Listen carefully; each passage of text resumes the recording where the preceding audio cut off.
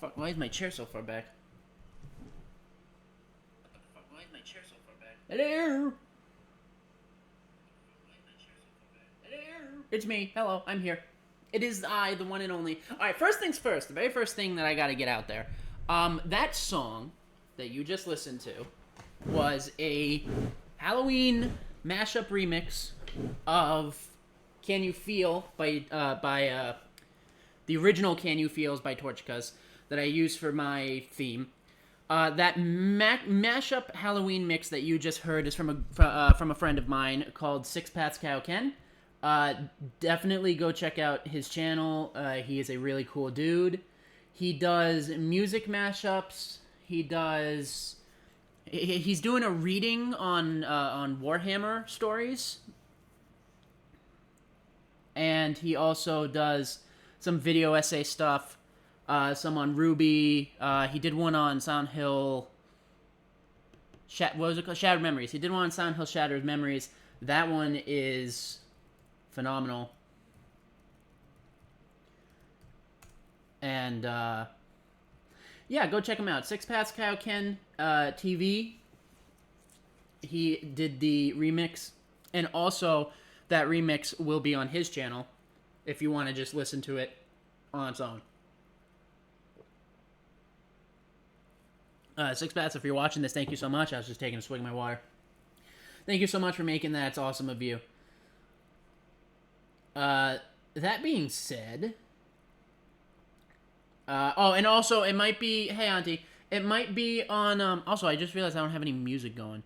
It might be on... I'm blanking. Yeah, it might be in the outro. It will be in the outro for some of my videos. Like I think I'm gonna make it as the outro for the Luigi's Mansion because I did that stream while during Halloween. And, yeah, so, I'll also have the description to the song itself, in the description to the song. I'll have the link to the song itself in the description, so you can go to his channel and check that out. And that'll also be in the description of the VOD, for my VOD, and that will go up on the VOD's channel. So you'll be able to listen to that song, once it's up on the channel. It's not up on the channel right now. If you're trying, if anyone's trying to go to the channel right now, to look for the song, it's not up just yet. But when it is up, it will be in the description, and I will use it. Thank you again, Six Paths Cow Ken. Huge thank you for making that remix for me. It's sick. I love it. It's so good.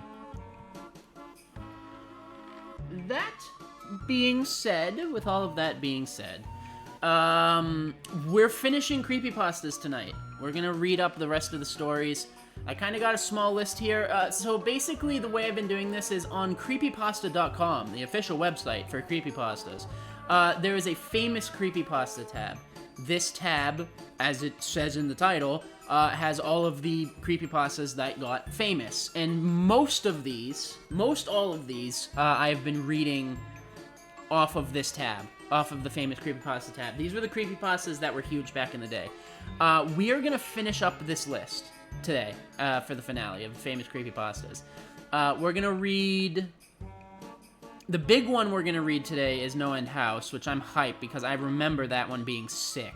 We're going to read that one. We might read Held. Yeah, Held is short enough. We're going to read The Theater. I don't know what Ikbar Begelstein is, but we're gonna read that.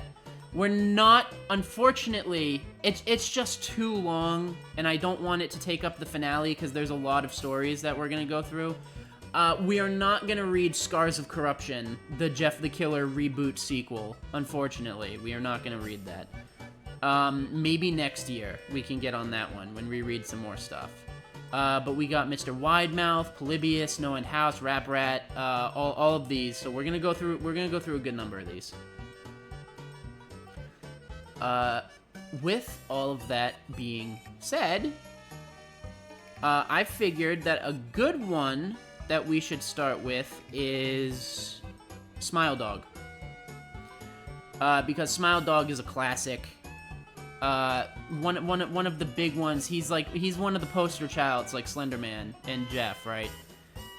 It was written by Anonymous. Let me get this picture in here so that you have something to look at. What's the image we used last time? Yeah, that's right. We're gonna swap that out with Smile Dog. There he is.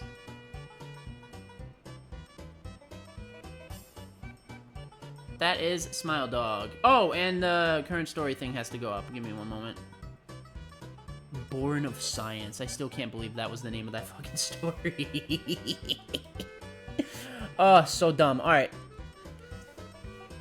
Smile Dog. Or smiledog.jpg. Why am I saying dog like that? Dog. Smile Dog.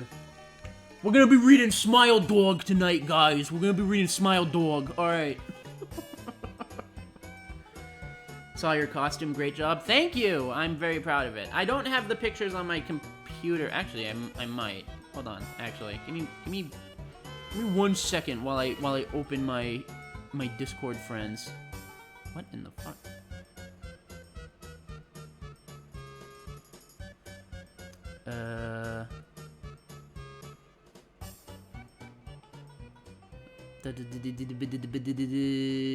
Save image. Save image. Save image. Save image. I'm gonna show them here. Why not? And you know what? Let's do this right. While I'm saving them here, let's do this right. Also, the music just decided to stop, I guess.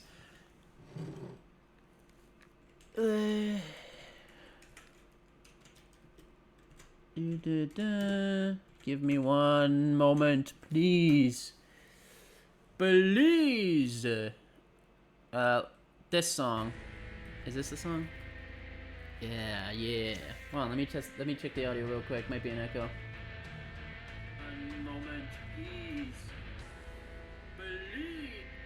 Why am I so far back on my mod view? There we go. All right. So yeah, I made with the help of a friend my first like full-on cosplay thing, and not just a small costume. So here I am. Why is it so big? Hold on. This image is huge right now. So there it is. I am doing Legion from Dead by Daylight. The mask is sick. We did an amazing job on the mask. The mask is so cool. The mask is amazing. But yeah, that's there's more of them. Oh, here we go. I knew I saved like 4 of them. So yeah, I am doing Legion from Dead by Daylight. I think I look so cool. And again, the mask is amazing. The knife is really good too. I got the knife from a British seller. I didn't make the knife because I don't know how to make props just yet. In fact, most of the mask was done by my friend, to be completely fair. But no, it's really sick. I really like how it came out. So I took a few pictures. That's one of them. Let me just show you another 2, and then we'll get back to creepypastas. This one is everyone's favorite pose for some reason. When I posted this on the Discord and when I showed this to friends and everything, everyone is like, "Oh, this is the one. This one is the coolest pose." I don't know what it is, but you know what? Yeah. This is everyone's favorite for some reason. And then lastly, we got this one. Which I like this one. I like the behind... See, I like the behind the trees one. I think my personal favorite one is this one. I really like this one. This one's my favorite. This is the one that I really like. But everyone likes the squatting the most. Everyone thinks this one looks the coolest. But yeah, that's what I put together for this year. And I'm not just gonna wear it for Halloween too. I think I want to go to a convention and wear it as well. I think that'll be really sick. But yeah, that's what I did for Halloween this year. Alright, let's turn this music off. Let's go to... Let's not do the stream music. Let's get our creepypasta music going. Because we are going to start reading... Smile Dog. SmileDog.jpg. So, from what I remember of Smile Dog, I remember it was... basically a chain email. It's basically like, send this to 10 people, or Smile Dog gets you, or something. That's all I remember. I don't know if there's any more nuance to it than that, or if, you know, if it's like a physical entity or anything. But it's basically just share this to 10 people, share this image to 10 people, or you get smile dogged, whatever that consists of. Let me just do one last audio check to see if the music is fine. Is the music too quiet, too loud?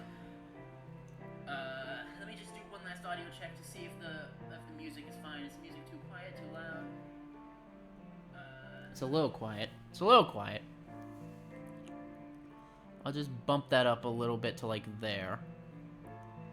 And hopefully that'll be enough. Good here? Alright, good there, good here. Estimated reading time is ow, my back. Whoops, excuse me. Sorry, I'm old. I'm not that old. I'm not old. I just have back pain already. It's only gonna get worse from here. This is Smile Dog, anonymous author. From my understanding, I don't see an author here.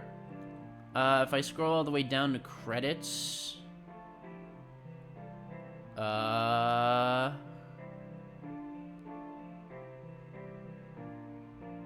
don't see any author. So I think it's an anonymous author. Smile Dog. Alright, let's just jump into it. Smile Dog. I first met in person with Mary E. in the summer of 2007. I had arranged with her husband of 15 years, Terrence, to see her for an interview. Mary had initially agreed, since I was not a newsman, but... Wait, what the fuck? How am I messing up reading already? Ah! Alright. Mary had initially agreed, since I was not a newsman, but rather an amateur writer gathering information for a few early college assignments, and if all went according to plan, some pieces of fiction. I need to write. I still haven't written. I talked a million times about the mythos I want to write, and I still haven't started it. I gotta do that now. Sorry, not to derail the story. We scheduled the interview for a particular weekend when I was in Chicago on unrelated business. But at the last moment, Mary changed her mind and locked herself in the couple's bedroom, refusing to meet with me. See, here's the thing. Alright, I know why I'm messing up reading already. It's because a lot of these sentences have like 7 commas in them. They're all like run-ons. So I keep pausing, thinking it's about to end soon, or changing my inflection. And then there's more. And it trips me up. For half an hour, I sat with Terrence as we camped outside the bedroom door. I, listening and taking notes while he attempted fruitlessly to calm his wife. The things Mary said made little sense, but fit with the pattern I was expecting. Though I could not see her, I could tell from her voice that she was crying, and more often than not, her objections to speaking with me centered around an incoherent diatribe on her dreams, her nightmares. Terrence apologized profusely when we ceased the exercise, and I did my best to take it in stride. Recall that I wasn't a reporter in search of a story, but merely a curious young man in search of information.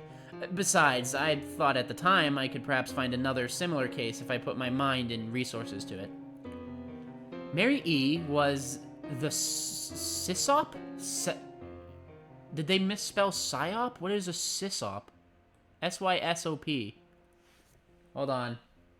See, I gotta look this up now. What is a sysop? A system operator. Okay. System operator. Mary E. was a sysop for a small Chicago-based bulletin board system in 1992 when she first encountered Smile.jpg, and her life changed forever. I don't know why I'm laughing. Nothing's happened yet. She and Terrence had been married for only 5 months. Mary was one of an estimated 400 people who saw the image when it was posted as a hyperlink on the BBS, though she's the only one who's spoken openly about the experience. The rest have remained anonymous, or are perhaps dead.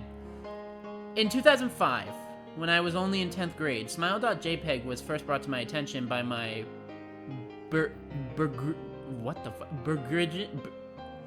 Burgeoning. B-U-R-G-E... Begrudgening? Is that how you spell begrudgening? I thought there would be... Okay, whatever. By my begrudgening interest in web-based phenomena. I feel like that's spelled wrong. Maybe I'm just crazy.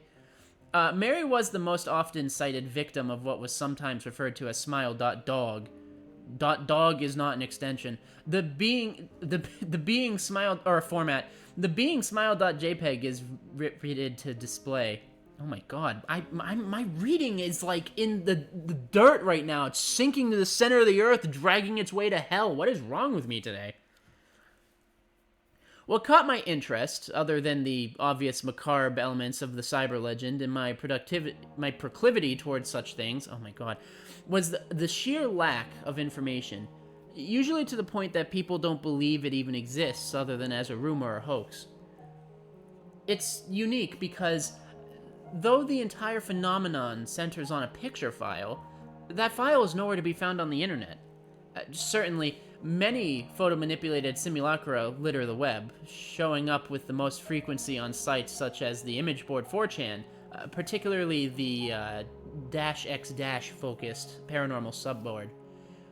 It is suspected these are fakes because they don't have the effect the true Smile.jpg is believed to have.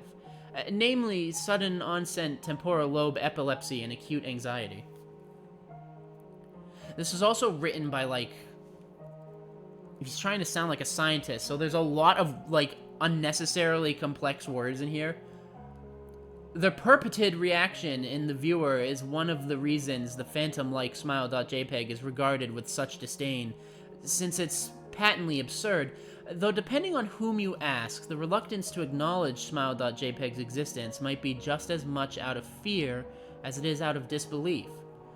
Neither Smile.jpg nor Smile.dog is mentioned anywhere on Wikipedia, though the website features articles on such other, perhaps more scandalous shock sites such as...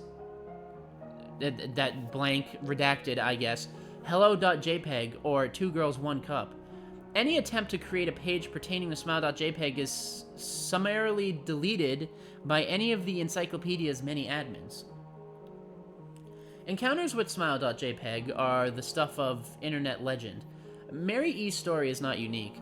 There are unverified rumors of Smile.jpg showing up in the earlier days of the Usenet, and even one persistent tale that in 2002 a hacker flooded the forums of humor and satire website Something Awful with a deluge of Smile.dog pictures, rendering almost half the forum's users at the time epileptic. It's also said that in the mid to late 90s that Smile.jpg circulated on Usenet, and as an attachment of a chain email with the subject line, "Smile, God loves you." Yet despite the huge exposure these stunts would generate, there are very few people who admit to having experienced any of them, and no trace of the file or any link has ever been discovered. So it makes you epileptic? That's what I don't remember that part. I remember it, like, killed you or something, or, like, made you insane. I didn't know it made you have epilepsy. Those who claim to have seen Smile.jpg often weakly joke that they were far too busy to save a copy of the picture to their hard drive. However, all alleged victims offer the same description of the photo. A dog-like creature, usually described as appearing similar to a Siberian husky, illuminated by the flash of the camera, sits in a dim room. The only background detail is that is visible being a human hand. What? Oh my god, the way this is written. The only background detail that is visible being a human hand extending from the darkness near the left side of the frame. The hand is empty, but is usually described as beckoning. Of course, most attention is given to the dog, or dog creature, as some victims are more certain than others about what they claim to have seen. The muzzle of the beast is reputably split in a wide grin, revealing two rows of very white, very straight, very sharp, very human-looking teeth.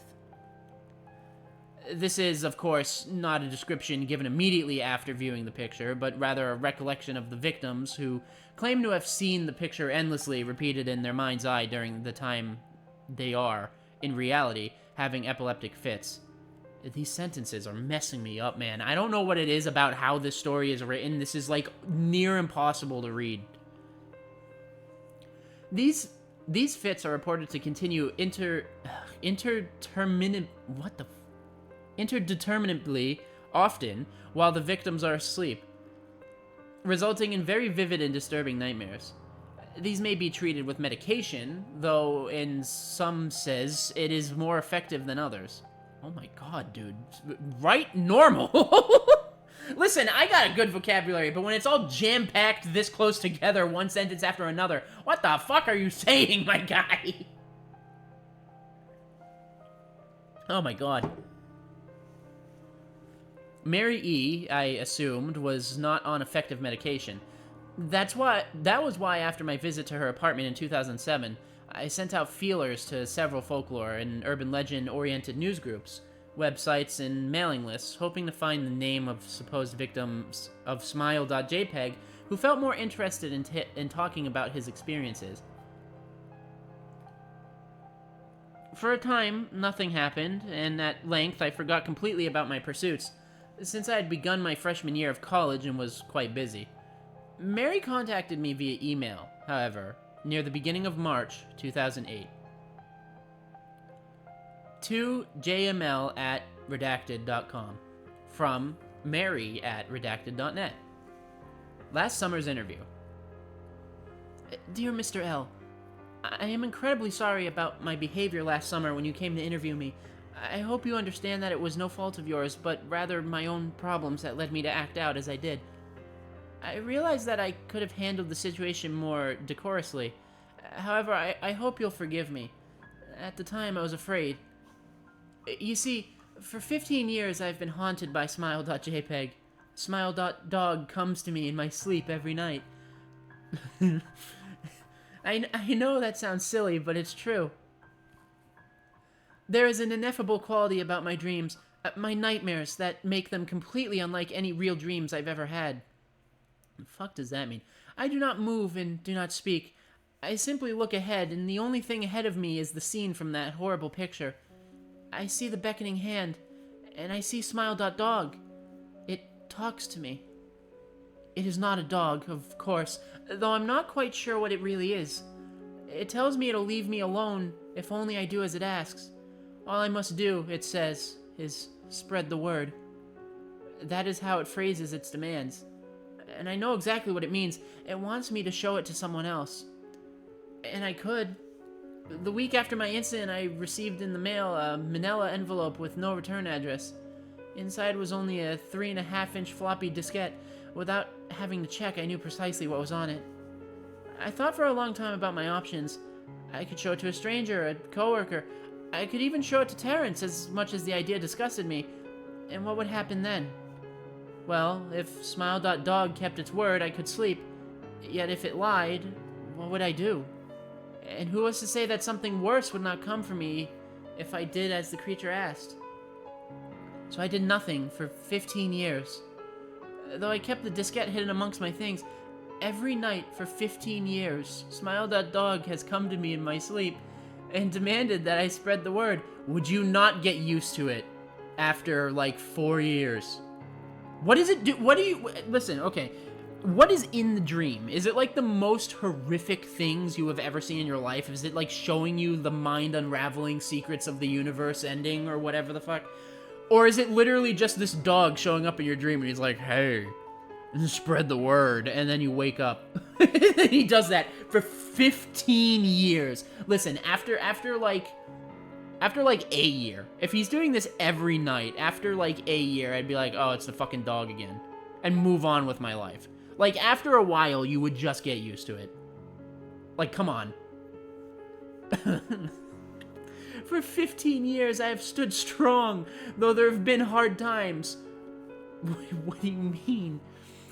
Many of my fellow victims on the BBS board where I first encountered Smile.jpg stopped posting. I heard some of them committed suicide.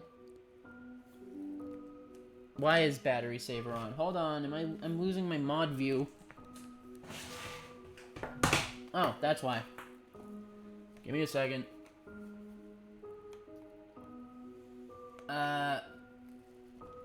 Let there be light. There we go. Okay, sorry about that. Where was I? It's coming me sleep 15 fell victims.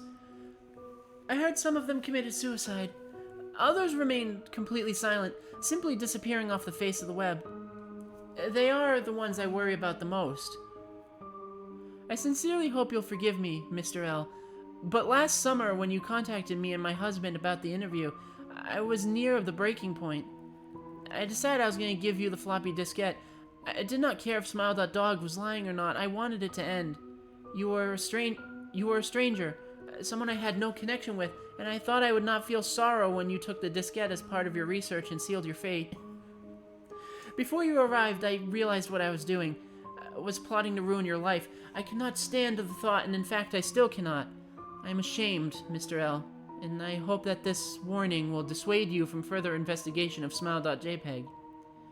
You may in time encounter someone who is, if not weaker than I, then wholly more depraved. Someone who will not hesitate to follow Smile.dog's orders.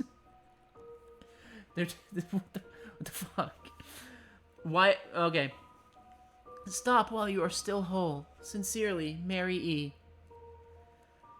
Terrence contacted me later that month with the news that his wife had killed herself. I shouldn't be laughing. While cleaning up the various things she'd left behind, closing email accounts and the like, he happened upon the above message. He was a man in shambles. He wept as he told me to listen to his wife's advice. He found the diskette, he revealed, and burned it until it was nothing but a stinking pile of blackened plastic. The part that most disturbed him, however, was how the diskette had hissed as it melted, like some sort of animal. Because plastic and electronic parts literally hiss. Okay. That's how that works. I will admit that I was a little uncertain about how to respond to this.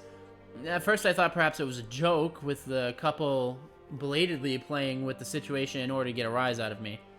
A quick check of several Chicago newspapers online obituaries, however, proved that Mary E. was indeed dead. There was, of course, no mention of suicide in the article. I decided that, for a time at least, I would not further pursue the subject of Smile.jpg, especially since I had finals coming up at the end of May. Wait, okay, so they omitted the suicide part from the news. And the only reason they would do that if it was a cover-up. And also, Wikipedia admins are deleting any images of Smile.dog the moment it shows up. So is, like, a secret government trying to hide the truth of Smile Dog? What are we doing here? But the world has odd ways of testing us. Almost a full year after I returned from my disastrous interview with Mary E., I received another email. From Elzer82 at redacted.com. Subj. Smile. Hello? I found your email address through a mailing list. Your profile said you are interested in Smile Dog. I have saw it. It is not as bad as everyone says. I have sent it to you here. Just spreading the word, smiley face. That's exactly how that email was written. The final line chilled me to the bone.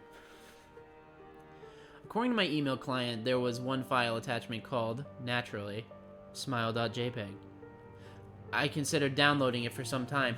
It was mostly likely a fake, I imagined. And even if it weren't, I was never wholly convinced of Smile.jpg's peculiar powers. Mary E's account had shaken me, yes, but she was probably mentally unbalanced anyway. That's a way to put it. After all, how could a simple image do what Smile.jpg was said to accomplish? What sort of creature was it that could break one's mind with only the power of the eye? Maybe it's the power of the teeth, you don't know. And if such things were he really likes the word patently. And if such things were patently absurd, then why did the legend exist at all? If I downloaded the image, if I looked at it, and if Mary turned out to be correct, if Smile.dog came to me in my dreams demanding I spread the word, what would I do? Would I live my life as Mary had, fighting against the urge to give in until I died? To give in to what? He shows up in your dream and he goes, spread the word, and then that's it. That's all he does to you. What do you mean, give in? Oh my god, dude. You cannot convince me.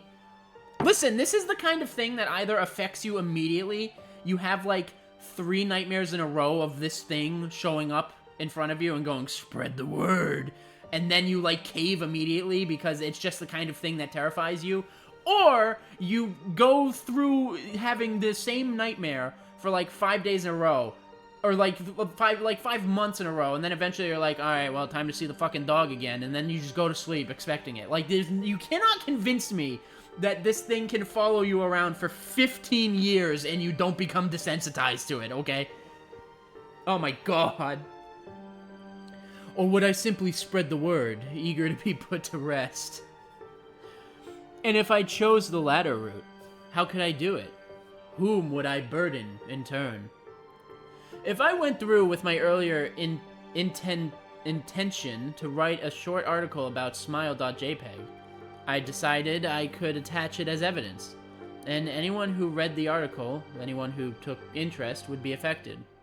And even assuming the smile.jpg attached to the email was genuine, would I be capricious enough to save myself in that manner? Could I spread the word? Yes. Yes, I could. And then it's the image at the bottom. So he has spread it to all of us. He has spread the word of Smile Dog to all of us. This is dumb. This is really stupid.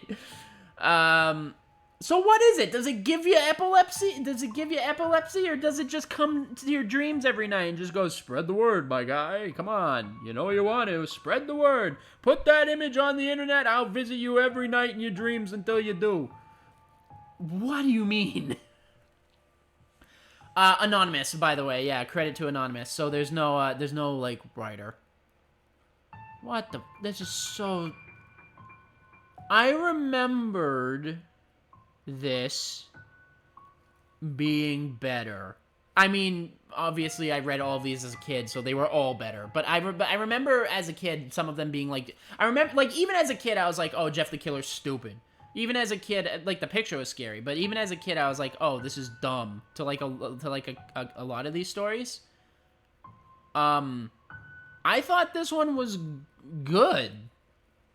I thought this one was good.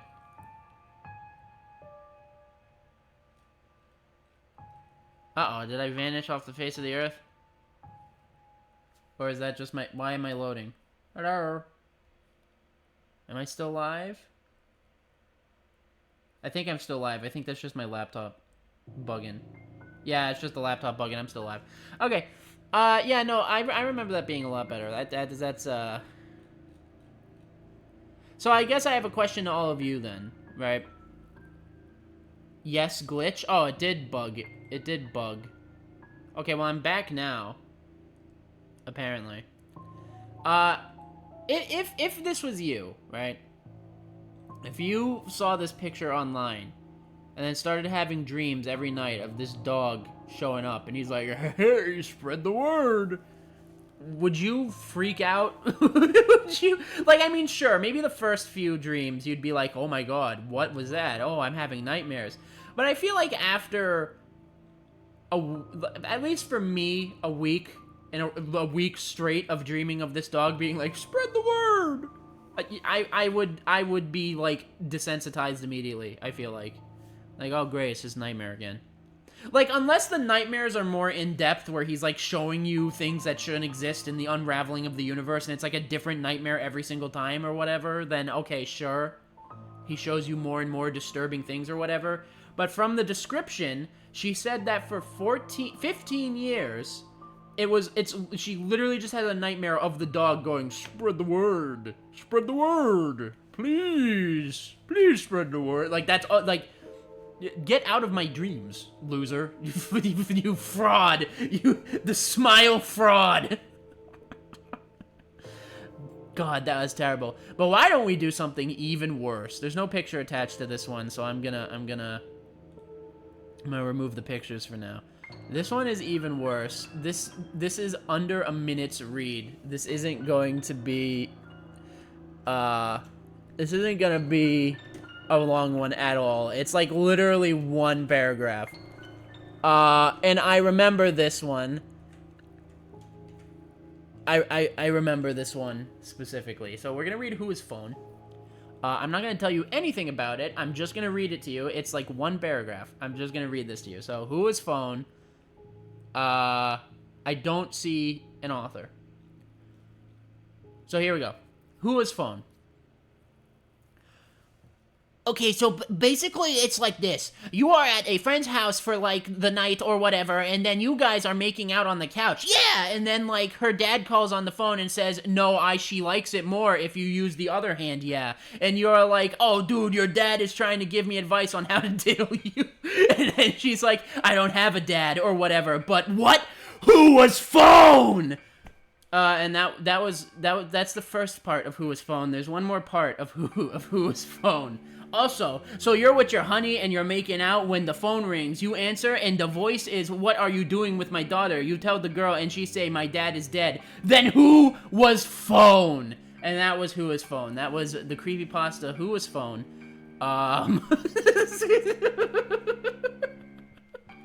Scariest story ever to be read. So that one's clearly a parody. That one's clearly meant to be a parody of shit creepypastas. You wanna know the funny thing is? The funny thing is, while it's like hyper exaggerated, that's pretty much the gist of a lot of these creepypastas. So that was Who is Phone. I just felt like I had to get that one out there. I've seen it on the list every episode, and I was like, oh, what episode am I gonna do this on? And now, now we're at the finale. We'll do the finale episode. I'm gonna read one more short one, and then we're gonna do our first long one. We're gonna do. This is the image that is on the story page. So let's pop that up. Not this one. Where is the... Here we go. I'm going to swap that over to this. This is the image that we're given for the creepypasta itself. And as you can see from the image, we're going to read Polybius. I don't even know if I'm spelling it right. It's literally right there in front of me. We're going to read Polybius. Or the Polybus. Oh, wait, I missed an I. It's not Polybus. It's Polybius. There we go. We're gonna read Polybius. Now, I remember Polybius, and it's actually kind of amazing how much reach Polybius had. So, before I dive into this, Polybius got so big as a story, that it kind of started cropping up in mainstream media occasionally as a reference. I know that in a scene in The Simpsons somewhere, when they're in an arcade, there is a Polybius arcade booth in the back. That's the only example that I can think of. But Polybius was a huge thing. Like, kind of one of the biggest things that creeped into mainstream from the creepypasta scene. So, they sip my water. With that context out of the way, I'm gonna read Polybius. It's only about a 2-minute read, so it's gonna be another short one. There's also an alternate story here, so I'll read both of them. I guess it's 1 minute per story. So, also apparently the game can be found for download. What is your wait, I can download Polybius? Alright, well, I'm not downloading anything from some random links because that's a horrible idea. As seen in the only screenshot, it says Sinistroschen. Sinneschlossen? Is that good German? I don't know how to speak German. Sinneschlossen. According to Google Translate, it means sense delete. Anyways, we're gonna read Polybius. Let's just hop right into it. In Portland, Oregon, in 1981, an unheard of new arcade game appeared in several suburbs, something of a rarity at the time. The game was called Polybius. The game proved to be incredibly popular, to the point of addiction, and queues formed around the machines, quickly followed by clusters of visits from men in black. Rather than the usual marketing data collected by company visitors to the arcade machines, they collected some unknown data, allegedly testing responses to the psychoactive machines. The players themselves suffered from a series of unpleasant side effects: amnesia, insomnia, nightmares, night terrors, and suicides, appearing as having been caused by the game in various versions of the legend. Some players stopped playing video games, while it is reported that one became an anti-gaming activist. And that's the whole first story of Polybius. That's like that's like the main one. So okay, so basically it was just these mysterious arcade games showed up, and then anyone who played them had amnesia, insomnia, night terrors, and would commit suicide. And then the Men in Black would show up and take the arcade cabinets. Or Men in Black, not specifically the Men in Black, but that's the main story. That's the main thing. And then there's an alternate story here, so I'll read this as well. Well, let me just say something about the main story. Very bare bones. Very, like, nothing. There was a game. Men in Black would show up to collect data, and people went crazy. That's the story. That's the whole story. We're gonna do the alternate story now. And see if this is any better. Polybius is an urgent legend about a rare arcade game released in 1981. The game was created by a mysterious company called Sinneschlossen, German for sense deletion, and was a puzzle shoot-'em-up, somewhat like Tempest. It was only released in a few suburbs of Portland, Oregon. It was supposedly very popular, with people forming long lines to play it. However, players reported strange things about the game, such as hearing a woman crying and seeing grotesque faces out of the corner of their eyes. Players would also have nightmares, experienced nausea, headaches, blackouts, or even develop amnesia. Some even committed suicide. Others stopped playing video games altogether, and at least one became an anti-video game activist. I did not say that word right. According to one owner of an arcade, men wearing black suits would often come to collect records from the game. They did not take any money, simply data on the gameplay. Because of this, the leading theory is that it was some sort of government experiment using subliminal messages. The game remains in obscurity as around The game remains in obscurity as around 1 month after its release, all of the cabinets suddenly disappeared. One cabinet reappeared in an arcade in 1998, but quickly disappeared again. While some have tried to recreate the game, no one has ever found the original ROM. Although, however, there's literally a website here that has a download link. I don't know what this website is. I'm not gonna just download something that I don't know what it is. But I'll do some research on that, on the Polybius thing, and maybe someday we can play Polybius. I don't know. The cursed game that will give me nightmares. That's Polybius, by the way. That's the whole story. Pretty simple. I like the way it's written in the second one better than the first one. I feel like this is an example, at least to me, I feel like this is an example of how you write something can really impact how it's received, even if it's the same story. Because I think it was, I think I liked it a lot better reading the alternate, because it's the same story, but I liked the alternate ways writing better than I liked, like, the main. The story in and of itself, not bad, not horrible, I guess. It's short. I guess it's kind of nothing just because of how small it is. It's basically, there's an arcade cabinet that fucks with your mind, with your brain. There you go. That's the story. And, you know, the concept in itself is fine. The concept in itself is okay. I don't know. It's a neat little idea. It's a neat little conspiracy that they kind of throw up for you there.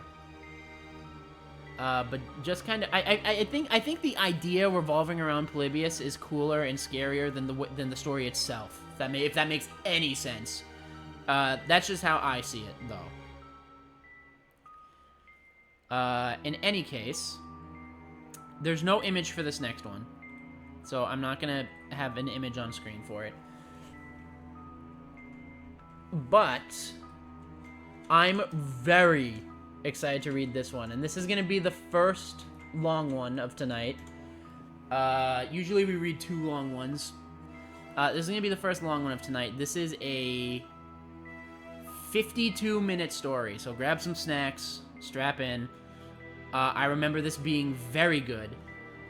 And when a story is good, I get absorbed in reading it. There's less jokes, there's less interruptions, and it's kind of like a nice little streamline, so we can sit back, listen to a spooky story. I remember this being one of my favorites. Part 1, it looks like it's going to have us read Part 1 and 2 in the same creepypasta. Yeah, it is. Okay. So we can read so we're going to read No End House 1 and 2 at once. Yeah, I'm down for that. I'm cool with that. Oh, but they do have Part 3, and Part 3, like, sucked, if I remember. We'll still read it. It's an hour reading. We'll read it. We'll do that. We'll read all 3 of them. All right. So I will preface this then, knowing we're going to read 3 parts. No End House Part 1, or No End House 1, is peak, in my opinion. That's the one I remember. That's the one I love. I don't remember No End House Part 2 that well, and I remember not liking No End House Part 3. So we're going to see where this goes. But, strap on in. We're going to read some No End House. Here we go. Let me start by saying that Peter Terry was addicted to heroin. What an opener. We were friends in college, and I continued to be after I graduated. Notice that I said I. He dropped out after 2 years of barely cutting it. After I moved out of the dorms and into a small apartment, I didn't see Peter as much. We would talk online every now and then. AIM was king in pre-Facebook years. There was a period where he wasn't online for about 5 weeks straight. I wasn't worried. He was a pretty notorious flake and drug addict, so I assumed he just stopped caring. Then one night I saw him log on. Before I could initiate a conversation, he sent me a message. David, man, we need to talk. That was when he told me about the No End House. It got that name because no one had ever reached the final exit. The rules were pretty simple and cliche. Reach the final room of the building and you win $500. There were 9 rooms in all. The house was located outside the city, roughly 4 miles from my house. Apparently, Peter had tried and failed. He was a heroin and who knows what the fuck addict, so I figured the drugs got the best of him and he wigged out at a paper ghost or something. He told me it would be too much for anyone, that it was unnatural. I didn't believe him. I told him I would check it out the next night, and no matter how hard he tried to convince me otherwise, $500 sounded too good to be true. I had to go. I set out the following night. When I arrived, I immediately noticed something strange about the building. Have you ever seen or read something that shouldn't be scary, but for some reason a chill crawls up your spine? I walked towards the building, and the feeling of uneasiness only intensified as I opened the front door. My heart slowed, and I let a relieved sigh leave me as I entered. The room looked like a normal hotel lobby, decorated for Halloween. A sign was posted in place of a worker. It read, "Room 1, this way. 8 more follow. Reach the end, and you win." I chuckled and made my way to the first door. The first area was almost laughable. The decor resembled the Halloween aisle of a Kmart, complete with sheet ghosts and animatronic zombies that gave a static growl when you passed by. At the far end was an exit. It was the only door besides the one I entered through. I brushed through the fake spider webs and headed for the second room. I was greeted by fog as I opened the door to room 2. The room definitely upped the ante in terms of technology. Not only was there a fog machine, but a bat hung from the ceiling and flew in a circle. Scary. They seemed to have a Halloween soundtrack that one would find in a 99-cent store on loop somewhere in the room. I didn't see a stereo, but I guess they must have used a PA system. I stepped over a few toy rats and wheeled around and walked with a puffed chest across to the next area. I reached for the doorknob, and my heart sank to my knees. I did not want to open that door. A feeling of dread hit me so hard I could barely even think. Logic overtook me after a few terrifying moments, and I shook it off and entered the next room. Room 3 is where things began to change. On the surface, it looked like a normal room. There was a chair in the middle of the wood-paneled floor. A single lamp in the corner did a poor job of lighting the area, casting a few shadows across the floor and walls. That was the problem. Shadows. Plural. With the exception of the chairs, there were others. I had barely walked in the door and I was already terrified. It was at that moment that I knew something wasn't right. I didn't even think, as I automatically tried to open the door I came through. It was locked from the other side. That set me off. Was someone locking the doors as I progressed? There was no way. I would have heard them. Was it a mechanical lock that set automatically? Maybe. But I was too scared to really think. I turned back to the room and the shadows were gone. The chair's shadow remained, but the others were gone. I slowly began to walk. I used to hallucinate when I was a kid, so I wrote off the shadows as a figment of my imagination. I began to feel better as I made it to the halfway point of the room. I looked down as I took my steps, and that's when I saw it. Or didn't see it. My shadow wasn't there. I didn't have time to scream. I ran as fast as I could to the other door and flung myself, without thinking, into the room beyond. The fourth room was possibly the most disturbing. As I closed the door, all light seemed to be sucked out and put back into the previous room. I stood there, surrounded by darkness, not able to move. I'm not afraid of the dark and never have been, but I was absolutely terrified. All sight had left me. I held my hand in front of my face, and if I didn't know what I was doing, I would never have been able to tell. Did I read that? Yeah. Darkness doesn't describe it. I couldn't hear anything. It was dead silence. When you're in a soundproof room, you can still hear yourself breathing. You can hear yourself being alive. I couldn't. I began to stumble forward after a few moments, my rapidly beating heart the only thing I could feel. There was no door in sight. Wasn't even sure there was one this time. The silence was then broken by a low hum. I felt something behind me. I spun around wildly, but could barely even see my nose. I knew it was there, though. Regardless of how dark it was, I knew something was there. The hum grew louder, closer. It seemed to surround me, but I knew whatever was causing the noise was in front of me, inching closer. I took a step back. I've never felt that kind of fear. I can't really describe true fear. I wasn't even scared I was going to die. I was scared of what the alternative was. I was afraid of what this thing had in store for me. Then the lights flashed for a second, and I saw it. Nothing. I saw nothing, and I know I saw nothing there. The room was again plunged into darkness, and the hum became a wild screech. I screamed in protest. I couldn't hear this goddamn sound for another minute. I ran backwards, away from the noise, and fumbled for the door handle. I turned and fell into room 5. Before I could describe room 5, you have to understand something. I am not a drug addict. I have had no history of drug abuse or any sort of psychosis short of the childhood hallucinations I mentioned earlier, and those were only when I was really tired or just waking up. I entered the no-end house with a clear head. After falling in from the previous room, my view of room 5 was from my back, looking up at the ceiling. What I saw didn't scare me. It simply surprised me. Trees had grown into the room and towered above my head. The ceilings in this room were taller than the others, which made me think I was in the center of the house. I got up off the floor, dusted myself off, and took a look around. Hold on one moment. Resetting the music. I couldn't even see the door from where I was.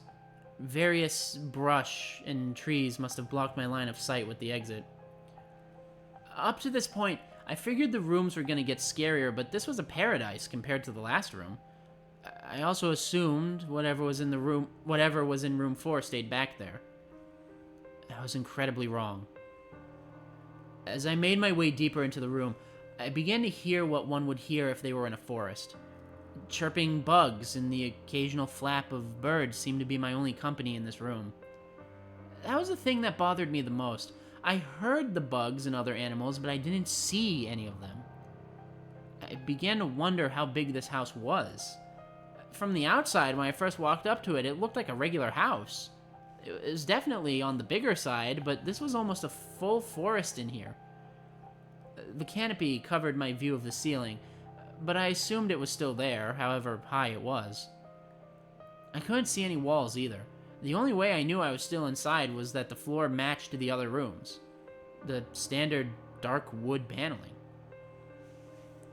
I kept walking, hoping that the next tree I passed would reveal the door. After a few moments of walking, I felt a mosquito fly onto my arm. I shook it off and kept going. A second later, I felt about 10 more land on my skin at different places. I felt them crawl up and down my arms and legs, and a few made their way across my face. I flailed wildly to get them off, but they just kept crawling. I looked down and let out a muffled scream, more of a whimper, to be honest. I didn't see a single bug. Not one bug was on me, but I could feel them crawl. I heard them fly by my face and sting my skin, but I couldn't see a single one. I dropped to the ground and began to roll wildly. I was desperate. I hated bugs, especially ones I couldn't see or touch, but these bugs could touch me, and they were everywhere. I began to crawl. I had no idea where I was going. The entrance was nowhere in sight, and I still hadn't even seen the exit. So I just crawled, my skin wiggling with the presence of those phantom bugs. After what seemed like hours, I found the door. I grabbed the nearest tree and propped myself up, mindlessly slapping my arms and legs to no avail. I tried to run, but I couldn't. My body was exhausted from crawling and dealing with whatever it was that was on me. I took a few shaky steps to the door, grabbing each tree on the way for support. It was only a few feet away when I heard it. The low hum from before. It was coming from the next room, and it was deeper. I could almost feel it inside my body, like when you stand next to an amp at a concert. The feeling of the bugs on me lessened as the hum grew louder. As I placed my hand on the doorknob, the bugs were completely gone, but I couldn't bring myself to turn the knob. I knew that if I let go, the bugs would return, and there was no way I would make it back to room 4. I just stood there, my head pressed against the door marked 6, and my hand shakily grasping the knob. The hum was so loud, I couldn't even hear myself pretend to think. There was nothing I could do but move on. Room 6 was next. And room 6 was hell. I closed the door behind me, my eyes held shut and my ears ringing. The hum was surrounding me. As the door clicked into place, the hum was gone. I opened my eyes in surprise, and the door I had shut was gone. It was just a wall now. I looked around in shock. The room was identical to room 3, the same chair and lamp, but with the correct amount of shadows this time. The only real difference was that there was no exit door, and the one I came in through was gone. As I said before, I had no previous issues in terms of mental instability, but at that moment I fell into what I now know was insanity. I didn't scream. I didn't make a sound. At first, I scratched softly. The wall was tough, but I knew the door was there somewhere. I just knew it was. I scratched at where the doorknob was. I clawed at the wall frantically with both hands, my nails being filed down to the skin against the wood. I fell silently to my knees. The only sound in the room was the incessant scratching against the wall. I knew it was there. The door was there. I knew it was just there. I knew if I could just get past this wall. Are you alright? I jumped off the ground and spun in one motion. I leaned against the wall behind me, and I saw what it was that spoke to me. To this day, I regret ever turning around. There was a little girl. She was wearing a soft, white dress that went down to her ankles. She had long, blonde hair to the middle of her back and white skin and blue eyes. She was the most frightening thing I had ever seen, and I know that nothing in my life will ever be as unnerving as what I saw in her. While looking at her, I saw something else. Where she stood, I saw what looked like a man's body, only larger than normal and covered in hair. He was naked from head to toe, but his head was not human, and his toes were hooves. It wasn't the devil, but at that moment it might as well have been. The form had the head of a ram and the snout of a wolf. It was horrifying, and it was synonymous with the little girl in front of me. They were the same form. I can't really describe it, but I saw them at the same time. They shared the same spot in the room, but it was like looking at two separate dimensions. When I saw the girl, I saw the form. And when I saw the form, I saw the girl. I couldn't speak. I could barely even see. My mind was revolting against what it was attempting to process. I had been scared before in my life, and I'd never been more scared than when I was trapped in the fourth room. But that was before room 6. I just stood there, staring at whatever it was that spoke to me. There was no exit. I was trapped here with it. And then it spoke again. David, you should have listened. When it spoke, I heard the words of the little girl, but the other form spoke through my mind in a voice I won't attempt to describe. There was no other sound.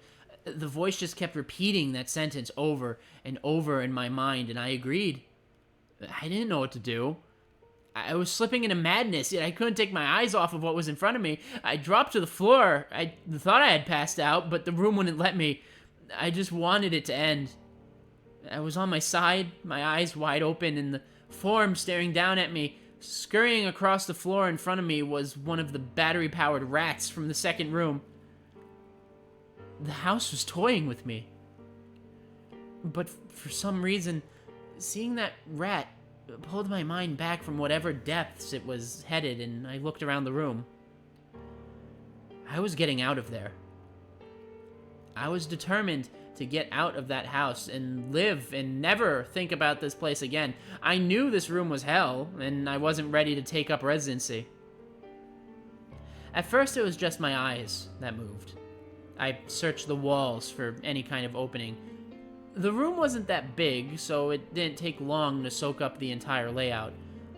The demon still taunted me, the voice growing louder as the form stayed rooted where it stood. I placed my hand on the floor, lifted myself up to all fours, and turned to scan the wall behind me. Then I saw something I couldn't believe. The form was now right at my back, whispering into my mind how I shouldn't have come. I felt his breath on the back of my neck, but I refused to turn around. A large rectangle was scratched into the wood, with a small dent chipped away in the center of it. Right in front of my eyes, I saw the large 7 I had mindlessly etched into the wall. I knew what it was. Room 7 was just beyond that wall where room 5 was a moment ago. I don't know how I'd done it. Maybe it was just my state of mind at the time, but I had created the door. I knew I had. In my madness, I had scratched into the wall what I needed the most, an exit to the next room. Room 7 was close. I knew the demon was right behind me, but for some reason, it couldn't touch me. I closed my eyes and placed both my hands on the large 7 in front of me. I pushed. I pushed as hard as I could. The demon was now screaming in my ear. It told me I was never leaving. It told me that this was the end, but I wasn't going to die. I was going to live there in room 6 with it. I wasn't. I pushed and screamed at the top of my lungs. I knew I was going to push through the wall eventually. I clenched my eyes shut and screamed, and the demon was gone. I was left in silence. I turned around slowly and was greeted by the room as it was when I entered. Just a chair and a lamp. I couldn't believe it, but I didn't have time to, well. I turned back to the 7 and jumped back slightly. What I saw was a door. It wasn't the one I'd scratched in, but a regular door with a large 7 on it. My whole body was shaking. It took me a while to turn the knob. I just stood there for a while, staring at the door. I couldn't stay in room 6. I couldn't. But if this was only room 6, I couldn't imagine what 7 had in store. I must have stood there for an hour, just staring at the 7. Finally, with a deep breath, I twisted the knob and opened the door to room 7. I stumbled through the door, mentally exhausted and physically weak. The door behind me closed, and I realized where I was. I was outside. Not outside like room 5, but actually outside. My eyes stung. I wanted to cry. I fell to my knees and tried, but I couldn't. Hold on, I'm noticing that my stream is stopped again. Am I good? Am I live? Yeah, I'm here. I'm still here. Alright, just checking. I was finally out of that hell. I didn't even care about the prize that was promised. I turned and saw that the door I just went through was the entrance. I walked to my car and drove home, thinking of how a nice shower sounded. As I pulled up to my house, I felt uneasy. The joy of leaving No End House had faded, and dread was slowly building in my stomach. I shook it off as residual from the house and made my way to the front door. I entered and immediately went up to my room. There on my bed was my cat, Baskerville. He was the first living thing I'd seen all night, and I reached to pet him. He hissed and swiped at my hand. I recoiled in shock, as he's never acted like that. I thought, whatever, he's an old cat. I jumped in the shower and got ready for what I was expecting to be a sleepless night. After my shower, I went to the kitchen to make something to eat. I descended the stairs and turned into the family room. What I saw would be forever burned into my mind, however. My parents were lying on the ground, naked and covered in blood. They were mutilized to near unidentifiable states. Their limb mutilized. I'm an idiot. Mutilated. Okay. In my defense, I swear to God, it did not look like the word mutilated when I looked at it the first time. I can read, I swear. No End House is messing with my mind now. Sorry. Their limbs were removed and placed next to their bodies, and their heads were placed on their chests facing me. The most unsettling part was their expressions. They were smiling, as though they were happy to see me. I vomited and sobbed there in the family room. I didn't know what had happened. They didn't even live with me at the time. I was a mess, and then I saw it. A door that was never there before. A door with a large 8 scrawled on it in blood. I was still in the house. I was standing in my family room, but I was in room 7. The faces of my parents smiled wider as I realized this. They weren't my parents. They couldn't be, but they looked exactly like them. The door marked 8 was across the room, behind the mutilated bodies in front of me. I knew I had to move on, but at that moment I gave up. The smiling faces tore into my mind. They grounded me where I stood. I vomited again and nearly collapsed. Then the hum returned. It was louder than ever, and it filled the house and shook the walls. The hum compelled me to walk. I began to walk slowly, making my way closer to the door and the bodies. I could barely stand, let alone walk, and the closer I got to my parents, the closer I came to suicide. The walls were now shaking so hard it seemed as though they were gonna crumble, but still the faces smiled at me. As I inched closer, their eyes followed me. I was now between the two bodies, a few feet away from the door. The dismembered hands clawed their way across the carpet towards me, all while the faces continued to stare. New terror washed over me as I walked faster. I didn't want to hear them speak. I didn't want the voices to match those of my parents. They began to open their mouths, and the hands were inches from my feet. In a dash of desperation, I lunged towards the door, threw it open, and slammed it behind me. Room 8. I was done. After what I had just experienced, I knew there wasn't anything else this fucking house could throw at me that I couldn't live through. There was nothing short of the fires of hell that I wasn't ready for. Unfortunately, I underestimated the abilities of No End House. Unfortunately, things got more disturbing, more terrifying, and more unspeakable in Room 8. I still have trouble believing what I saw in Room 8. Again, the room was a carbon copy of Rooms 3 and 6, but sitting in the usually empty chair was a man.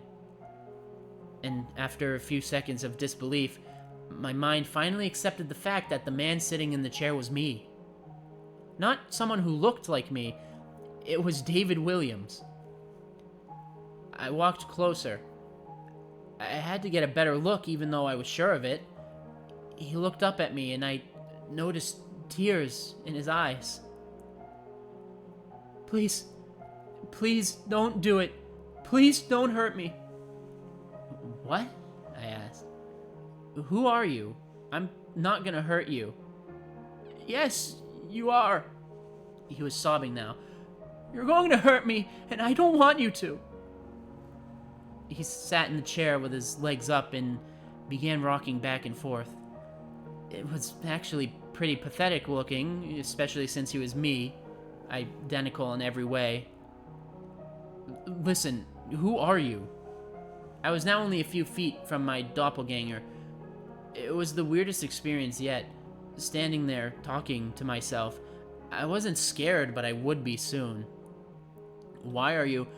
You're going to hurt me! You're going to hurt me if you want to leave! You're going to hurt me! Why are you saying this? Just calm down, alright? Let's try to figure this... And then I saw it.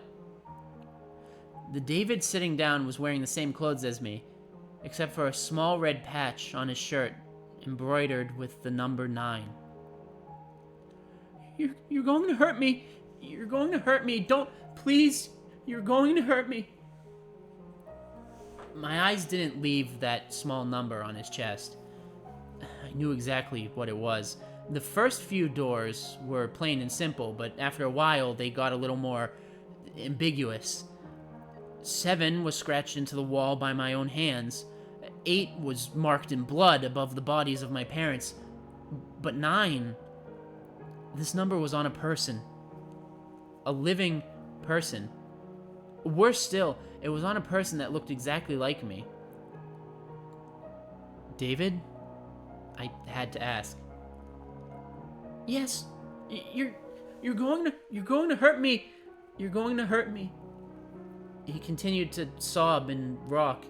He answered to David. He was me, right down to the voice.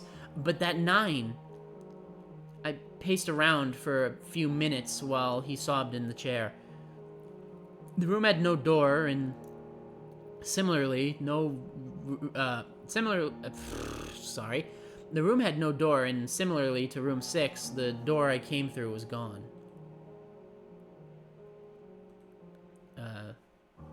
Sorry, I lost my place for like half a second. I don't know how.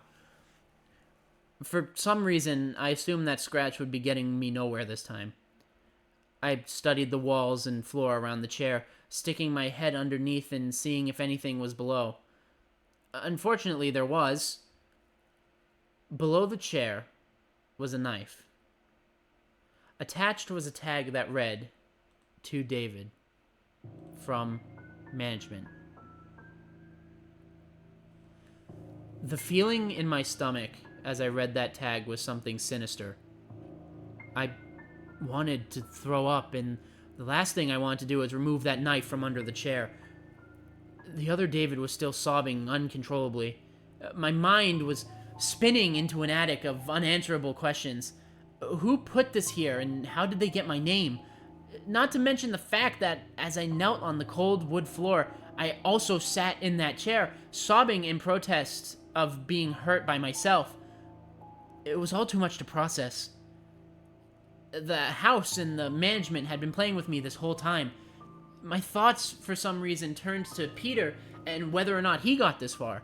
If he did, if he met a Peter Terry sobbing in this very chair, rocking back and forth. I shook those thoughts out of my head. They didn't matter. I took the knife from under the chair, and immediately the other David went quiet. "David," he said in my voice, "what do you think you're going to do?" I lifted myself from the ground and clenched the knife in my hand. "I'm gonna get out of here." David was still sitting in the chair, though he was very calm now. He looked up at me with a slight grin. I couldn't tell if he was gonna laugh or strangle me. Slowly, he got up from the chair and stood, facing me. It was uncanny. His height and even the way he stood matched mine. I felt the rubber hilt of the knife in my hand and gripped it tighter. I don't know what I was planning on doing with it, but I had a feeling I was going to need it. "Now," his voice was slightly deeper than my own, "I'm going to hurt you. I'm going to hurt you, and I'm going to keep you here." I didn't respond. I just lunged and tackled him to the ground. I had mounted him and looked down, knife poised and ready. He looked up at me, terrified. It was like I was looking in a mirror. Then the hum returned, low and distant, though I still felt it deep in my body. David looked up at me as I looked down at myself. The hum was getting louder, and I felt something inside me snap. With one motion, I slammed the knife into the patch on his chest and ripped down. Blackness fell on the room, and I was falling. The darkness around me was like nothing I had experienced up until that point. Room 4 was dark, but it didn't come close to what was completely engulfing me.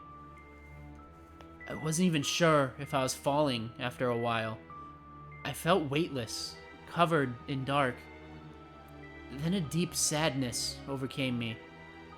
I felt lost, depressed, and suicidal. The sight of my parents entered my mind.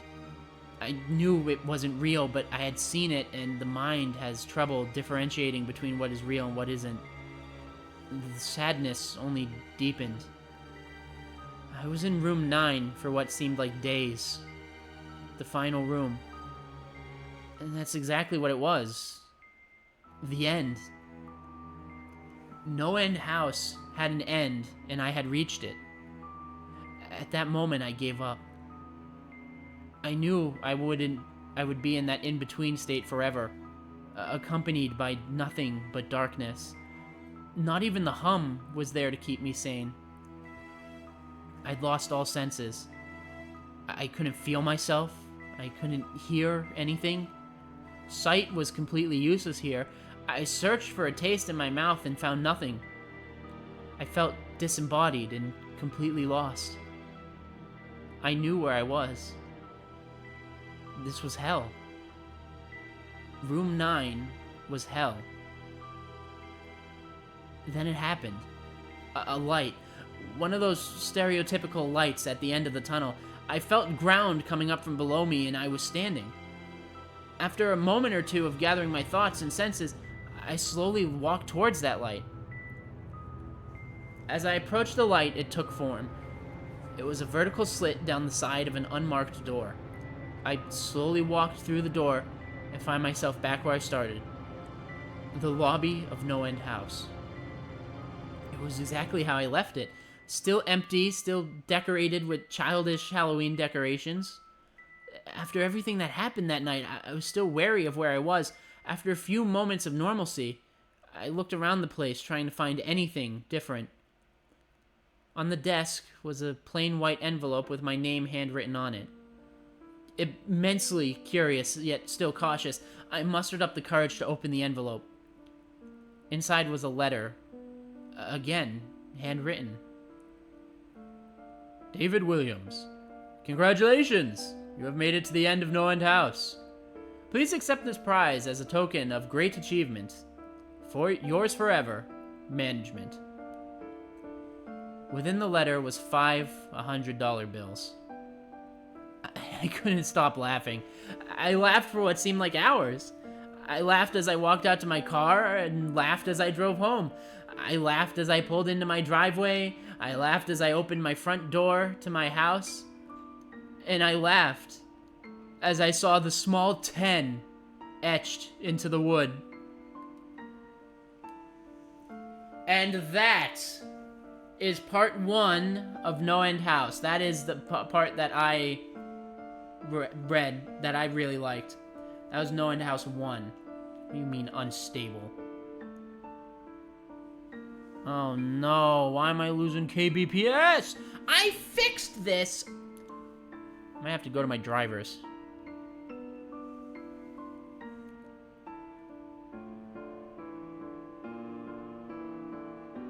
I might have to go to my drivers and fix it again. Or it could just be a temporary hiccup.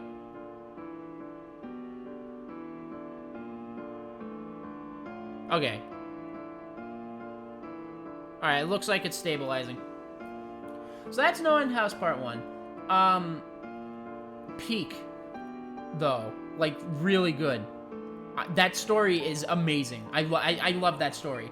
Young me knew what he was on about saying that was his favorite creepypasta, because that was fire. It's such a cool concept of like this haunted house where you go from room to room, but it just gets more progressively actively horrifying, like worse and worse. Seems to cut out here and there. Yeah, I lost 2,000 frames. Alright, I dropped 2,000 frames. I don't know why that happened, but you know. No, that story is really good. I love that story so much. Phenomenal story. Phenomenal concept and idea.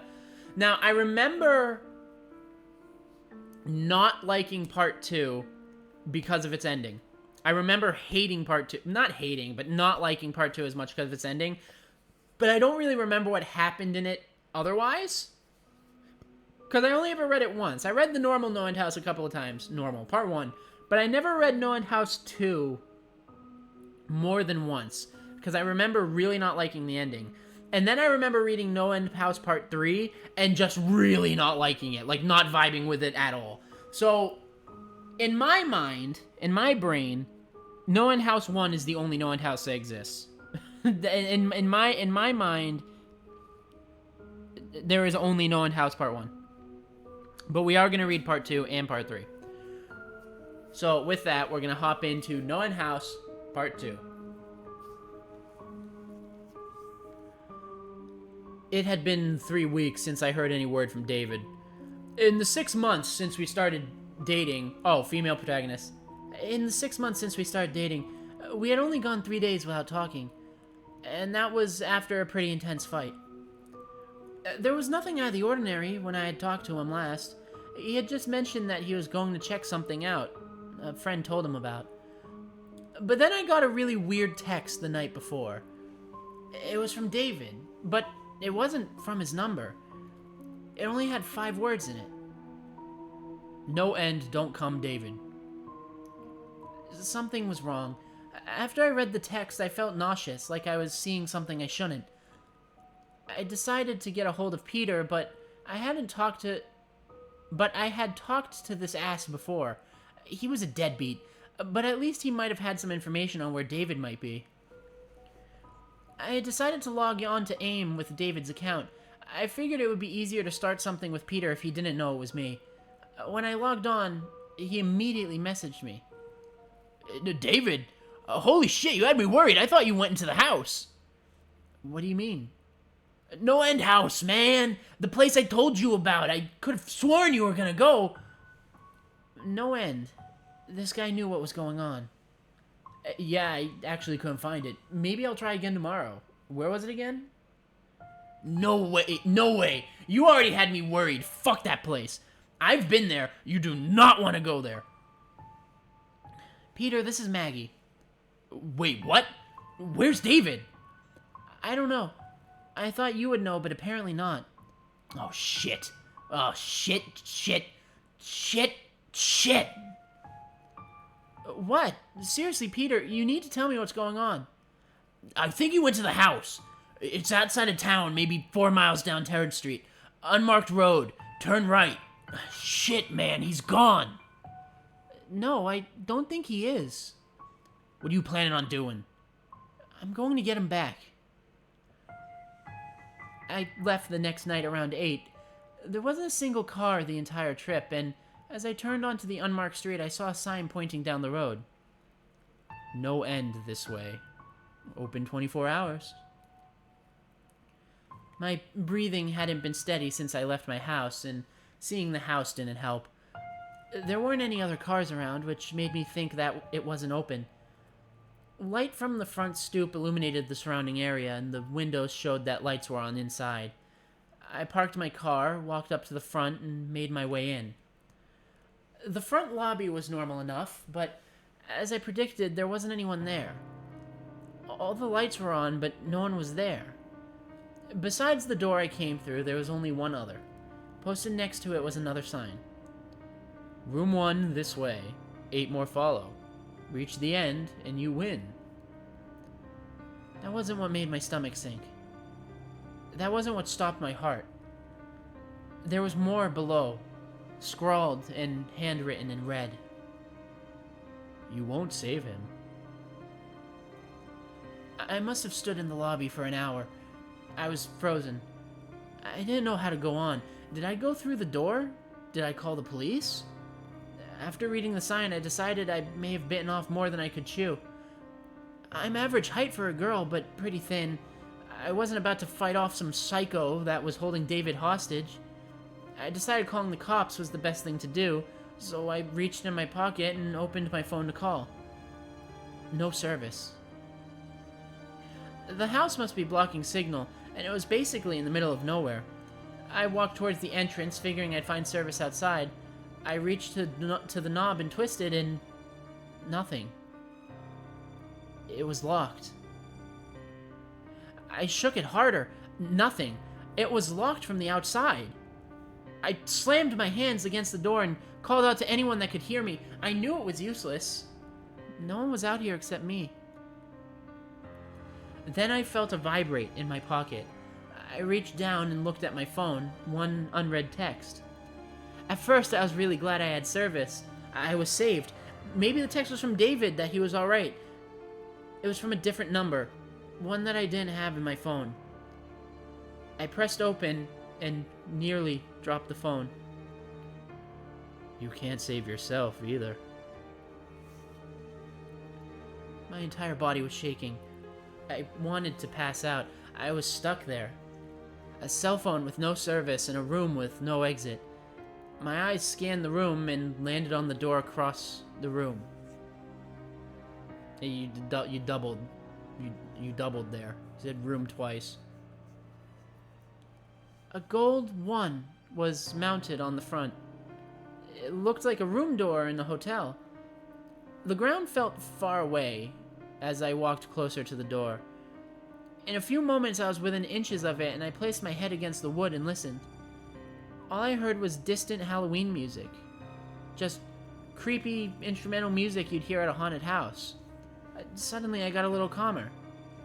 David was always known for his pranks. He wouldn't tell me about these elaborate setups he and his friends would make for the new players on their soccer team. Oh, he would tell me. Somehow a smile found its way onto my face, and I opened the door without fear. Entering the first room alleviated my fears even more. The room was a completely normal attempt at a haunted house, though rather lacking. In each corner was a scarecrow, but not even scary ones. They were the kind you used to see in grade school, with big, smiling faces. Paper ghosts hung from the ceiling, and a fan in the corner added a cold breeze that made them spin. Next to one of the scarecrows was again the only other door in the room. Printed on the front, similar to the first door, was a large 2. I laughed and left this lame room behind me. When I opened the door to room 2, I couldn't see 3 feet in front of me. It was completely filled with a gray mist that smelled like rubber. I guess there had to be some fog machine in here, and it must have been pumping this stuff for hours. There were no windows in the last room, so the ventilation must have been terrible. I walked slowly forward and let out a small shriek. I bumped straight into a large robotic Jason Voorhees. His eyes flashed red, and the knife in his hand went up and down in a jerky stabbing motion. My heart was racing, and if anyone was with me, I would have felt incredibly embarrassed.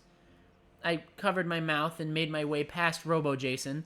The fog was getting to be a little much. I was beginning to feel lightheaded as I found the door to room 3. I placed my hand to the knob and jerked it back in pain. The knob was extremely hot.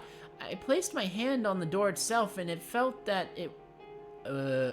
I placed my hand on the door itself and felt that it too was warm. I couldn't hear anything from the other side, so I put my ear up to the warm wood expecting to hear fire and heard nothing. I assumed that it was just a warm, like they were pumping heat into it like the final room in Mr. Toad's Wild Ride at Disneyland. Is that a thing? I'm noticing a small little... My thing says I'm not dropping any frames, but I'm noticing some poor loading. It could just be internet load. There could just be a lot of people on the internet at once right now. I'm going to disconnect my phone from the internet just to see if I can help that out a bit. But it's not nearly as bad as before. I took the corner of my dress and wrapped it around my hand, turning the doorknob as fast as I could, and flung myself into room 3. There was no fire, just darkness, and it was freezing cold. Room 3 wasn't like the other rooms. It wasn't like the other rooms at all. At that moment, I knew something wasn't right.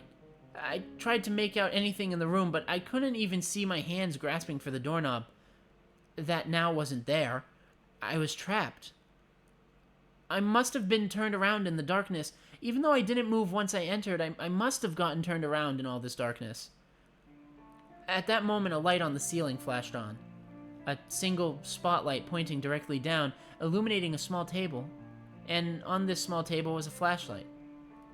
Even though I couldn't really see where I was going, I moved forward. The light on the ceiling was enough to make my way to the table. As I reached for the flashlight, I noticed a small tag attached to the handle. To Maggie, from management.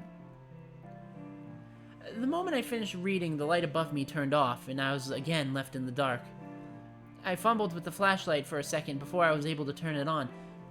From what seemed like every direction, a low and rumbling hum surrounded me.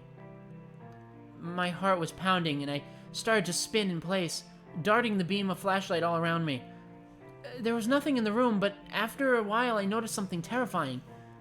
It could have been my imagination, but I could see a figure dart away at the last second, wherever the beam of light hit. I began to panic. I started backing away from the small table, unsure which direction I was going. The hum was getting louder, and then I started to feel the presence of whatever it was that was dodging the light. My hands shook wildly as I frantically shined the light in whatever direction I could think of. It was always there, just barely escaping back into the darkness every time, but it was getting closer. My eyes started to well up with tears. I thought I was going to drop the flashlight. I was shaking so badly until I saw it. The light set directly on a small number 4. It was written on a piece of paper and taped to the wooden door in the corner. I ran as fast as I could with the flashlight pointed directly in front of me. I could feel it behind me. The hum was getting louder, and I thought I felt its breath on my neck. I was sprinting at this point, only a few more feet to go. In one motion, I grabbed the handle and twisted and slammed it shut behind me. I was now in the 4th room. I was outside. I wasn't in the house anymore. What awaited me after opening the door to room 4 was what looked like a cave. I looked down to the ground and noticed something strange and disturbing. The ground wasn't made of grass or rock or dirt. It was wood paneling. It was the same floor as in the previous rooms. This was room 4. Somehow I was still in that house. There were a few torches mounted to the side of the rock surrounding me, and the cave beyond was pitch black. The torches looked like they could be taken down, so I walked over to the closest one and unsheathed it from its mounting place. My body was covered in sweat, and I slowly made my way into the cave. Wait, what happened to your flashlight? Did she say she dropped it? Is my reading comprehension, like, horrible? Oh, she didn't say she dropped the flashlight, so she's just using a torch now. Okay. The hum was gone, hopefully for good. No other noise met me inside the cave, but there was a slight breeze.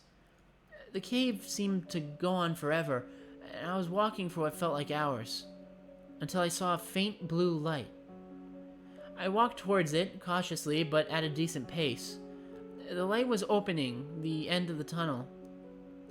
I started walking a little faster. I always hated cramped spaces, like caves and tunnels. In a few moments, the exit was within feet. Oh, wait, I just noticed what's going on here. For him, it was a forest with invisible bugs, and he hates bugs. For her, it's a cave, and she's claustrophobic. So it does direct itself to who you are. In a few moments, the exit was within feet, and before I knew it, I was at the end. And that's exactly where I was. The end. At the exit of the cave, the ground dropped off to a cliff, and there was no other way to go. I looked back into the dark cave behind me. I knew there wasn't any turns. It was a straight tunnel. I turned and looked down over the edge. What I saw made my stomach turn worse than it ever did before. What I saw was an ocean. Water all around with nothing else in sight. Nope. The drop must have been 100 feet with a small rock formation at the bottom. After a few seconds of studying the rocks, my stomach turned more than I thought possible, and my body broke into a fresh sweat. The rocks formed a number. The rocks formed a 5.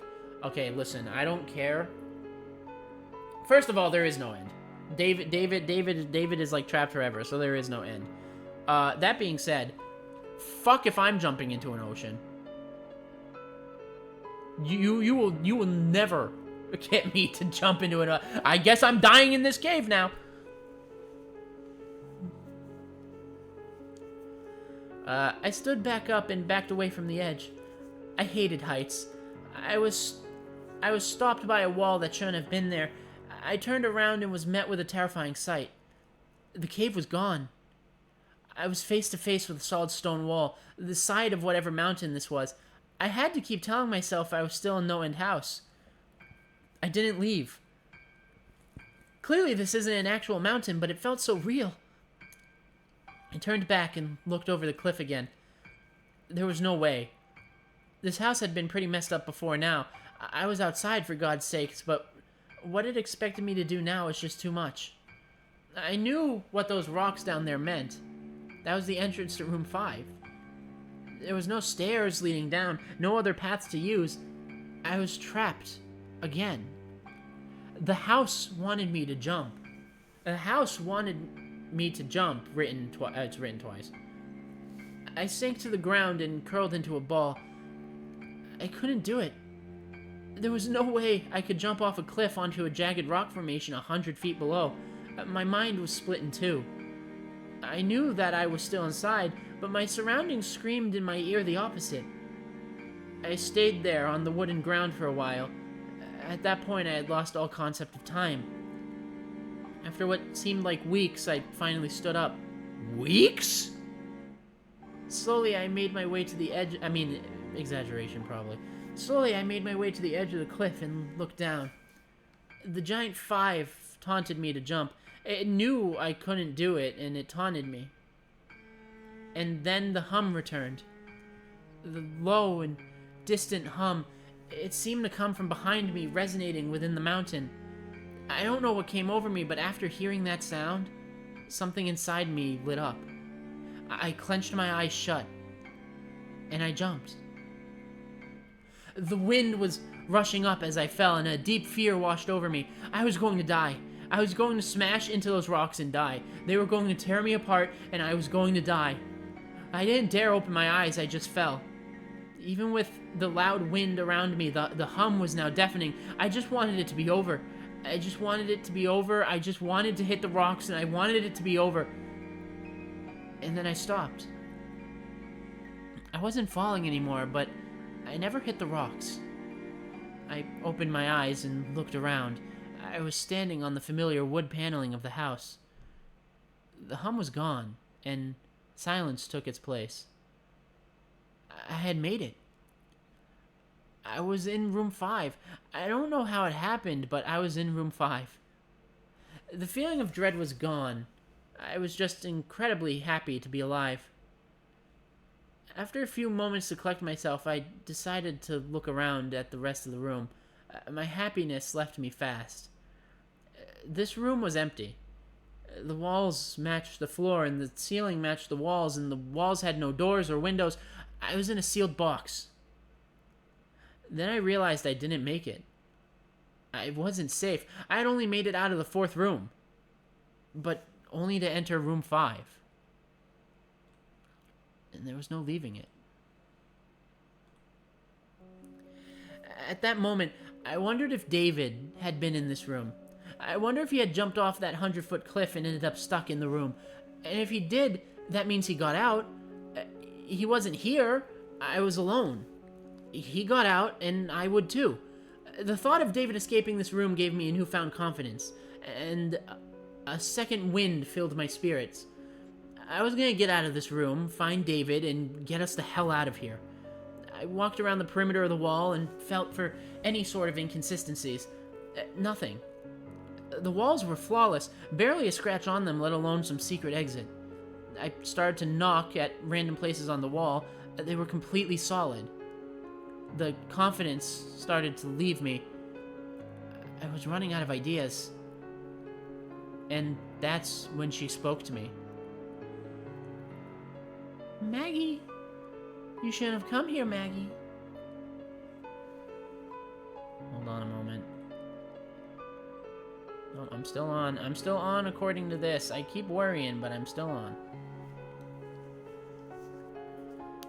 I nearly jumped out of my skin, if that was possible. I was still facing the wall, and the voice had come from the middle of the room. The voice was that of a little girl. At least that's what it sounded like. I turned around slowly, and my eyes fell onto who spoke to me. I was right. A little blonde girl, no more than 7 years old, with light blue eyes and a long white dress. She smiled at me as she spoke again. But now that you're here, let's play a game. There was something horrifying about the little girl. She wasn't scary like those horror girls are in those Japanese movies. She looked completely normal. If I saw her walking down the street, I would have just walked right on by. But looking into her eyes, I felt complete terror. Jumping off a cliff was scary, but I wouldn't jump off 20 cliffs twice as high if it meant But I wouldn't jump off 20 cliffs twice as high if it meant I couldn't. If it meant I could take back 1 minute of looking into her soulless eyes. You wouldn't jump off 20 cliffs to take back a minute? I think you mean you would jump off 20 cliffs twice as high to take back 1 minute of looking into her eyes. Because you're trying to explain that you're more terrified of her than the cliff. So you would jump off 20 cliffs twice as high, not wouldn't. After a moment of staring, I finally spoke. What game? Who are you? I mumbled. If you lose, you die. If I win, he dies. My heart sank somewhere below my feet. I couldn't believe what I was hearing, but I knew she was telling the truth. Which will it be? She smiled. Neither.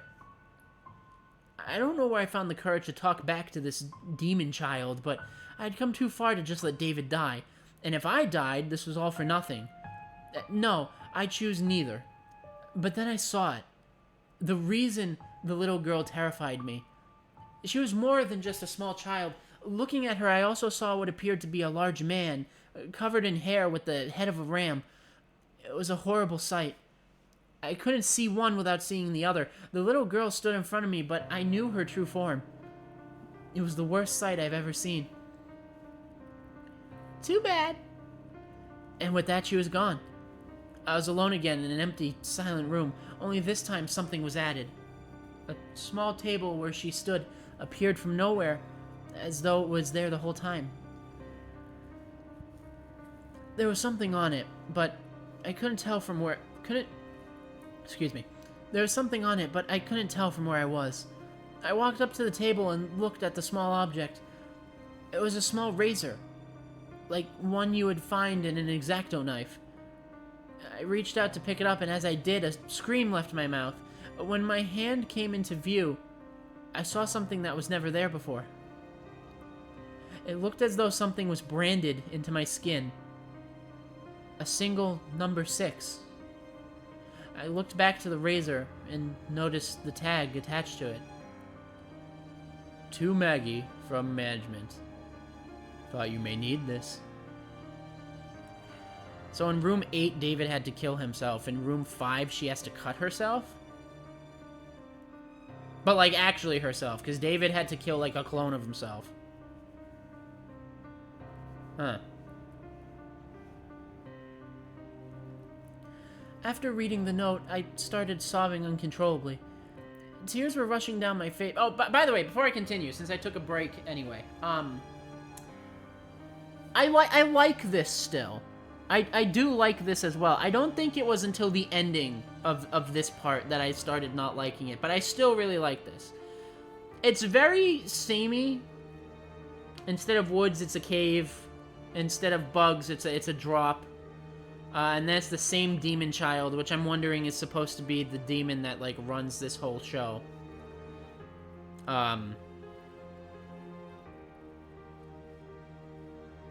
But it's very samey with slight variation in its presentation. And also, it feels like her rooms are coming sooner. Because so for David, room 3 was a pitch black room where he couldn't hear anything except for the humming. Then room 4 was the forest, then room 5 was the demon. So she's in room 5, she has the demon. Her room 4 was the cave, and her room 3 was also that dark room, but she got a flashlight. So it's pretty much the same. The variation comes in at the caves. And then even then, it's still very same-ish. Now she has to cut herself to get to room 6. But what did David have to do in room 5? David just... No, he met the demon in room 6. What was his room 5 then? Because he met the demon in room 6, clawed in a 7, pushed through, and then room 7 was him going back to his house and seeing his dead parents. She's meeting the demon in room 5, which means David went through one room more than what she's going through right now.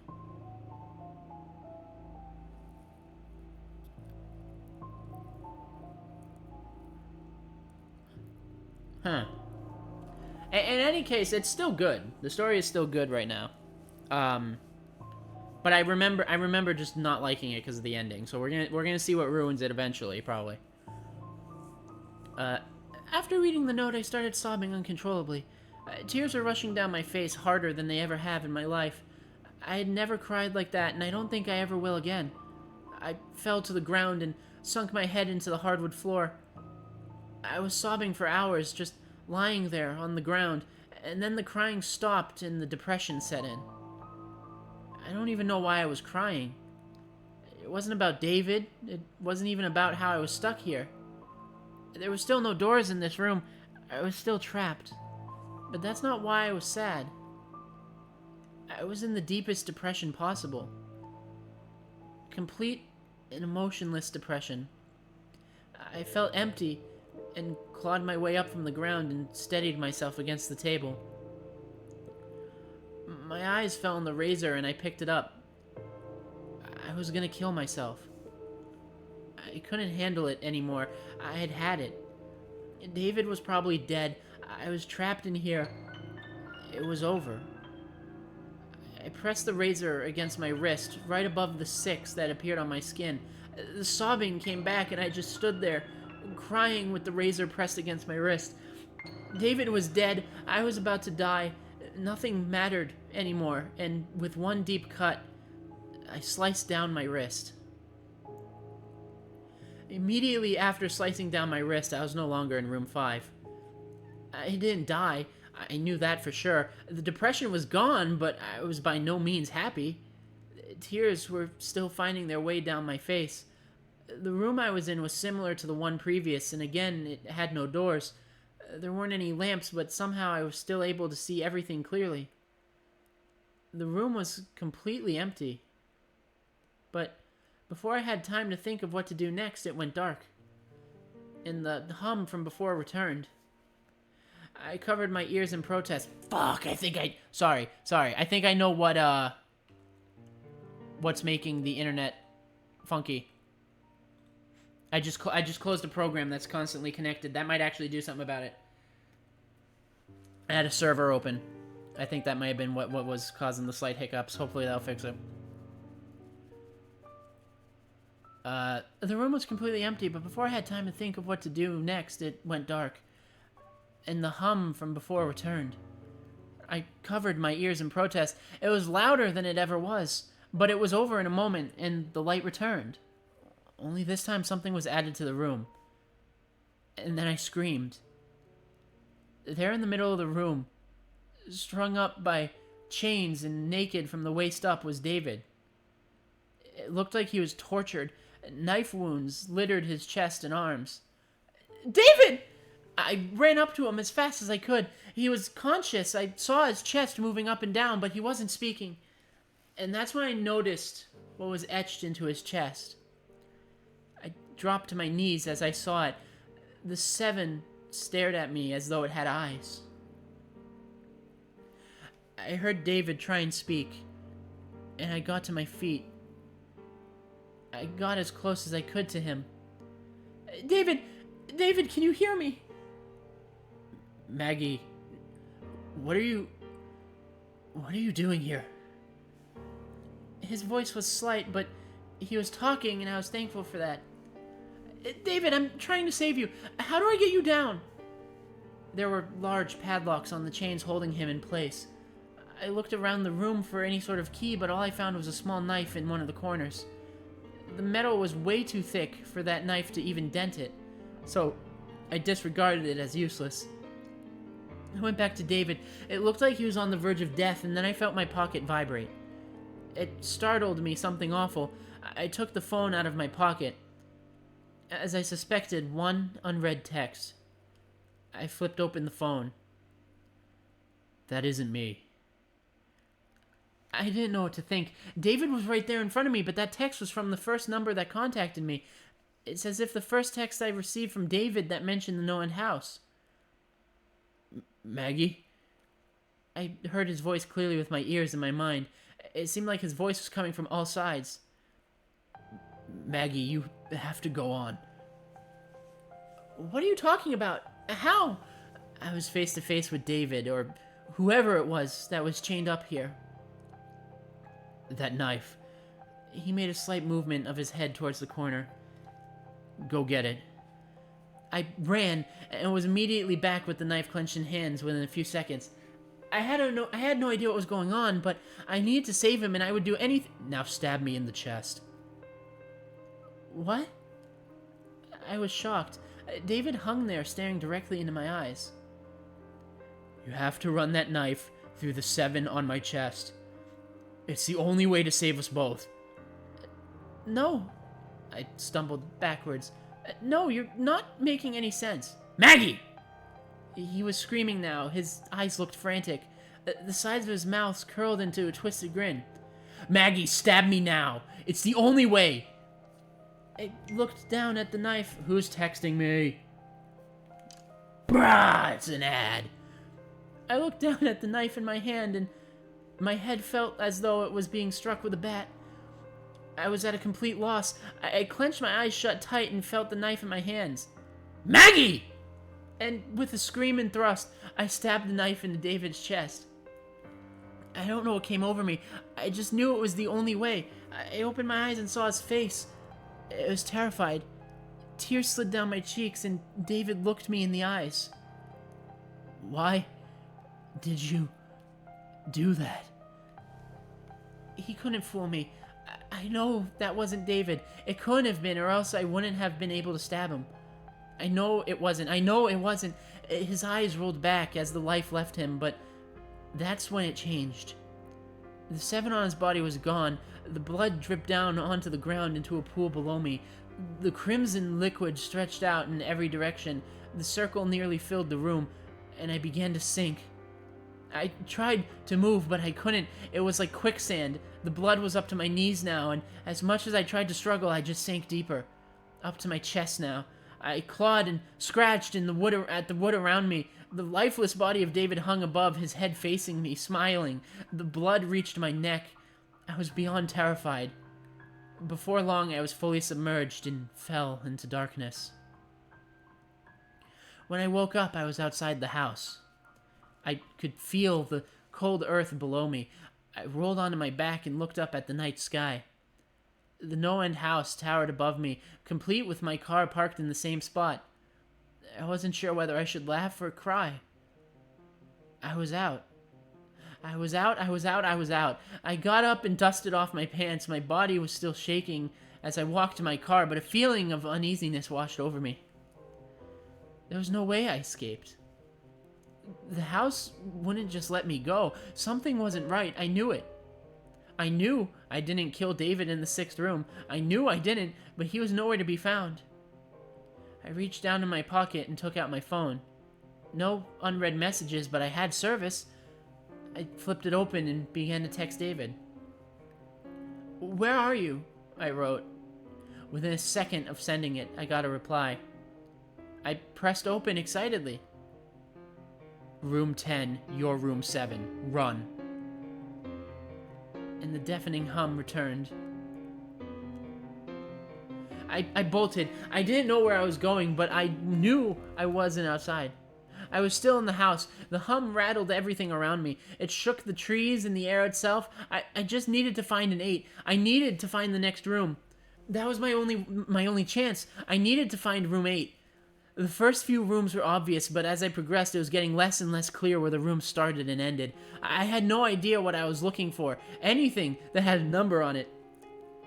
I needed to find an 8. I needed to find...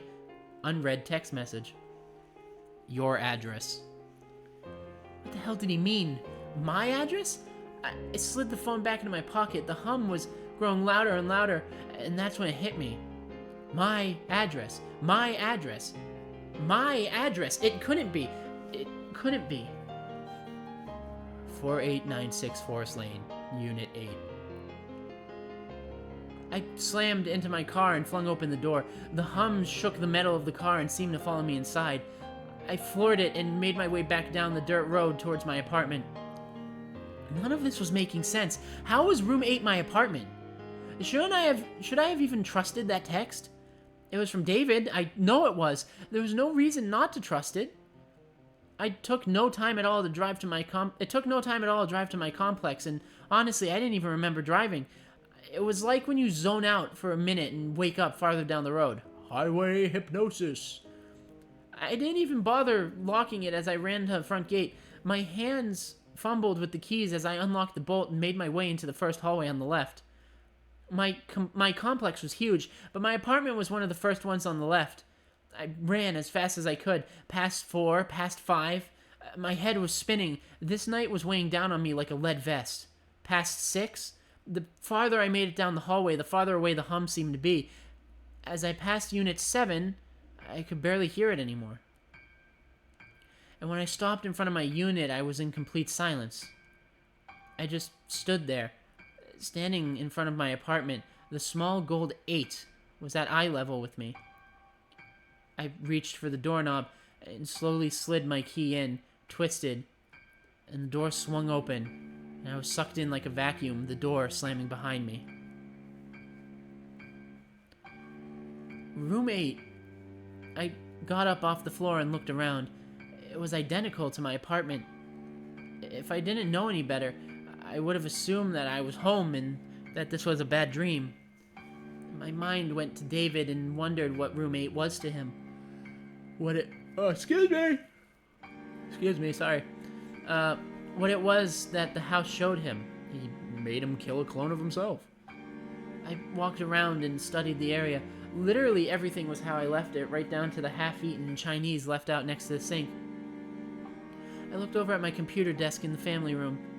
The monitor was still on, and AIM was still up and running. I walked over and sat in front of it, scrolling through my conversation with Peter. It was there, word for word. The house knew all of this, and how I had no idea. To be honest, I tried my hardest not to think about it. The answer, no doubt something I was better off knowing.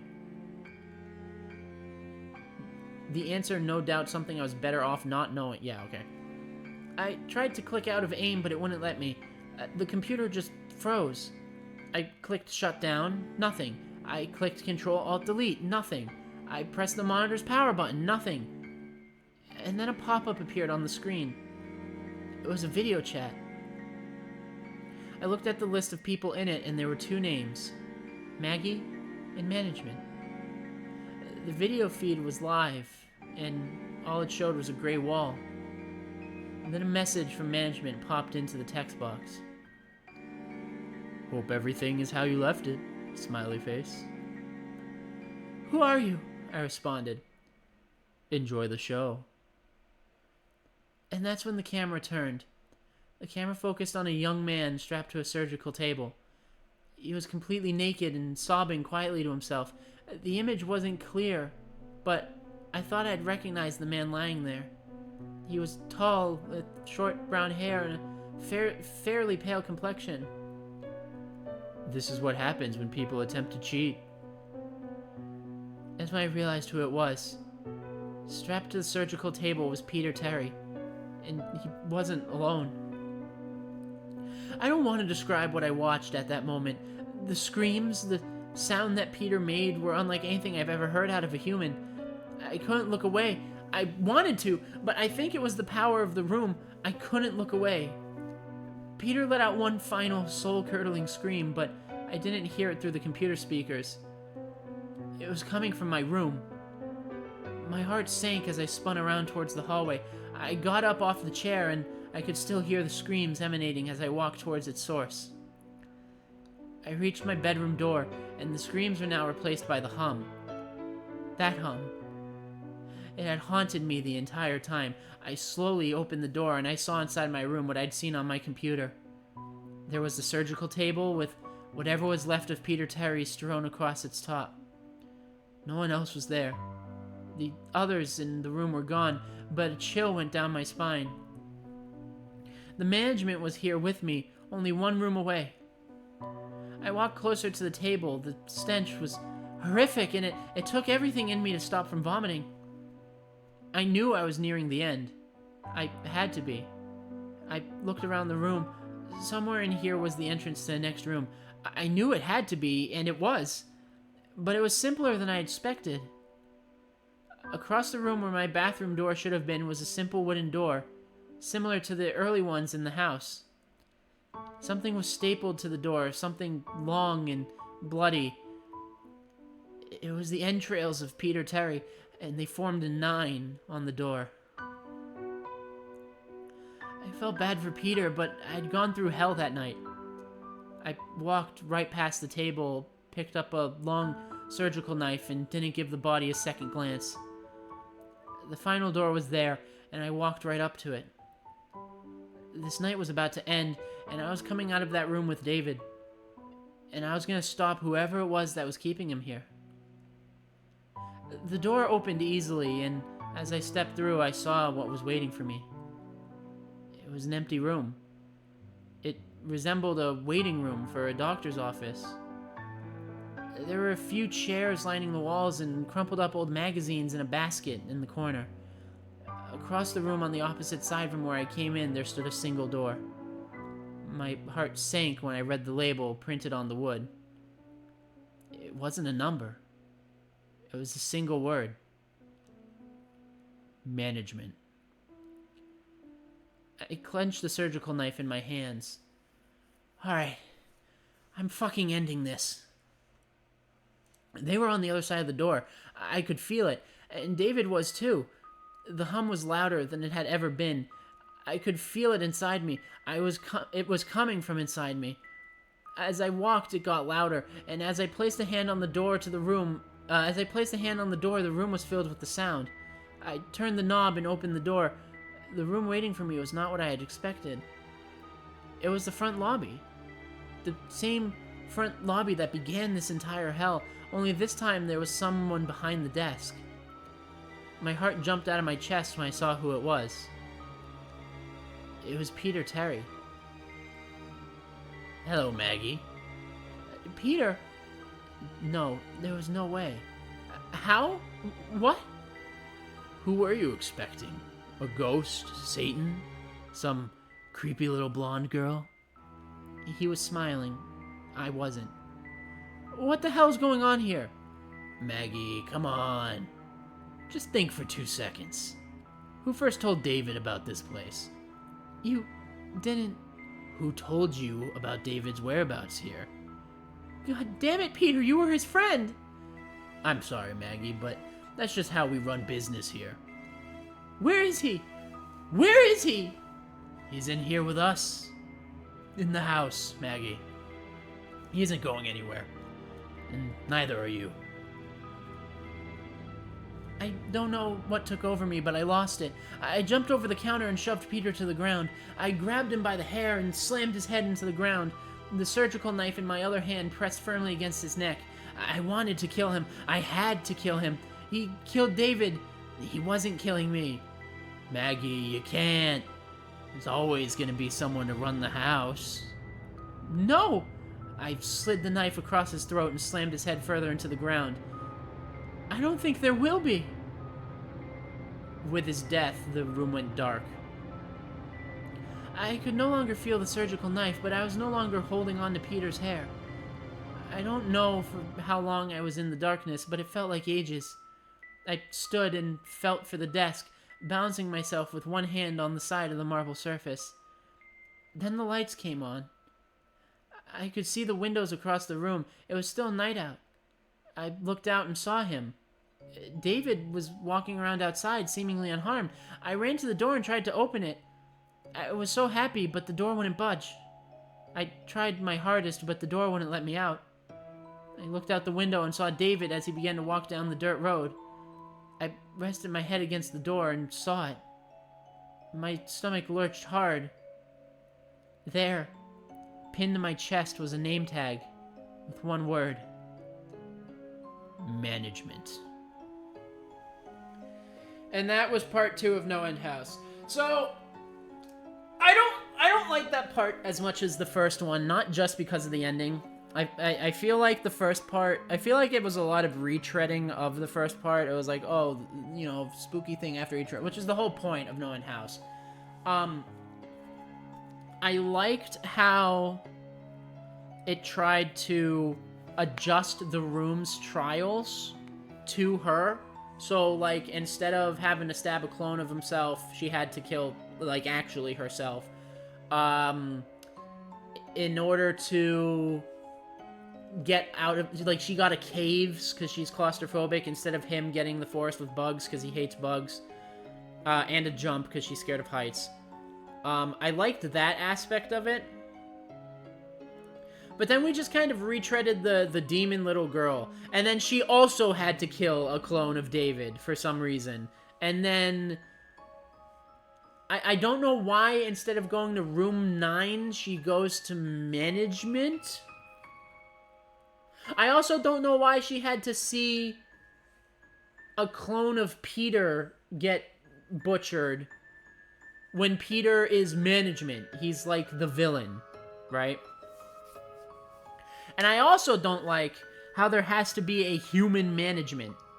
I think it's a lot better. I also with Peter being like, "Who did you think sent you guys to the house?" Mwahaha. Like, I don't get the point of that. I don't know why it can't just be in the newspaper or spread by word of mouth. Hey, there's a spooky house, and if you beat it, you get $500. That attracts people in, and that's like a ghost house, like actually like some force that has dominion over the house, and now you're like trapped in it, and it can do like anything. I don't know why there has to be like a management or like a mastermind. I feel like that's like kind of stupid. And unfortunately, it's only gonna get dumber because part 3 I really don't like. I really do not like part 3, and it's not finished from what I remembered, but one of the main reasons I don't like part 3, and I'm not going to spoil it, but the main reason I don't like part 3 is because they straight up explain what the house is. They straight up explain to you why it does it the way it does it, in filler, no less. And the explanation, while I guess could be cool in its own context, is really dumb with what has been presented to us so far. Like, it feels like a disappointment. So I'm gonna read part 3. We're gonna do that.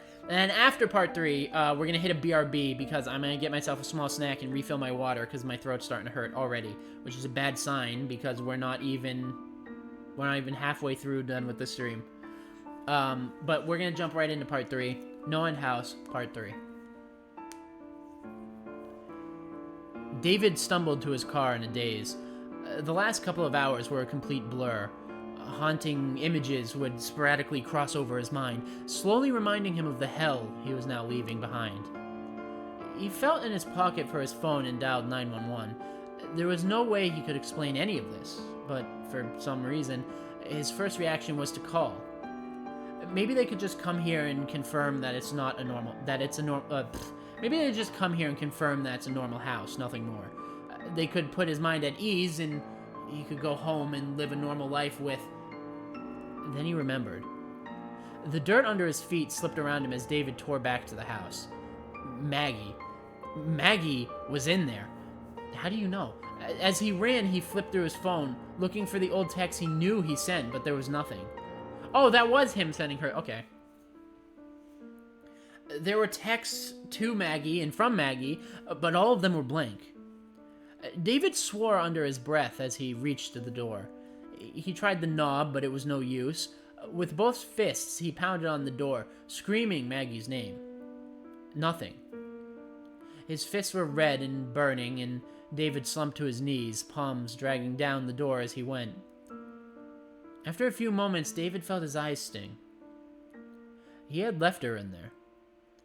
The woman he loved went in there to save him and took his place. He had to find a way in. There had to be another way in. David rose to his feet with a renewed energy, but before he could move, he felt his phone vibrate. It was a text, and looking at the name gave him a relief. It was Peter Terry. Maybe he could help. Hey, Dave, you alright? Haven't heard from you in a while. Peter, Jesus, where are you? I'm in the house. I went to find you, man. I told you not to go. It's past now, whatever, but Peter, I need to get back in. Do you know how? Go around the back. There's an oak tree next to the house with a trapdoor at its base. Go through there, and it's a service entrance. Why the fuck would this place need a service entrance? Just get to the tree, man. I'm trying to help you. David didn't have time to ask anything more. He took off running down the porch to the other end of the house, leaping over a side rail and landing in an awkward pile below. He could see the tree wasn't far, or maybe it was. The tree was so big that the depth perception was hard to figure. And was that even there before? Yeah, he had other shit on his mind earlier. Who really takes notice of trees? But this one, it was massive. He ran up to the side, and there it was, a small wooden door on the ground below, like one of those old cellar doors houses used to have leading into their basements. David looked around him and behind his back, and he wasn't even sure why he did. He just had one of those feelings. Shaking it off, David yanked on the handle. The rusted hinges groaned in protest, but after a few hard pulls, it gave way and revealed the darkness below. With a heavy sigh, David slowly made his way down. Jesus, it was dark, but soon David was hit with a smell that put the darkness to shame. It was like burnt hair covered in shit and mold. He spat onto the ground. He couldn't fucking taste that smell. David got his phone out and turned it to the highest brightness. It wasn't much, but he was at least able to see the surrounding walls. Looking around in the dim light, David noticed something strange. He hadn't been in too many underground tunnels, to be fair, but he assumed the walls would be dirt, mud, or something like that. He couldn't quite see what it was, but it wasn't anything man-made or that could pass as dirt. Curiosity got the better of him, and with his phone outstretched, he went up to one of the side walls. He had to get close to see it, with the phone almost touching the wall. David's eyes grew wide. No, it can't... With his other hand, David prodded the wall. It gave a bit, but it was solid. He was reminded of the smell, and now he knew its origin. It was flesh. The walls of the tunnel were covered in burnt skin. David moved the phone a few inches and followed the light. He saw areas where different skins were sewn together with some rough metallic string, almost like copper wire. One section made his stomach turn over on itself. It was a face. A human face, stretched and elongated, with the eyes and mouth sewn shut. The nose was removed, and the hole that was left behind was sutured as well. Maybe it was the smell or the sight of this, but David couldn't take it. With a lurch, he turned to the side and vomited on the ground. The tunnel went on for ages. What was most likely only a few minutes felt like hours to David. He had to get inside and save Maggie. Nothing else mattered. Peter was a friend of his, but if it came down to it, Maggie was the first to save. Peter could rot in there if need be. Then again, he was the one that told him about this path. David's mental debate ceased after something from behind touched him.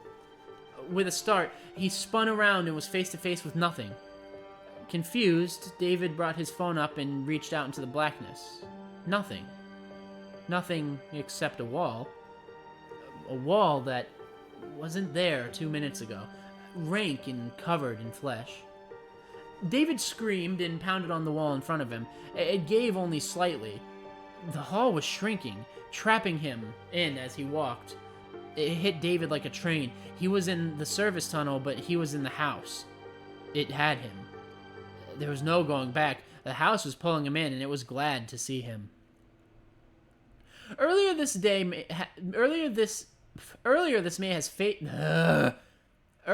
may have phased David more than it did at that moment. There in the hall of a tunnel, David barely flinched. He had seen what this place was capable of, and he had witnessed some of the most sanity-testing experiences imaginable. He'd seen it all, or at least he thought. As he walked, David could now hear the tunnel shrinking in from behind, the grinding, sloshing noise of flesh twisting in on itself to seal him in. Hold on, why'd the music stop? Yes, keep playing. To seal him in made him feel sick again, but he only sped up his walking. After a moment, he heard something that made him stop dead in his tracks. It was a voice. girls, and it wasn't Maggie's. Why did you come back? Why did you come back? David stood there, frozen. The voice seemed to come from everywhere. Why did you come back? Why? The screaming was getting closer, and David braced himself against the back wall. Soon he heard the thudding footsteps of someone running towards him, and then he saw her. A girl no older than 13, running up to him, yelling her constant question. David was too stunned to react, short of just standing there. The girl ran up to him and began to pound on his chest with her fists, hard at first, but then weakening, like a spoiled girl hitting the ground when she doesn't get her way. Why, David? Why did you come back? The girl slumped to her knees in front of him with one final hit against his leg. David stood there in shock, hands slightly raised and tense. His fear began to ease out of him.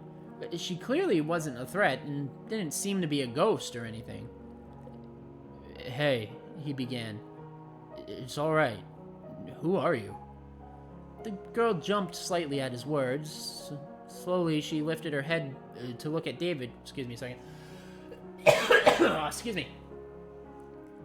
His heart sank as he saw her face. No eyes. Absolutely no eyes. Blackness. And when she spoke, you could see the inside of her mouth. No tongue and no teeth. Just a void. You came to save us, didn't you? The girl stood up and brushed her hair out of her face. For some reason, even taking into consideration how terrifying she should have been to David, there was something oddly normal about the girl.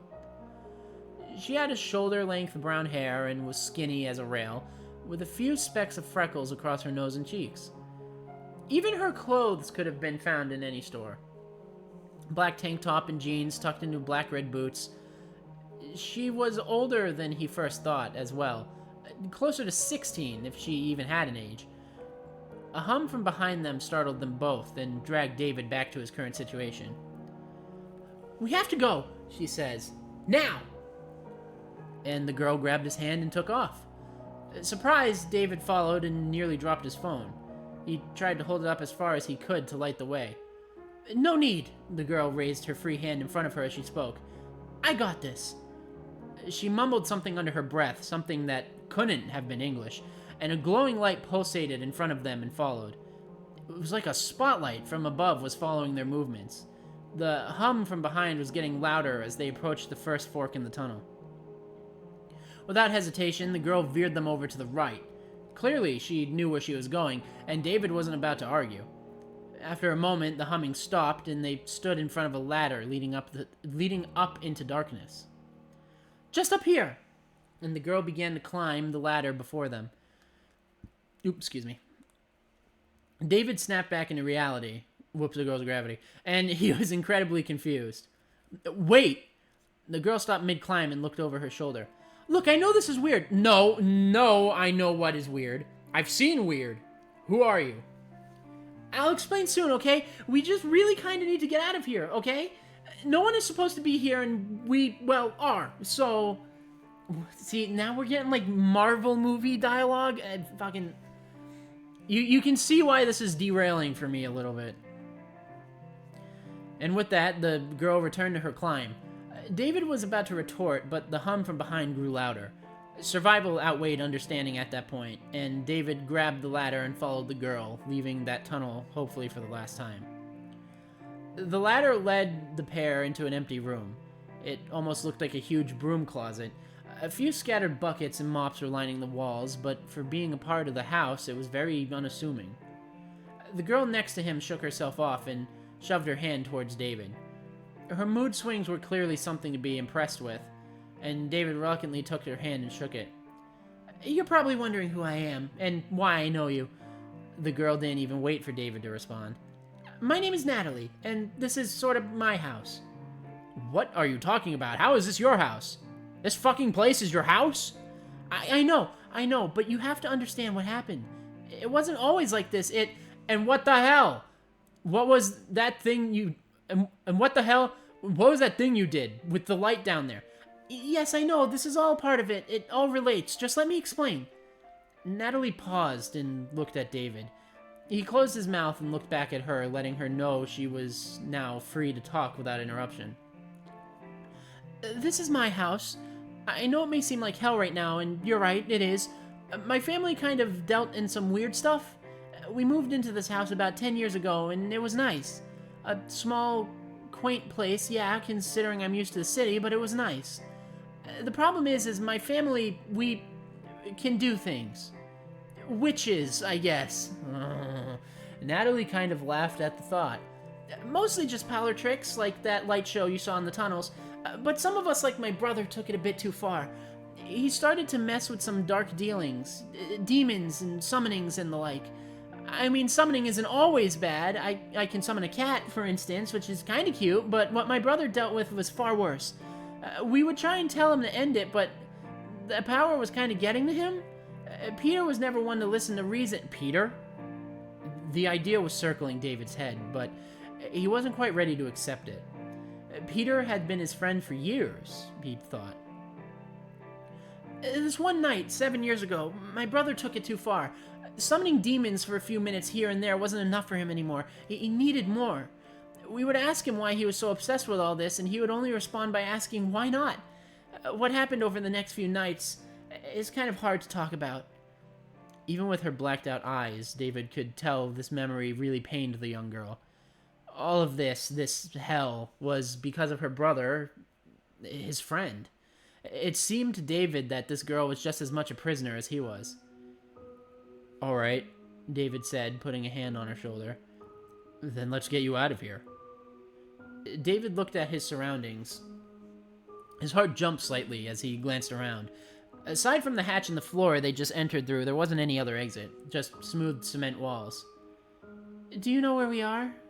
"Oh wait, do you know where we are?" he asked the girl, hoping to God she had some ideas. "Yeah, of course," she said, with a bit too much hesitation for David's liking. "It's my house, isn't it?" And with that, she made her way over to one of the far walls. The surface of the wall was a smooth, brushed, gray cement. There was no way through, no door, nothing. Natalie reached into her pocket and took out what looked like a small piece of artist's charcoal. She pressed it to the wall and began to draw a long, swooping line about 3 feet in length. Line after line followed, and David watched in awe as the girl stood back and admired her work. David had never seen anything like it outside of fantasy movies. It was like a yin-yang mixed with a pentagram mixed with a child's doodle. Natalie placed the charcoal back into her pocket and ran her fingers through her hair. After a moment of silence, she raised her hand and placed her right palm against the symbol, resting 2 fingers against her temple with the other. At first, David thought she was speaking to him, but then realized that she was chanting her weird language again. Soon the symbol seemed to be vibrating, and David watched on as it began to steadily glow deep purple.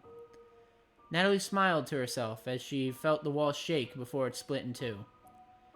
"I've always loved doing that." And that is the end of No End House. And listen, like all of it, all 3 parts. And listen, I hate that ending, or lack of, because it's not finished yet. But I hate the explanation so much. I hate what it kind of turned into. Because originally it was this house that was unexplainable, trapped people in it. Oh, by the way, written by Brian Russell, by the way. Author of No End House, Brian Russell. It started really well with like, it's a haunted house that if you can beat it, you get $500. You show up, it's absolutely horrifying, it's inhuman, it's otherworldly, and it traps you there once you're in there. You get your $500, but it's fucking with you. You're trapped forever. Otherworldly, simple, amazing, really good concept. The second one was kind of more of the first for a while, which is okay. It's all right. It's a sequel, more of the first. We can get that. But then it tried to explain what management was, and it was like, oh yeah, the house needs someone to be management to operate for some reason. It doesn't tell you why. It just says, it just kind of implies that it needs management to operate, which is a little dumb, but okay, sure. It just adds another layer to it, I guess. I would have much preferred it if it was just like rumors of a haunted house you win $500 from, or like an ad that goes out in the paper every October or whatever, and it like traps people in this otherworldly haunted house. I feel like that would just be much cooler to just have that be like a thing that exists. But then the third one comes in, and the third one is like, oh yeah, this is all happening because they're witches. This is witchcraft. It's witchcraft in hexes and spells, and like the dialogue became really like unserious, because she draws she makes a magical door that can get them out of the room that they're in, and then she's like, yeah, I've always liked doing that. It's like it's just dumb. It's just bad. And I feel like he never finished it because he kind of knew it was getting bad, maybe? I don't know. I don't know anything about Brian Russell, or how he or what he does now, or how he looks back on that story, but he never finished it. And I think it's because you can't really go anywhere without ruining it, and it was already ruined a little bit with that proof of concept of a part 3. But part one is phenomenal. And as far as I'm concerned, part 1 is the only part that matters.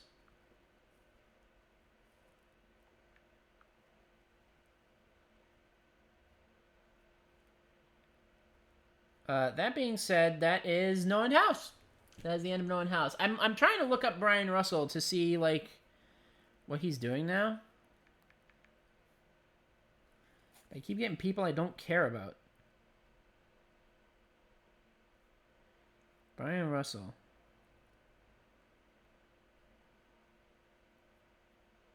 Oh, No End House. That's it. That's the only thing on Creepypasta. That's the only thing on Creepypasta.com. Apparently there's a book now. A 2025 book.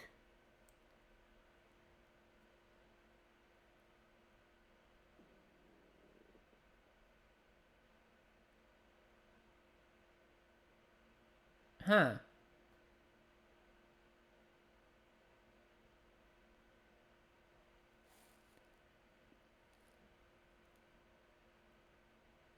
Oh, I see. It's not real. It's not a real thing. Like, it's a book, but apparently it's a known...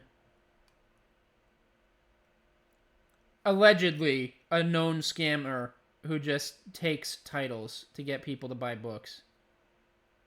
So he has a book called The No End House, but it's not actually... But it's not actually No End House.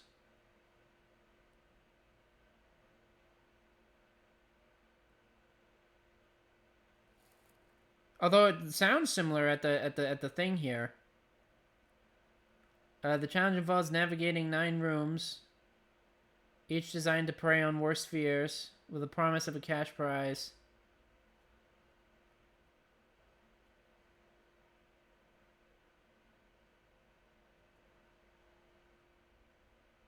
By Jeremy Bates. So it's not written by the same guy. It's not written by Brian Russell. But, it's got 3.4. Maybe I'll read it. But with everything said,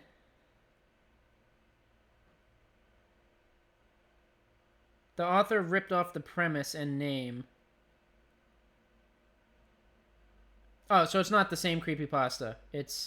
He basically just allegedly stole the idea. Because it's not based around the original at all. In any case, No End House Part 1 is the only No End House that matters to me. No End House Part 1 is the only No End House that's good to me. I mean, the first half of the second part, sure. But as far as I'm concerned, No End House original is the only one I care about. So that's No End House.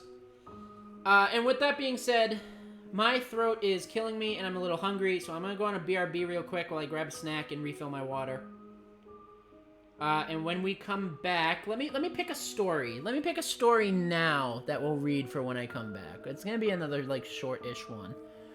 But I don't want it to be, like, a less than a minute short one. Here we go. 10 minutes Zalgo. So we'll read Zalgo when I come back. So let me just update that ahead of time. Zalgo, also known as He Comes. Great read today, taking a break. I am also taking a break. I'll see you after the BRB, probably, but potentially. Yes! I will be right back in a couple of minutes. See you soon!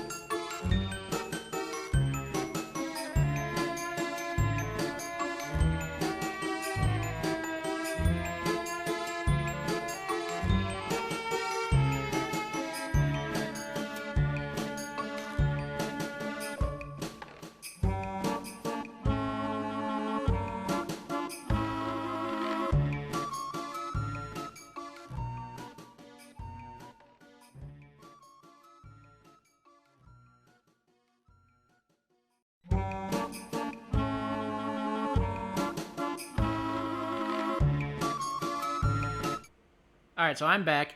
I left my water on the counter. Hold on, give me a second.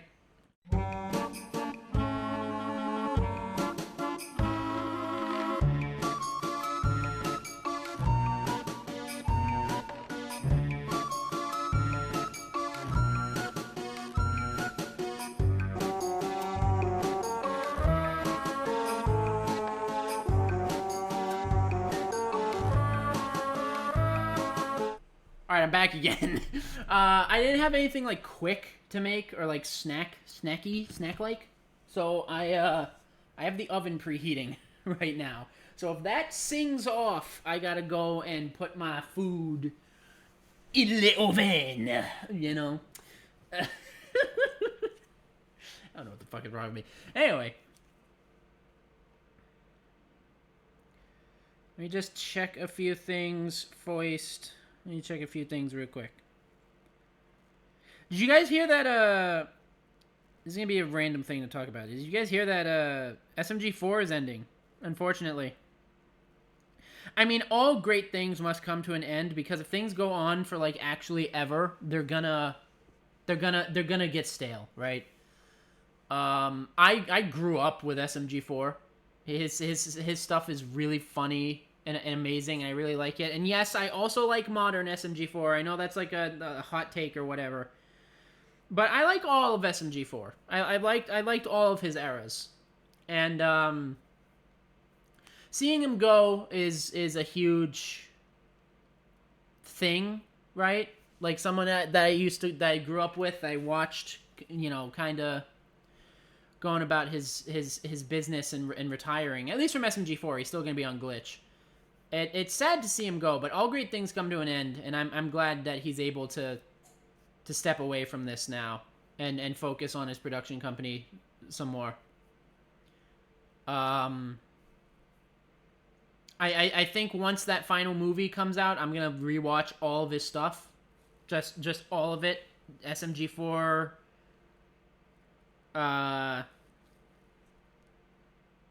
You know, marathon. But he'll be missed. He made childhoods, and I'm excited to see what comes out between now and that movie, and I'm excited to see that movie as a good farewell, as a good send-off.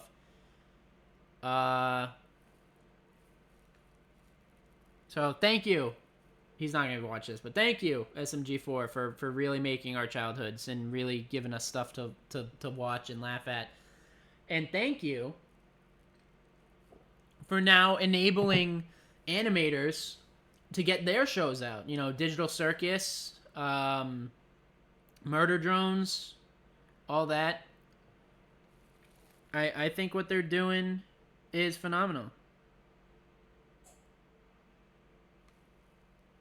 So, yeah. That all being said, let me just finish some final checks here.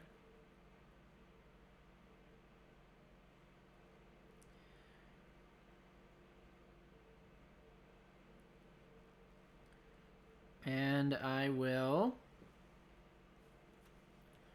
get us back on track. All right, let's get the music going. Excuse me. We are going to read Zalgo, also known as He Comes.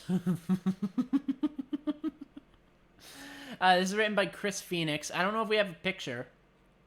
If we have like an official Creepypasta website endorsed picture of Zalgo.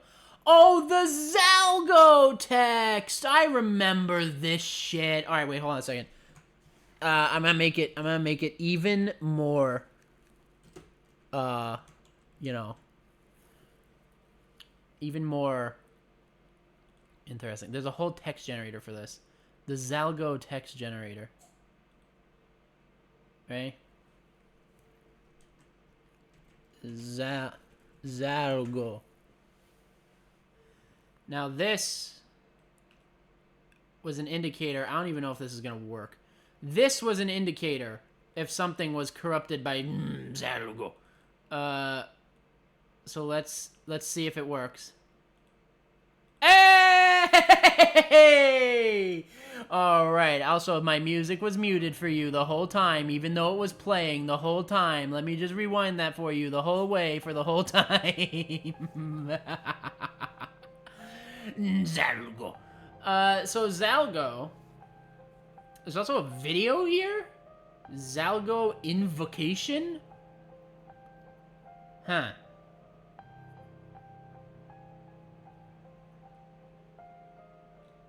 So, Zalgo, from what I remember, is, like an eldritch god, or something like that. He's like an entity that makes cartoon characters look like shit. That's all he does. And he comes a lot. He does that a lot. Zalgo, he comes. I don't know if there's any, like, official images. No, this is all art. I can't, like, take these. There are, like, photoshopped images of, like, comics. Like, there's... What the fuck is this? What's that you're playing? Casilda's song from Act 1, Scene 2 of The King in Yellow. Oh, Jesus, that means Zalgo. First of all, the King... is Zalgo linked to The King in Yellow, or are they just finding something eldritch to do that comic with? But yeah, there's a lot of, like, comics here. Like, Garfield comics, specifically, for some reason. Where Zalgo, like, breaks in and turns their eyes black and they become demonic. And the whole point is that Zalgo is supposed to be, like, a corrupting force? I believe? That just corrupts shit and makes it look scary. Or something like that. Now, from what I know, I never actually read Zalgo. I only got a synopsis about him and have seen the really shittily edited comics that show his influence. So I'm gonna find out if this dude actually is a threat or if he's just some eldritch internet wannabe that just makes things look spooky, and that's the basis of his evil. So let's do it. Zalgo, He Comes, by Chris Phoenix. Forgive the length of this message. This is the first and possibly the last time I'll have access to a computer, and so I thought I'd better write this all down while I can, and get it to those who should know. I'm leaving town. I don't know where I'm going, I'm just getting as far away as I can.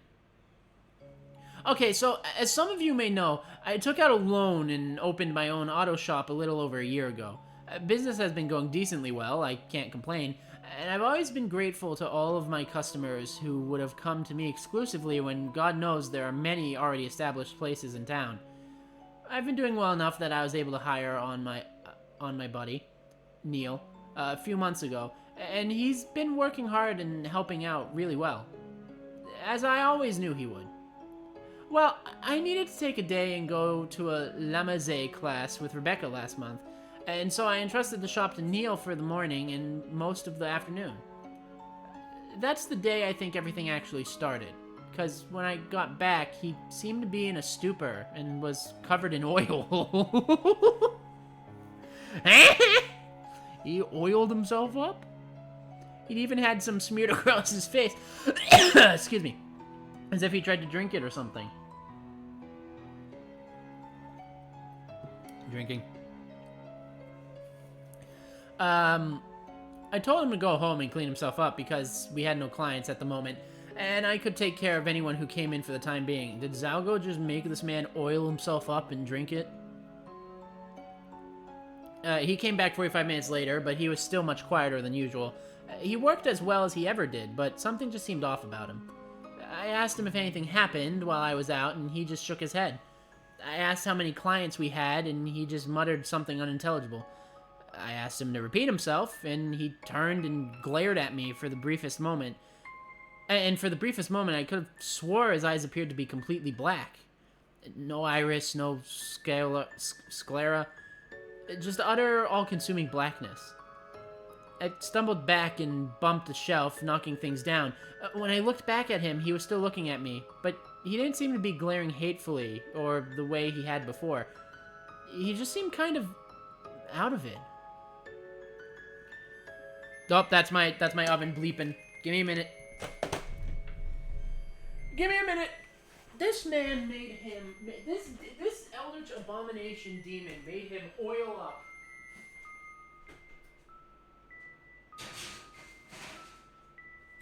Oof there.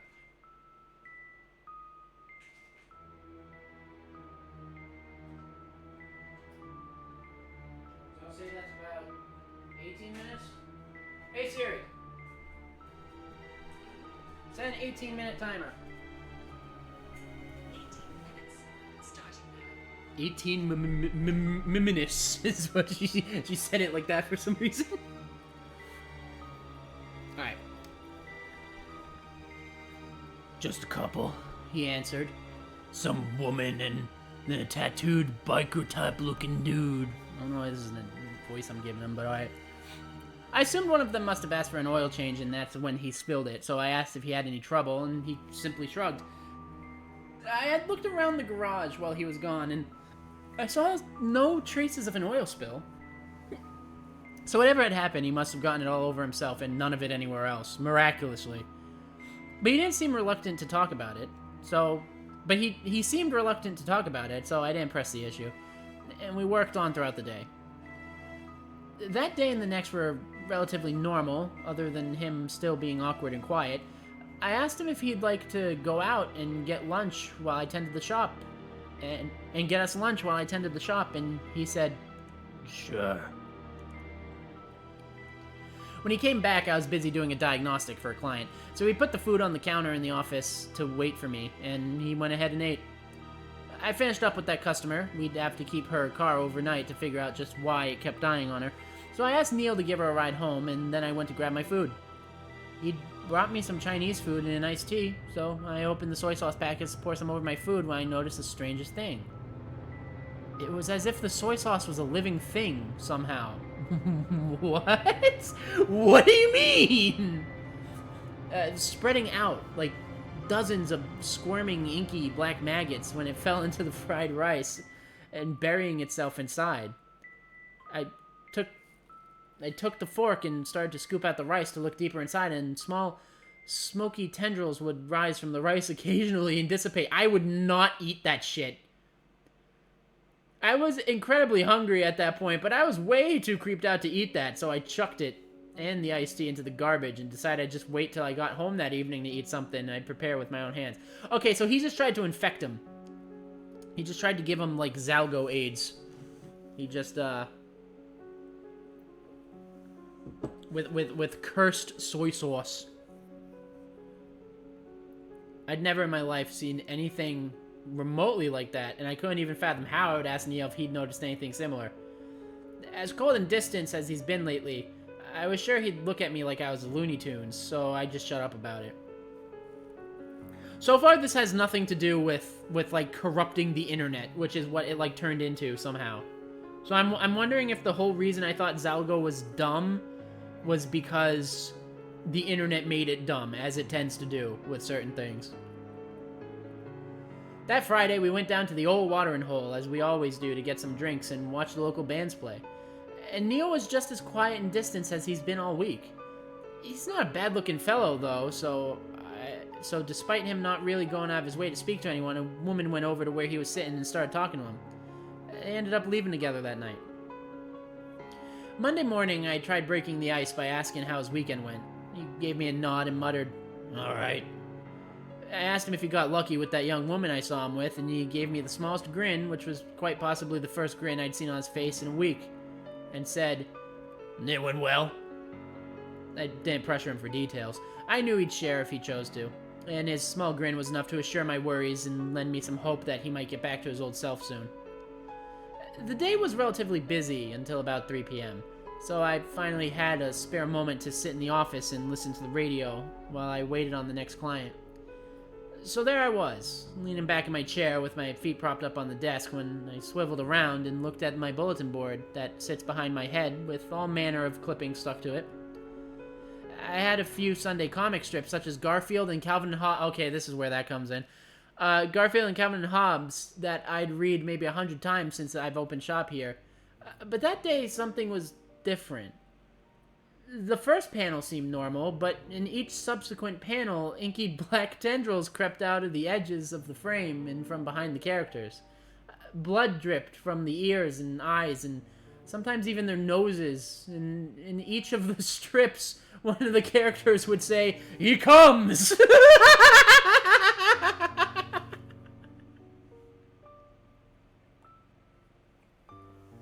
Alright, so this is where it gets stupid. It's not even...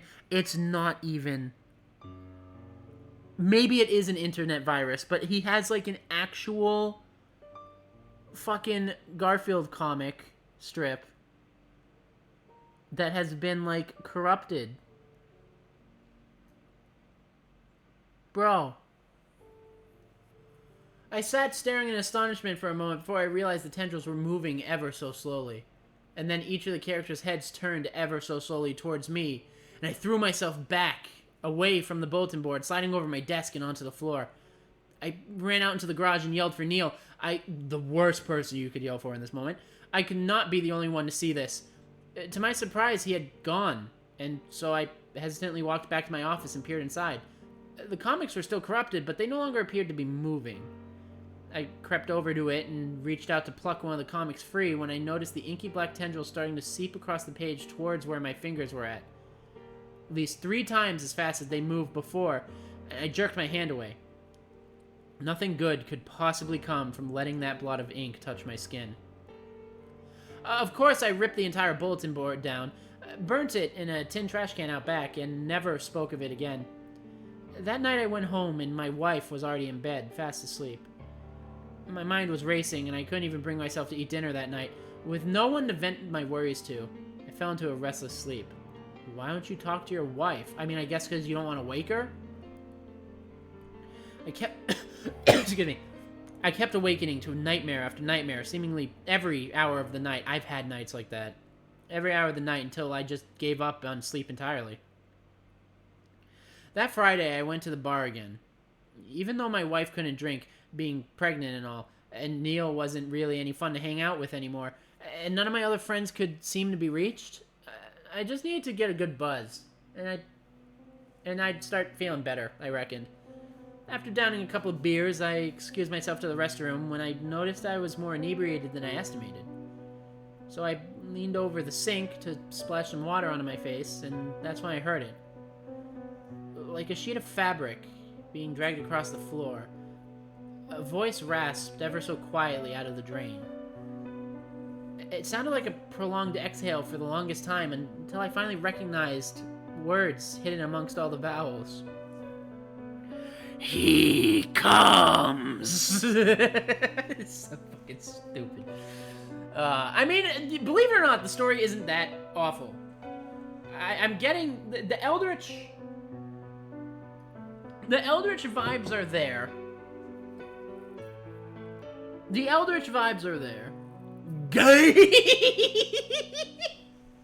The Eldritch vibes are there. It's pretty cool.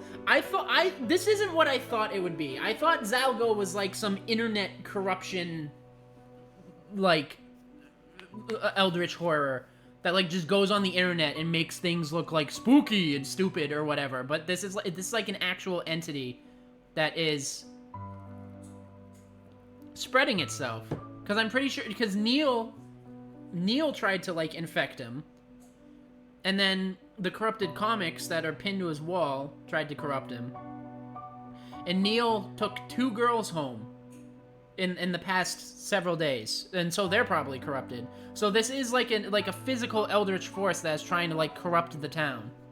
So that's cooler than an eldritch being that can only make internet comics look scary, which would be stupid and what I thought it was for the longest time. It's kind of killing it. I'm liking the vibes. You know, I love me some eldritch horror. He's like Slender Man. Well, Slender Man isn't an eldritch horror. He's just, I mean, he's like a being. I think the implication is Zalgo is like, I don't want to say he's Cthulhu level, but he's more Eldritch God level instead of, like, Eldritch Being level. At least from what I understood. I don't know yet. I haven't finished the story. With that, let's find out what he's like. I always thought he was just make internet comics look scary, man. I didn't know that he was actually, like, physical. Cracks appeared in the porcelain, snaking out from the ring around the drain. At least they looked like cracks at first, but after a few seconds I recognized them as the same tendrils of corruption I'd seen in the comics earlier that week, shaking their way slowly along. I stumbled back. He does a lot of stumbling backwards. Every time he sees anything, he stumbles backwards. I stumbled backwards out of the bathroom door and right into someone's chest. He's also really clumsy every time he does it, too. I turned around and stared up into the pitch black eyes of a 6.5-foot biker with tattoos.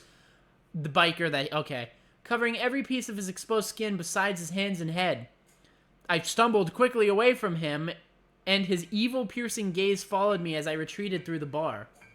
Oh, I forgot he was in a bar. I thought this was just as home. Horror movie physics. yeah, pretty much. It felt like a dream, where whenever you're running for your life, it felt like you were running through quicksand. As I walked across the room, I noticed the biker wasn't the only one staring at me. It seemed every pair of eyes in the place were focused on me, and more than half of those eyes appeared to be perfectly black, with no hint of iris or sclera. Sclera? How do you say it? I said scalia, or whatever. I don't know how to pronounce that word. I know what it is, I just know how to pronounce it.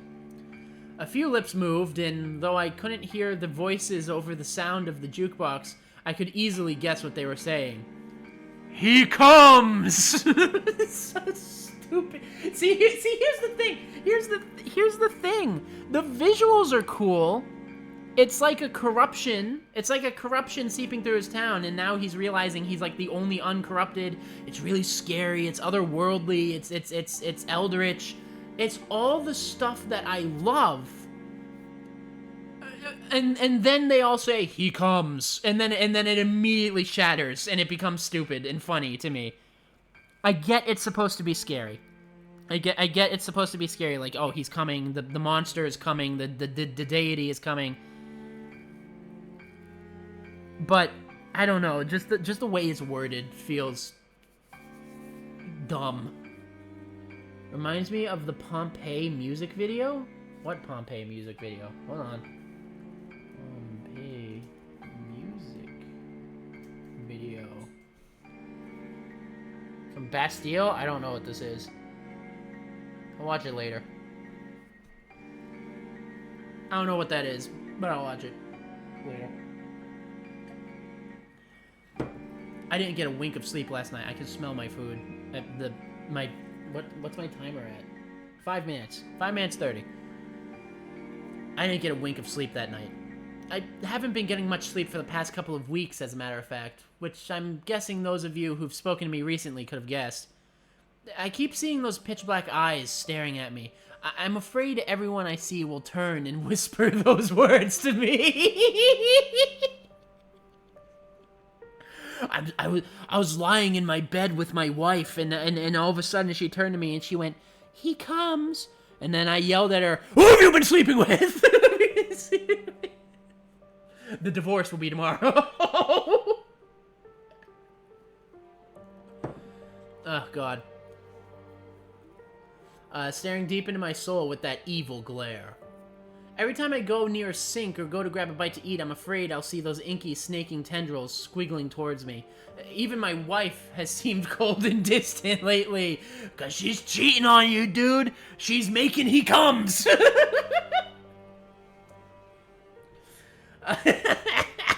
He's Zalgo's bitch now.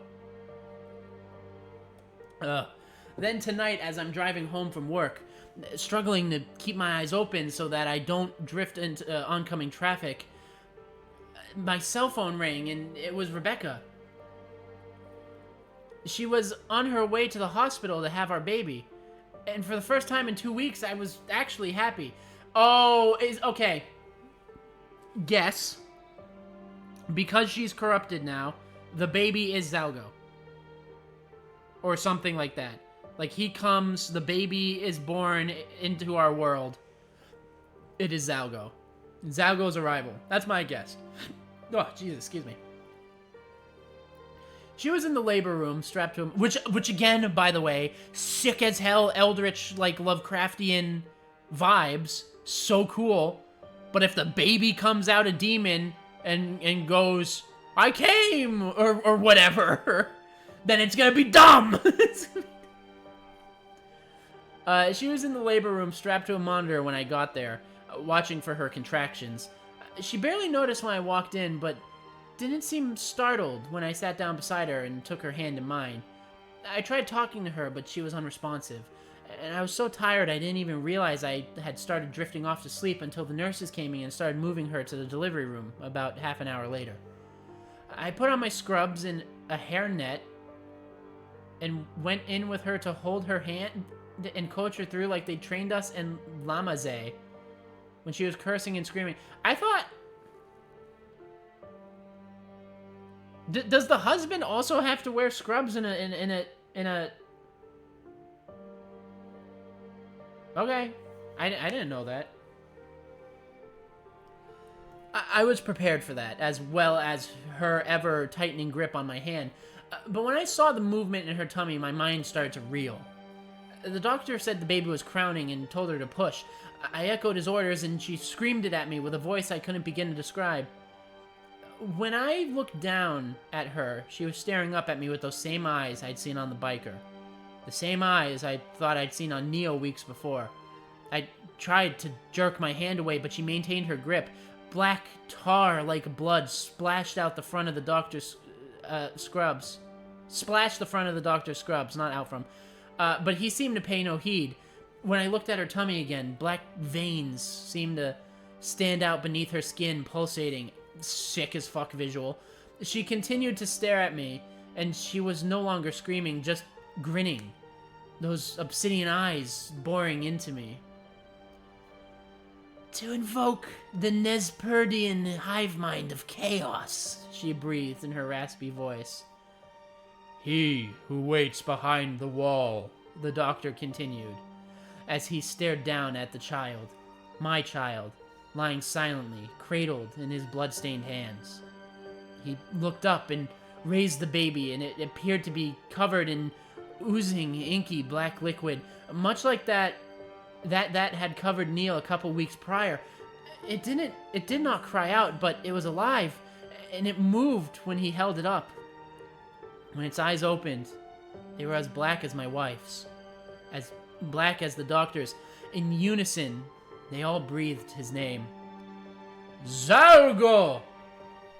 I ripped my hand free of my wife's iron grip and stumbled out of the room, barreling into the nurses passing in the corridor just outside. When I stood up and looked back into the room, I could see the inky black tendrils seeming to extend from the doctor and my newborn across the floor to where I stood. I turned and ran down the hall to the elevator and slammed my finger into the buttons. When I looked back, the tendrils had come into the hallway, yet no one else seemed to notice until it slithered over their feet and up their legs, at which points they abruptly stopped, turned, and looked at me with those same obsidian eyes. It's the end of days, buddy. Better get used to them. I abandoned my effort to call the elevator and broke into a panicked run for the stairs. I ran down the 15 flights of stairs all the way to the lobby, tore ass out into the parking lot, hopped into my car, and started driving. I'm gonna finish this paragraph, I'm gonna go get my stuff from the oven. I didn't know where the fuck I was going. I just had to get the fuck away from here. I don't know if I'm going crazy. It certainly seemed like it, but I just can't be around anyone I know anymore. They all have those same eyes and those same dead stares, and even my child. Oh god, my baby. Alright, I'm gonna go get my thing. I'm gonna go turn the oven off and get my thing out of the oven. At most, actually, I probably should just, like, turn the oven off. And then I can... Nah, I'll pull the thing out of the oven.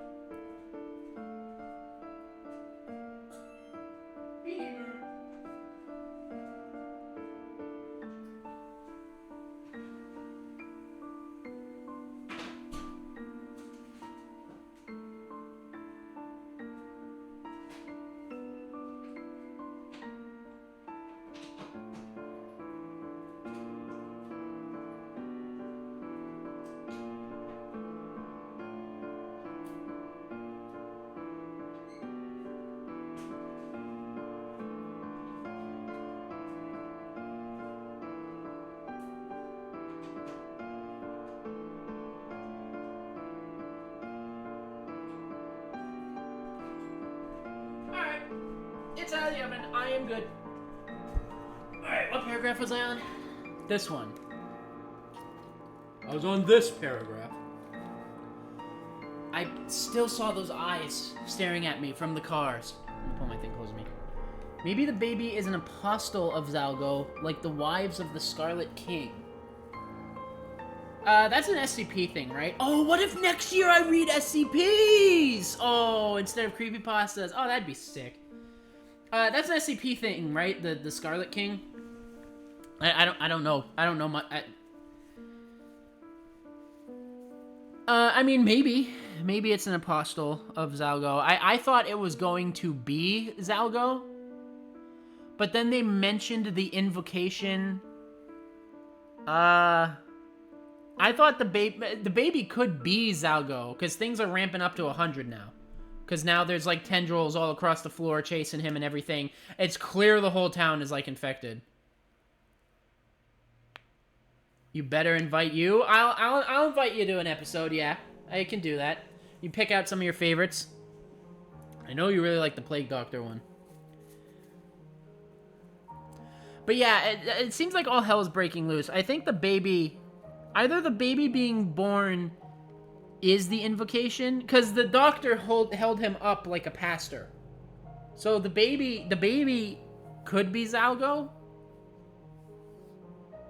or it could be like the first step of the invocation or something. But we're gonna find out. I still saw those eyes staring at me from the cars beside me, and by some strange coincidence, the same biker from the previous Friday night at the bar pulled up beside me an hour away from the hospital and followed me for nearly 2 miles. Yeah, it's not a coincidence. He literally followed you. He'd turned and stared at me, grinning. I couldn't see his eyes, though, through his sunglasses this time, but I knew it was the same guy. His tattoos seemed to move of their own free will. The flaming skull on his right bicep began bleeding from the eye sockets. That's so fucking cool, though. That's sick. As soon as I could, I slammed on my brakes, allowing him to fly past me as I swerved to my left and did a U-turn. I think I lost him. That was about an hour ago. I'm at a motel 3 hours out of town. The first place I found that has Wi-Fi, and I'm tired. And I'm shaking, and my hand itches where my wife's nails scratched me open. Oh, you're infected. I honestly don't know what to do or who I can turn to. The story will sound insane, and I'll probably be institutionalized, and I'm not sure that wouldn't be the best thing for me, but I just can't bear to look into those eyes anymore. Every time I see someone new and they stare at me, I start to panic because I know. I just know it's out there looking for me. Whatever it is. And even when I lay down and start to drift off to sleep, I hear those words. He comes. Of course they had to end it with that. And then there's a Zalgo invocation, like a 3-minute video Zalgo invocation here. It's like a song or something, or like a poem. Like a long-ass 3-minute poem. Should I read this? Is it important enough to read? He is coming. He who waits behind the wall, he who waits to end it all. All that you know, all that you are, he will tear it apart and leave you afar. Okay, this is a little... He will call on the beast to devour your soul. He will take the whole world and will make it unwhole. It's a little cringy, the invocation itself. He comes! He who will sing to the end of the earth such a beautiful song, what a beautiful night. He awaits this night, he awaits darkness. It's just... He who waits behind the wall, he is the chaotic hive mind, eating my soul, making me unwhole, one with him. I don't like the invocation. Chaos and causality both bereft. With order without chaos, there is no order left. He waits for this. He who waits behind the wall waits for the call to set him free. It's just kind he will destroy it all.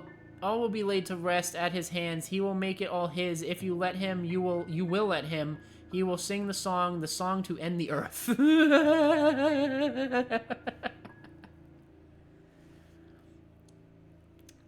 He is the one without eyes. He is the one without shape. He is the one who lies. He will be the one who will rage. Through the shattered world... Oh, that doesn't say rage!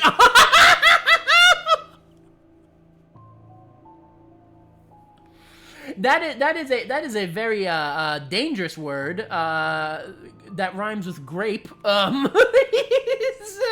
He's gonna grape through this shattered world. Okay. What in the fuck? What do you mean? Okay. I will sing the song. Through me he will sing the song all day long. That comment that you made, I did read it out of the corner of my eye. Zalgo, I like ya and I want ya. Now we can do this the easy way or the hard way. The choice is yours. Literally Zalgo now, apparently. Like, actually him. You had it spot on.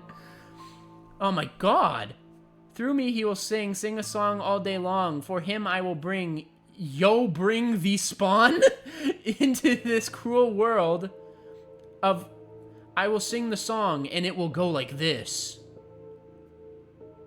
Serenade the end with the beat that you all know, the heartbeat of the earth, the song of the soul. Hold on closely to your heart, for it is the song's rhythm. Everyone is the drum, everyone is the song. He waits behind the wall in a... palace of tortured glass. Alright, that sounds sick. Served by...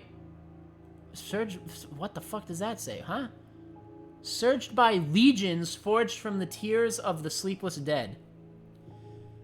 And clad in armor carved from the suffering of mothers.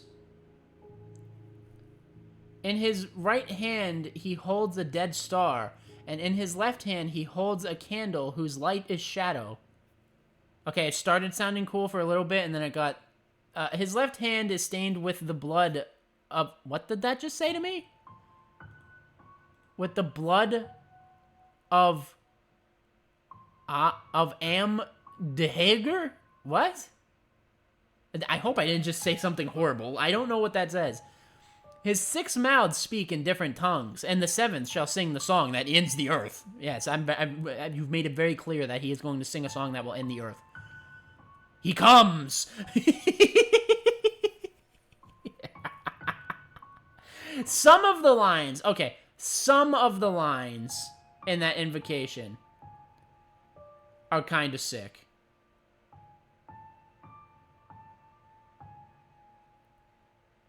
Kind of sick. Some of the lines are kind of cool. A lot of them are a little cringe. The invocation isn't as cool as the story itself, but there are some sick lines in there. I like it. I like Zalgo. You know me. I love Eldritch stuff. I'm a Lovecraftian horror consumer. I love Lovecraft. I love Eldritch nightmares, stuff like that. You know, Cthulhu, King in Yellow, Color As Space, all of it. I adore it. Okay, world, I see you want it the hard way. And then he comes. All right. But yeah, I like Eldritch stuff, so that story wasn't bad. That story was pretty good. I actually really liked it. So let's see. I want to finish up. These stories on the famous page, so that we can be like we can close this out having read all of the popular ones. This one scared the fuck out of me, so we're gonna read this next. When I was a kid, I remember this one actually horrified me. This is not what it is. We already read Polybius. This little fucker. This scared the shit out of me, and I couldn't even begin to explain to you why. Part of it was because it's one of those things where it's like, when you say his real name, you die immediately, or like a demon haunts you or something. But I remember this pasta. Excuse me. I remember this pasta specifically horrifying me. Rap Rat. So, we're gonna read Rap Rat. And let's see if it's scary or if I was just a bitch of a child. Rap Rat is written by Canadian Cowboy. Why was it so hard for me to say Canadian? Did I really just struggle to say Canadian? So yeah, by the Canadian Cowboy, we're gonna read Rap Rat. And for some reason, and this is like really stupid, you're gonna make me ruin that world. I'm a warriors. This is stupid. This is a stupid opening line, or like mid-title.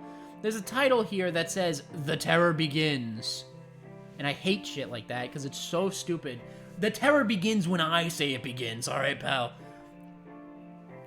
I feel the beginning of the terror when I feel the terror that is beginning my terror. Anyways, we're gonna read Rap Rat. Ever heard of Nightmare? Like a lot of other games in the 90s, it came with a VHS which you timed with your play. I've never played a game like that, and I really want to. I want to play, what the hell is it called? It's the one that has, like, the Crypt Master, or whatever, and he's, like, yelling at you the whole time. Like, he'll just pop in out of nowhere, and he'll be like, "Player 2, roll a dice. If it's not a 6, restart the game!" And he just, like, fucked with you throughout the whole game. I want to play that. That one sounds funny. And then he turns into, like, a gangster in the sequel for some reason. He's like, "Yo, I'm the Crypt Master!" And it's just, like, really weird. And then the third one was, like, a sexy vampire that, like, became ugly as the game progressed. Because the point was you're trying to, like, beat the Crypt Master you're trying to beat them before the end of the video. So it's kind of like a collaborative effort where you're trying to beat the Crypt Master. And if the video ends before you beat him, you lose. So it was, like, this evil vampire that, like, progressively got, like, uglier until she, like, stole your soul at the end of the video or whatever. And I think there was a fourth one, but I don't remember what that one was. But I don't remember what the name of the franchise is, but I wanna play it because it looks really fun. The character on the video would give you instructions on what to do while you played the game in real time. Being a scaredy cat. Wait, is it Nightmare? Wait, it might just actually. It might just actually be Nightmare. I might just actually be explaining Nightmare. No, not Little Nightmares. It is Nightmare. It's literally the one I am describing. It literally, yes, I have heard of Nightmare. Now that I've looked this up, yes, I have heard of Nightmare. It's literally what I was just describing. Okay, the game is called Nightmare. Nightmare 1, 2, and 3, and 4. Yeah, I want to play Nightmare. It looks so fun. Being a scaredy cat, I refused to play it when my mom bought it for us. My brother was disappointed about not being able to play Nightmare, but my mom had a solution. She brought out Rap Rat. It was a cheap, dingy little thing catered to kids my age. You went around the board collecting cheese, and the first player to reach the end would win. It seemed simple enough, and since it reminded us of Mousetrap, which we didn't have, there were no objections. We popped the movie into the VHS and set up the board. The first part of this video was just a simple explanation of the rules as well as instructions on how the game worked. Then, Rap Rat came onto the TV. He was not what any of us had been expecting. My smaller brother, who was only 3 at the time, immediately left the room crying. I would too. You see this fucking thing? Jesus Christ. The rat did not even resemble a rat. The ears were far too big. It had a mouth lined with 2 teeth, and the inside of the mouth looked almost swollen. The most striking part about the thing was the eyes. They were large, glassy, and fish-like. I asked, then bothered, then begged my mom to turn it off. Rap Rat suddenly shouted loudly, screaming and wailing, saying, "Wait your turn!" in a demonic, low-pitched voice that... Okay, well, never mind.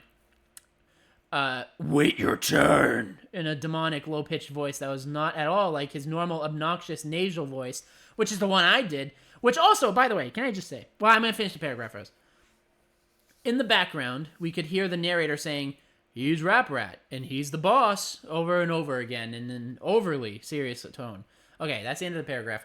I gotta say, I don't think something suddenly having a deep demonic voice is scarier than if they say these weird things in their normal voice. Because here's the thing, yeah, he has like an obnoxious nasally voice. He's like, I'm Rap Rat, oh, this is me, Rap Rat. But then he screams loudly. Like, you say, oh, Mom, turn the TV off. And then he suddenly screams loudly, wait your turn!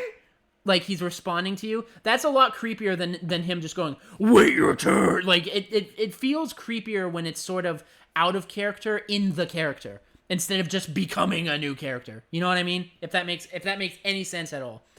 It would have been a lot creepier if it was just his voice. And then immediately after, you know, he's Rap Rat and he's the boss. You know, like, it's unassuming, but it responded to him, and it screamed at him. It didn't just say it. And also, it came out of nowhere. Why would he be saying, wait your turn? You know what I mean? So it would be I don't like that a lot of these stories have to be like, oh, it's a demonic voice now. Because it's like, why? Why does it have to be a demonic voice? Why can't it just be this creepy-ass rat saying something out of line? Just my opinion. The video was indescribable. Images crossed the screen in quick succession, overcut with Rap Rat's expressionless eyes. The images were some of the things I was afraid of at the time. A person looking over a balcony. A hornet slowly stinging someone's eye. What the fuck? An extreme close-up of a tarantula. A pit full of writhing cobras and a bloodied syringe filled with green fluid. We immediately turned the video off, and I ran out of the room screaming, slamming my door. It took my mom 20 minutes to convince me that the video is gone, and I would never, ever see it again. I had nightmares all week about Rap Rat. Okay, so here's where my complaint number 2 comes in. That came out of nowhere. See, here's the thing. I understand you want the scary shit to happen in general, right? Like, ever. But him suddenly having a demonic voice, and then you get, like, The Ringed, where you get, like, flashed with all these weird, creepy images or whatever. So my continuation now is, why the fuck would you ever watch this again? Because now you clearly know it's haunted, or something. Or at least, like, a fucked up video. The Moss should not let the kids watch the video again, because there's fucked up imagery. And the kids should never want to watch the video again, because it's, like, haunted. So why would you ever turn the tape on again? Like, immediately, they showed their hand too soon. Which a lot of horror stories do. Sometimes they show their hand way too soon. You have to build this kind of shit up. You can't just have it be like, he suddenly has a demonic voice, and now I see a hornet stinging a dude in the eye in slow motion. Like, you can have those imageries. You just can't do them now. You know what I mean? It's kind of like with Jeff the Killer in the original, how he just had a feeling, and then, like, immediately upon his first meeting with the bullies, which also, that just escalated way too quickly. The thing with good horror is that it's paced very well. And if it's not paced very well, it feels arbitrary. In any case, I will continue. That wasn't the last time I saw Rap Rat. While my girlfriend and I were preparing to move in together, I was cleaning... Okay, alright, this makes sense. Years later, he finds the tape. Alright, sure. I was cleaning out the closet. It still feels a little too early, but okay. I was cleaning out the closet in my room and found Rap Rat again with the same VHS and the same board game inside. It was almost perfectly intact, save for a thick layer of cobwebs and dust bunnies on top of it. This was strange. Didn't my mother get rid of it? And what was the game doing in my room? I let out a bit of a gasp when I found it, and my girlfriend came into the room asking what was the matter. Breathing harshly, I said, Rap Rat. She laughed a bit, asking if it was a joke. I shook my head, explaining that it wasn't. She didn't believe me. Nobody did. And I decided that the only way to prove it to her was to show her the video. Okay. I borrowed my neighbor's VHS and played the video for her. However, the images had changed. I saw a clown, its nose bursting and splaying blood onto the screen. I saw a woman alone in a dark room. I saw a man being forced to pick up white-hot metal and hold it in his outstretched hand, turning his hand to a leathery mess. The scratching I heard as a child continued, picking up louder and louder. Then, Rap Rat showed up and began twisting and convulsing, his arms thrusting this way and that. The costume wasn't a costume anymore. The felt was real fur. Oh god, we're getting into hyper-realism territories. Okay, I'm ashamed that this scared me. I am heavily ashamed that this scared me as a kid. This sucks. Its face wasn't plastic, but instead a bristle of thorns with teeth.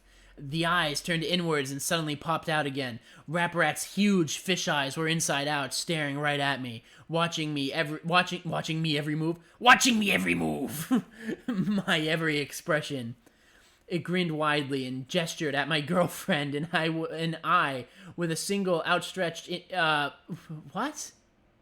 Oh, it grinned widely and gestured at my girlfriend and I with a single outstretched inhuman hand. Through the TV? Is it? I could hear the faintest scratching at the front door. The TV went blank and showed static.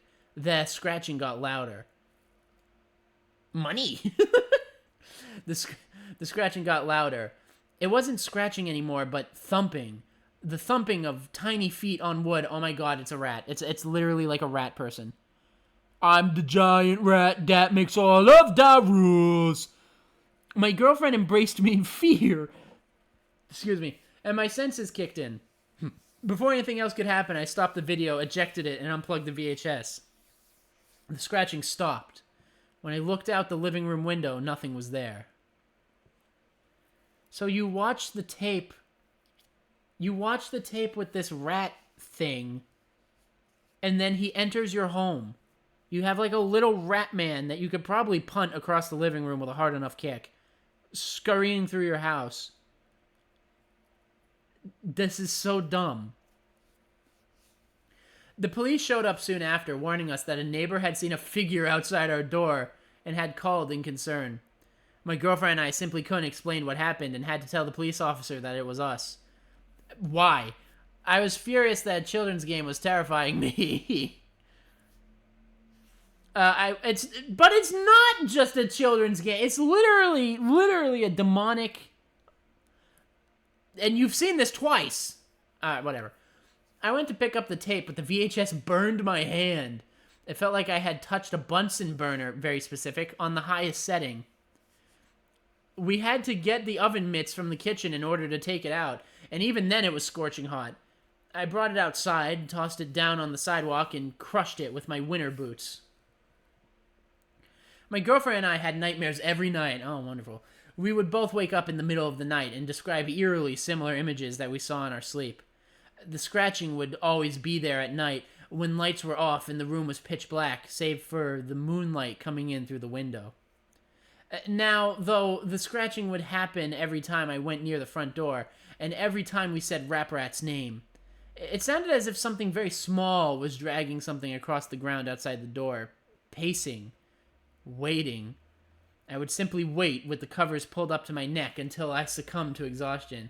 This little rat man is dragging something across the floor, probably a kitchen knife the size of his own fucking body, and he's just pacing back and forth outside of their bedroom door, just waiting, like, oh, you're gonna open it someday. I'm gonna get in there. I'm too small to reach the door handle, but you're gonna let me in someday. At this point, I was determined to sue the company for damages. Hi, yes, excuse me, local law firm. I would like to commit a lawsuit to the creators of Rap Rat, the video game, because it has summoned a tiny rat demon into my home. Get out of my office.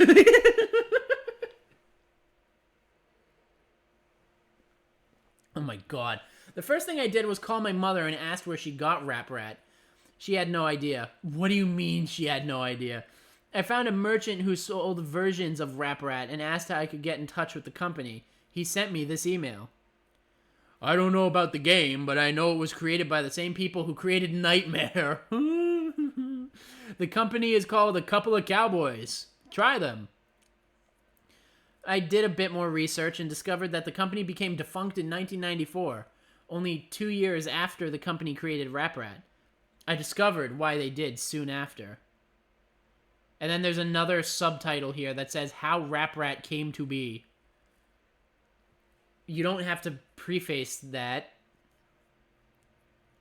In 1992, the year of the game's development, a couple of cowboys had commissioned a manufacturing company in Haiti to create the doll portrayed in the game. The company who created the puppet ran a sweatshop where they forced women and children to produce the various components of the puppet, including the felt and plastic dolls. Okay. One day, a young Haitian girl got her arm caught in the industrial sewing machine. The spinning loader, unable to handle the weight on the machine, came loose and struck the child's neck, killing her instantly. All right, we're getting into fucking to human misconduct of like sweatshops and overworking people, apparently. Wait, don't tell me that Rap Rat is a small Haitian child trapped in a felt puppet that now roams the earth for revenge. Oh my god. A few days after the funeral, the mother of the child came to the factory demanding to see the owner, who denied that he had anything to do with it. In a fit of rage, the mother said that the blood from the innocent would seep into every crevice of the doll. Oh no, never mind. It's a Haitian voodoo woman casting a hex upon the Rap Rat doll. Oh my god. Every component with which it was created and all who touched it would die. She claimed to have summoned a fear demon and screamed at the top of her lungs, "Apparat will curse you!" Oh my god. Alright. The owner simply laughed and told his corporate bosses about Apparat. This reminds me of The Rats in the Walls by H.P. Lovecraft. He keep hearing rats clawing in the walls, but it was actually the sound of insanity clawing in his mind. Listen, I love H.P. Lovecraft, but that sounds stupid as fuck. That just sounds like schizophrenia, honestly. That just sounds like a dude who, like, hears scratching in his mind. He just has schizophrenia and he hears auditory hallucinations, and then it's just a whole story about it. Some Lovecraft stories are misses. Some of them are hits, some of them are really weird misses. But I still love them. I love Lovecraft. They spread the joke from person to person, and the game was renamed Rap Rat, a loose anagram of Apparat. Each recitation of the name Apparat brought with it a greater and greater curse. Only 2 years after Rap Rat was created, the company was shut down and owners hired by Mattel. There are stories of the workers begging for days off, skipping work for weeks and weeks, finding the puppet in strange places. Sooner were the stories of suicides. Grim, violent suicides in which the workers would stab their hands and burn themselves to death, writing "I am fear" on the nearest surface in blood. Oh, this is... Oh my god. Nobody knows where the Rap Rat doll went after the original creator disappeared. Some say that the last thing the victim saw before going insane were large sunken fish-like eyes. New section, words of warning. It probably was. A lot of Lovecraft stories are based off of mental illness. I mean, yeah, probably. I could see the similarities. So, okay, fair. If it was just a story about schizophrenia, then maybe that's cool. But like rats in the walls is actually rats in my mind. It's kind of a funny revelation. Words of warning. Never, ever say Apparat out loud. Well, I guess I'm fucked. Saying a demon's name out loud is an invitation to them, a calling. If you've already done this, it cannot be undone. Do not try to speak or contact Apparat. Avoid being awake between 3:30 and 4 a.m. when Rap Rat is most likely to try and scare you. So he doesn't even kill you. He just tries to scare you. He just tries to spook you. He's a fucking scare actor. He comes sliding in and he goes, "Wah!" He just tries to scare you. I mean, he is a fear demon, I guess. Oh my god. The audio. The VHS is back. I thought I stomped on it, smashed it to Kingdom Come, but it's back. I found it in my sock drawer yesterday. Why is this demon so attached to you specifically right now. This time I was ready. A whole bunch of people have been contacting me. There wasn't any rats. It's just him losing his mind. Yeah, I know. But he thought it was rats. So, like, the rats in the walls are the rats in his mind. Which is no rats. Just him being insane.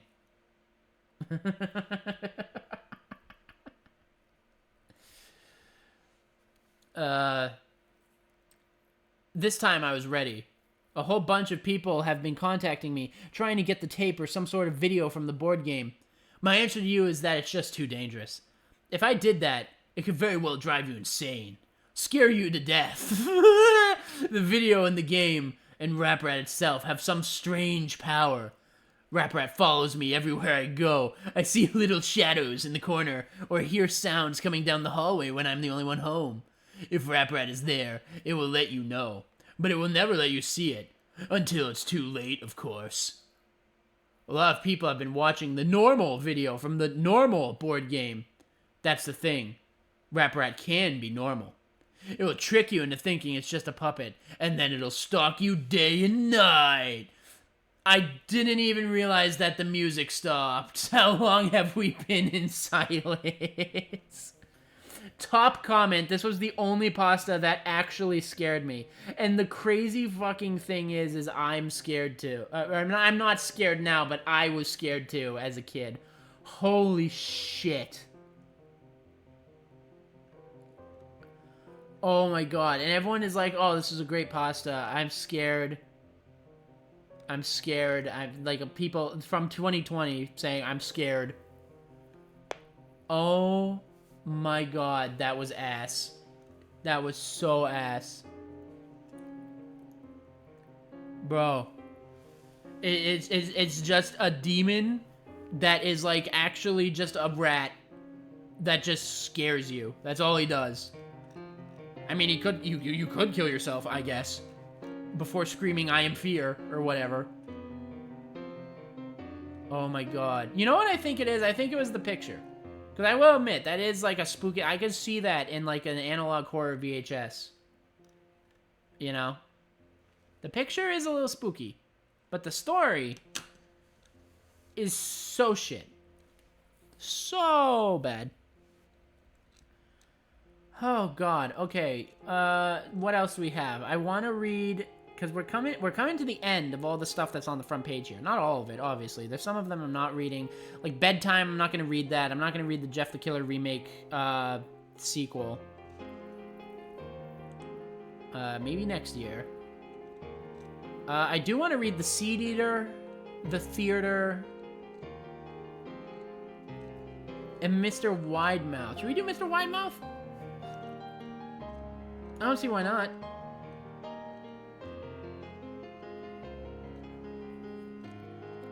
Actually, if we read, Portrait in the Woods is one that I also want to read.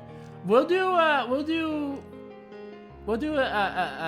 Widemouth next, which I remember Mr. Widemouth being a classic. No image. No image here. So we're gonna be imageless for this one. Let me just update the what we're reading thing here. Why does the keyboard have to be so far away? Try Abstergero Man. It actually scared me. Oh, hold on, let me look that up. Abstergero Man. Abstergro. I don't know where I got Gero from. Abstergro Man. Creepypasta. How long is it? Because if it's super long, there's no specific Abstergro Man creepypasta, but the term likely refers to a creepypasta-like element within Assassin's Creed? Huh? What the fuck are you talking about? Abstergo.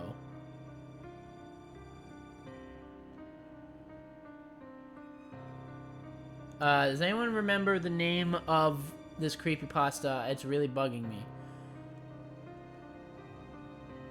The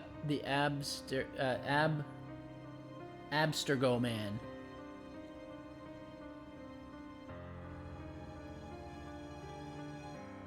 I'm not finding... Hold on, I'm gonna add the Abstergo man. The Abstergo man, often associated with a myth about a falling angel, and it is a similar concept with being known as Zalgo. I don't know about that.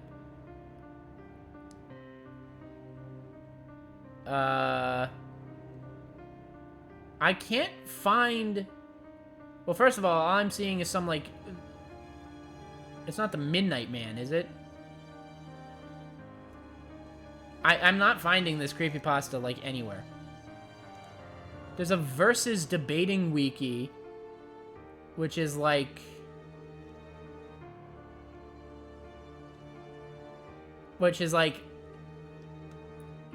scaling up his powers and abilities to see which creepypastas he can beat.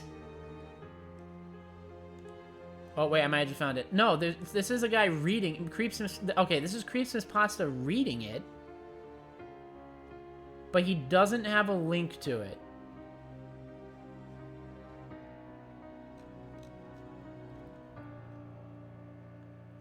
I don't think...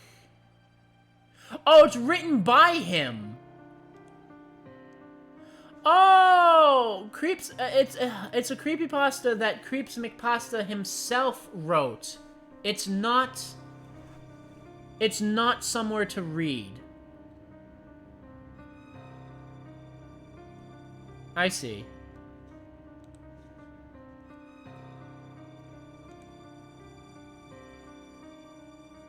Yeah, okay. So I can't read this. This is like his thing. And I'm not just gonna play. Did you write the Blue Kings? That scared me too. I don't know. Let me find out. The Blue... Whoops.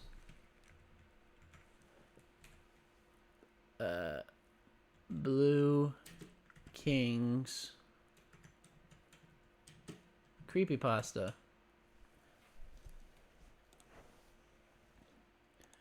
Blue Kings.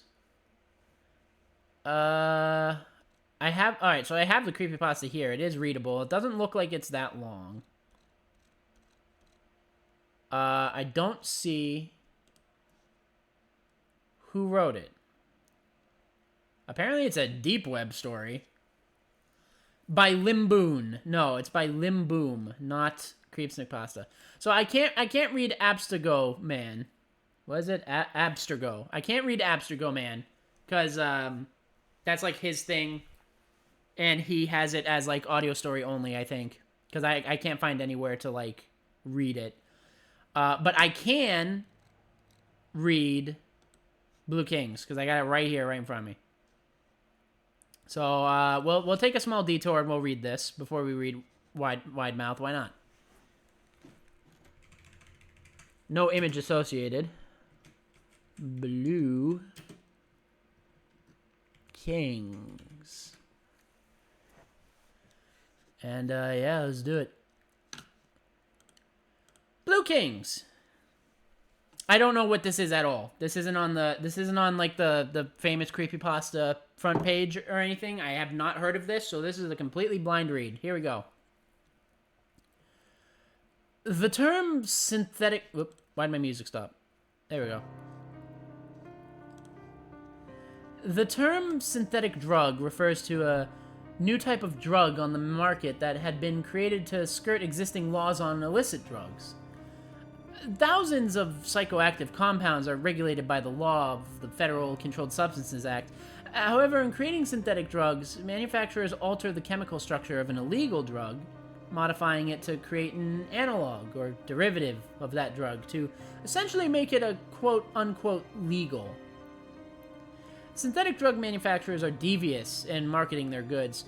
This is known. Furthermore, it's also known that the synthetic drugs induce a variety of side effects which can vary from person to person, often lack a pain response, hallucinations, and severely hindered judgment. I don't know how much of those facts and statistics are relevant to me and what happened to me, but I need answers. Answers to dangerous questions. Questions I shouldn't be asking. I work nights. I've only ever worked nights at Sunshine America, a dingy 24/7 gas station situated in the slums of downtown, and I don't work there anymore. I had a pretty fucked up experience there. To set the stage, I was a typical April night, pitch black. To set the stage, it was a typical April night.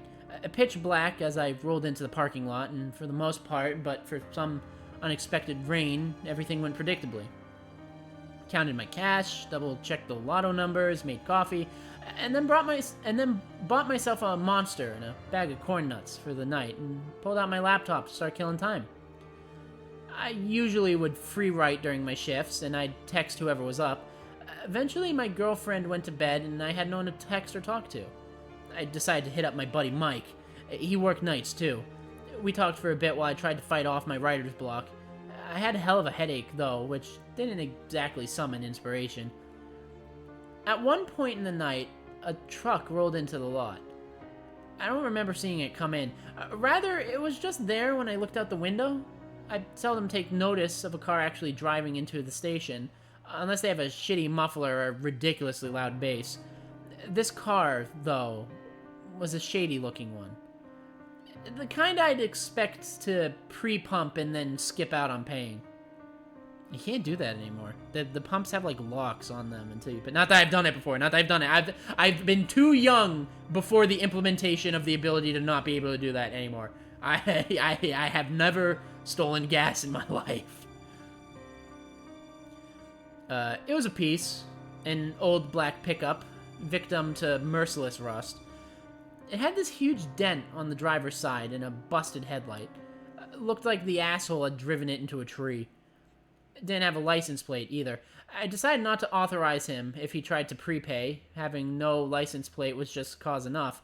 And I went back to writing and texting, and basically doing nothing, when I finally got up to start sweeping the place. I'd forgotten about the sketchy pickup.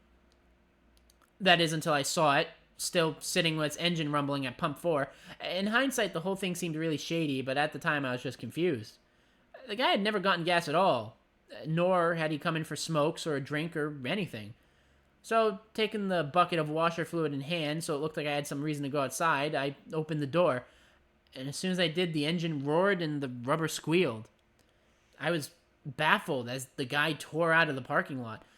A cigarette flew out of his window and exploded in orange sparks against the pavement. You sound nervous? Are you hiding something? No, okay. It wasn't my fault that the pump pumped out gas even though my card declined. Okay? That's not my fault. I didn't do that. That's...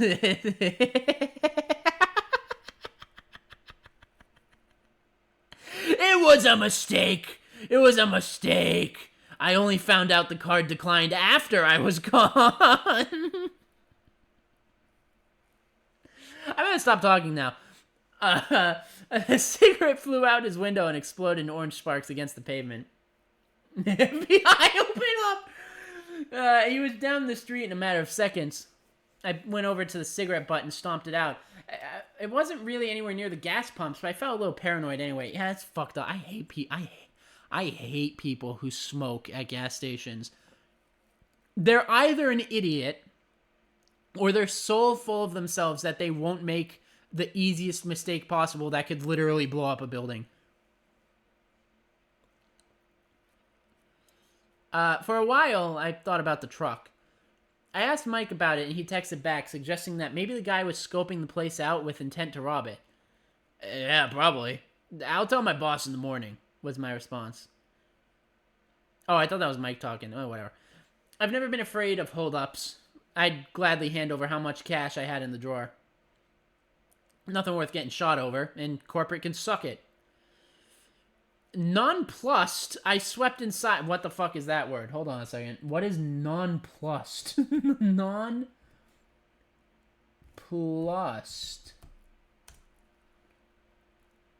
Surprised or confused so much they are unsure how to react. Didn't even know that was a word. But that's a really, really good word that I'm adding to my vocabulary now. For my writing. Nonplussed, I swept inside, stalking the cooler, counting the cigarettes, and still had 4 hours to kill. Usually it gets unbearably slow around 2:30, but it had been slow as hell even before then. I did a routine walk around the store, just to check on everything. My writer's block was still weighing heavily on me, and Mike was getting slower with his responses. How can you have writer's block when you know words like nonplussed? I've heard of it, but I didn't know what it meant. I've never heard of it before in my life. I mean, you probably heard of it because you read it from this story. And other places, probably. That's the first time I've ever seen that word. I noticed at some point that my cash register screen had the out of paper symbol lit up for pump 4, which was weird because I don't remember anyone stopping to fuel at that pump in a while. But then again, a lot of people come and go when I'm doing the cooler, and I don't notice. Out of paper? Out of paper for pump 4? What do you mean? What do you mean out of paper for pump 4? I've never worked at a gas station. Do they have like automated sensors that tell you what does it mean out of paper at pump 4?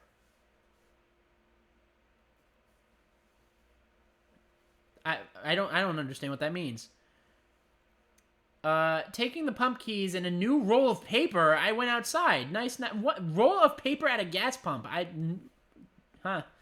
decided to have a smoke break. Oh, receipt paper, like receipts. Okay. I figured it out. Why did the music stop? How long has the music been stopped? Okay. Nice night. I decided to have a smoke break once this was taken care of.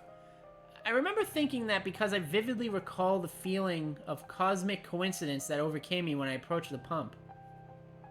Cosmic coincidence? I thought they were blue L&Ms at first, just by the color of the box.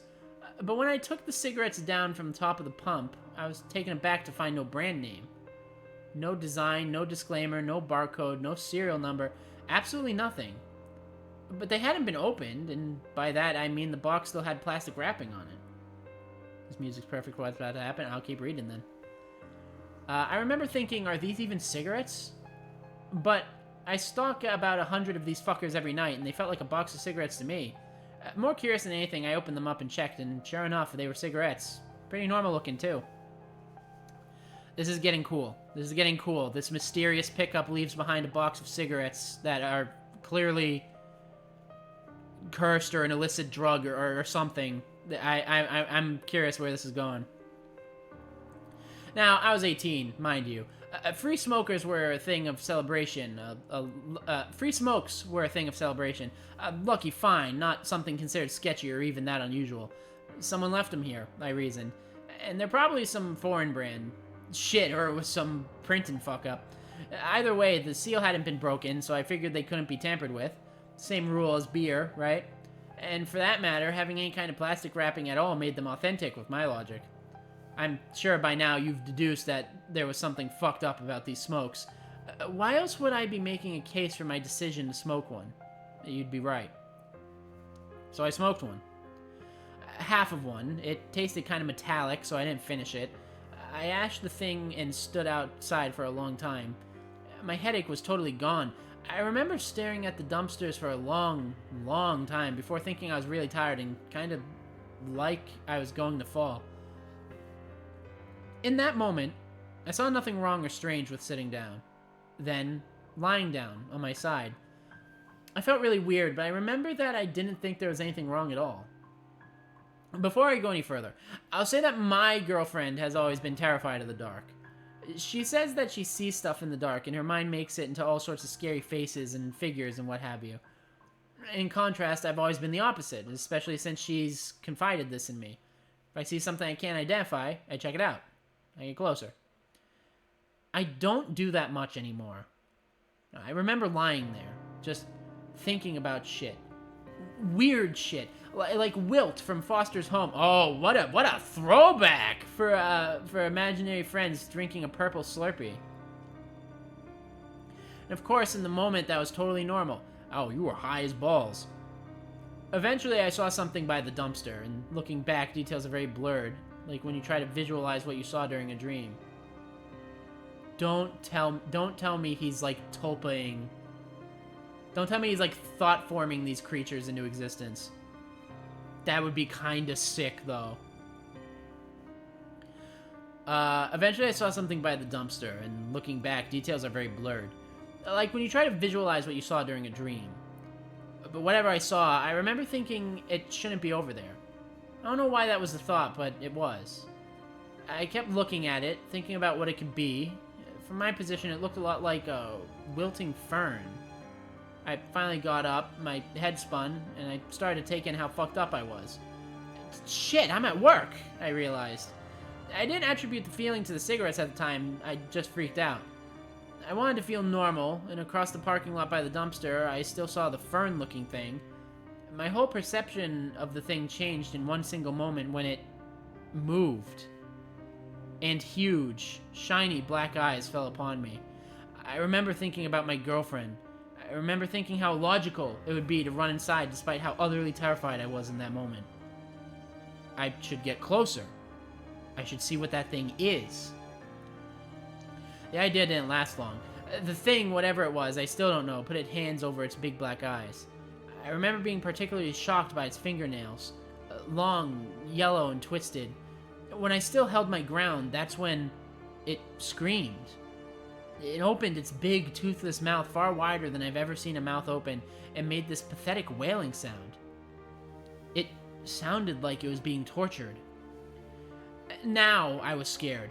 I ran back inside the store and promptly locked the door. I didn't know what to do. I was still feeling really fucked up. Nothing was staying still. I could hear my heart beating in my ears. I'm gonna die from fear, I remember thinking. It's in your head. It's a bad trip. You got drugged, you're having a bad trip, you're at work, get your shit together. There was a woman at the counter, and she nearly made me shit myself. Half her face hung dead, sagging, expressionless, with one eye looking ready to roll out. The other half was contorted with anger. I was ready to cry out and make a run for my car, but I realized, with unimaginable shame and sorrow, that she was a stroke victim or something of the sort. I wonder if he's seeing the dead. That's my new theory. My new theory is the cigarettes make him see the dead. I think, at the time, I thought she had a birth defect or something. Whatever I thought, I felt horrible and mortified by the way I was thinking and acting. This is some strong shit I'm on, I thought. I'm sorry, I said to her. Can I help you with anything? And I recall my words sort of hung in my ears after I said them. She said something in a broken voice, and I asked her to repeat herself. And then she said it again, clearer. Fuck you! I remember feeling like shit. I must have offended her, kept her waiting, or both. I'm really sorry. I was taking out the trash. Fuck you! She said even clearer that time. And the muscles in the half of her face, presumed non-functional, twitched into life. She twisted her head to look at me, twisted it in an impossible angle, and started screaming it. Fuck you, fuck you, fuck you, for what felt like far too long. Wow, what a bitch. So long the words began to lose meaning and definition, just loud screeches. At one point, as I cowered by the door I'd locked, I couldn't distinguish words at all. I closed my eyes, unwilling to look at her. And the screaming continued, even once I opened my eyes and found her absent. Karen, yeah, it's basically just Karen in a nutshell. The distorted curses kept coming until they blended into a sound like microphone feedback. Eventually it stopped, leaving me sitting against the door with a ringing in my ears. This is all some kind of dream. A trip. I'm on a bad trip. I kept telling myself shit like that when I thought to dial the police and make a run for it, or make a run for it. I went to the bathroom and washed it off.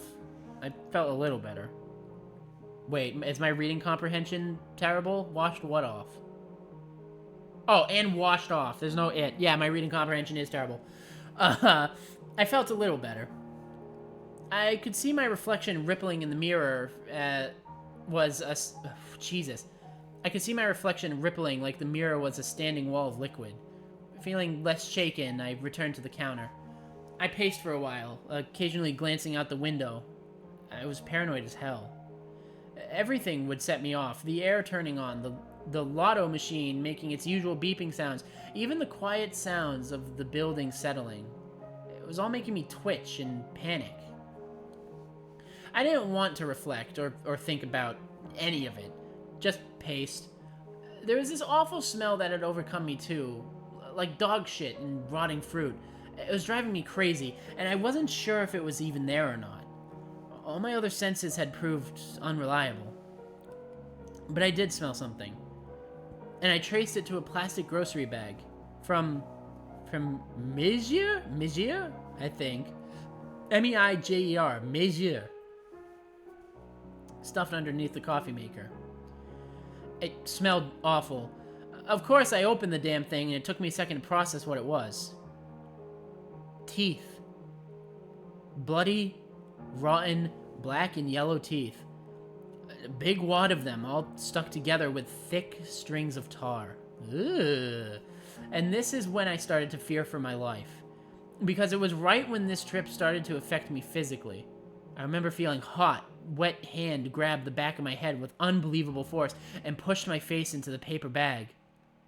The smell was unbearable, and the terror that embodied me had no outlet. I quickly started swinging wildly. The bag was pushed into my face from the front, too, and I was losing air. I let out a scream for the first time, and I was released. Still swinging like a madman, I fell into the newspaper rack. I fought with the bag on my head for a minute before I got it off. The fluorescent lights were blinding. I spat out mushy black teeth, realizing they'd been in my mouth, and immediately vomited into the bag. Then, I didn't use logic or reason. I went into the drink cooler, barricading the door with unopened crates of Pepsi. I grabbed a Monster and drank about half to get that god-awful taste out of my mouth. Then I sit with my back to the wall, staring at the door, refusing to take my eyes off it, refusing to blink. The voices started somewhere in there. I could hear them, but not with my ears. Like they were in my head. But I could still hear them. I can never explain this part well when I tell people the story. They weren't saying anything, and they were mostly whispers. The visual that came to mind when I heard them was a room of murmuring heroin addicts with bone-tight skin and yellow eyes like lemurs. It was a powerful image, too. I tried to shake this picture as soon as it formed. I drank more Monster. I sat there for what felt like an hour. I rocked back and forth, ignoring the voices. And this is the part that still fucks me up to think about. When I was sobbing in there, I took a moment to close my eyes.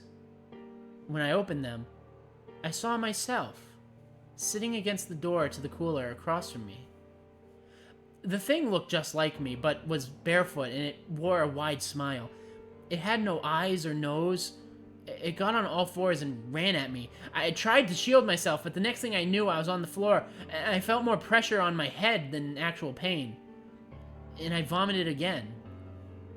This time, blood and bile, mostly. I was alone in the cooler now. I lay there for a while before I managed to get up and take in the silence, the normality. Was it over? I felt more sober. I went to the bathroom again and checked my reflection. I looked like shit. Puke stained my collared shirt and blood was smeared on my face. My eyes were pink and watery, sitting in purple cradles. I washed off again, and again I felt better. I returned to the store and took in the newspaper-strewn floor. I didn't see the bag of teeth, though. Looking back, I didn't think to look for them at the time. I never found it either. It was only later when I remembered it. I checked my phone. No new messages. It's kind of weird. I expected a few from Mike, wondering what I was doing. After cleaning up the newspapers, which were yesterday's anyway, I felt my phone vibrate. Alright, well, be careful. I stared at it. He was responding to my last text, the one I sent hours ago. I looked at the clock to see just how long it'd been and nearly dropped the stack of papers in my hand. 2:39. That was impossible. Completely fucking impossible. 9 minutes! That all happened in 9 minutes. No fucking way. I tried to wrap my head around this as I cleaned up the vomit and blood in the store and cooler. I felt okay, though. I felt fine, really. Kinda congested, but that's all. And from there, everything seemed normal. You were high off of your gourd, my guy.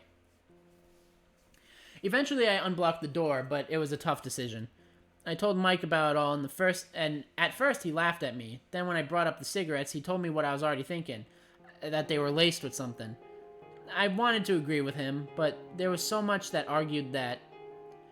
The clarity of the whole experience, the plastic wrapping on the cigarettes, and later that day, my boss called asking if I knew anything about why the camera shut off around 1 in the morning. Oh. Around when that truck pulled up. Oh! I don't know. I have no fucking clue. The realist in me is prevailing. I need to know one way or another. Did it happen or didn't it? I survived it, whatever it was. You'd expect me to throw these smokes out on the highway, but I didn't. I still have them. I have the pack right here next to my laptop, and that's why I'm writing this. I need advice. I need help. I have a strong desire to find out. I mean, I've survived it once. If I smoked one with a friend in my own room, then I'd know. Then, maybe, I'll have some peace. They're calling to me. Those voices, I hear them some nights in my dreams. I hear them. What should I do? And that is Blue Kings. I'm assuming Blue Kings is the cigarette brand. I know it says that it wasn't branded, but he mentioned that the cigarette packet itself was blue, right?